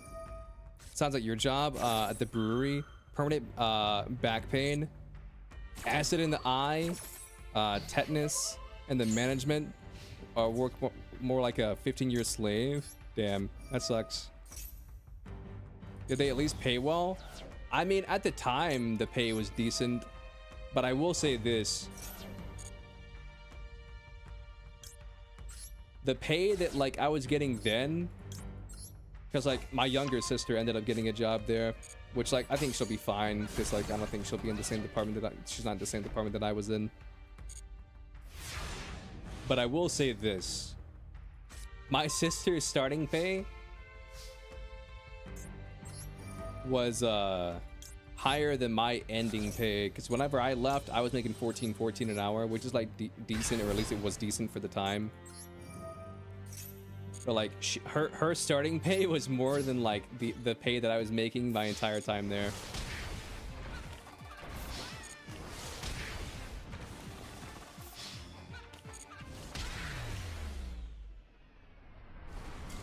I recognize you? I do recognize you.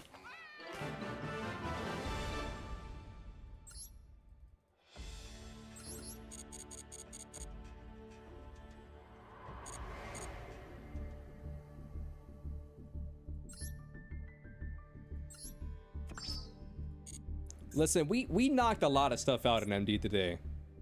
We got our login bonus, we saw a live duel, we knocked out all the dailies, and then we finished all these festival missions. How many like card packs do I have? 31?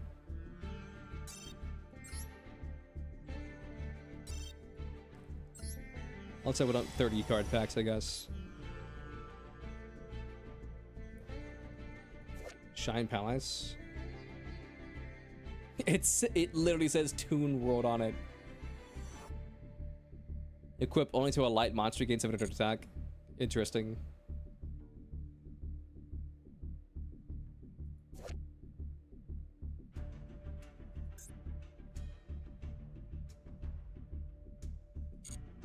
It's funny how I pulled this card today and Mirror Force Dragon.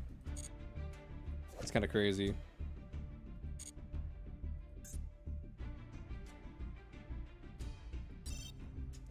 Let's see what we get from a single pack. Dude, I hate when the card pack shines, or like yellow or whatever, and you just get nothing. People running about. I don't think I've ever seen this Yu-Gi-Oh card. Although they always suffer in silence, they swear an oath of inevitability to revolt. To inevitably revolt.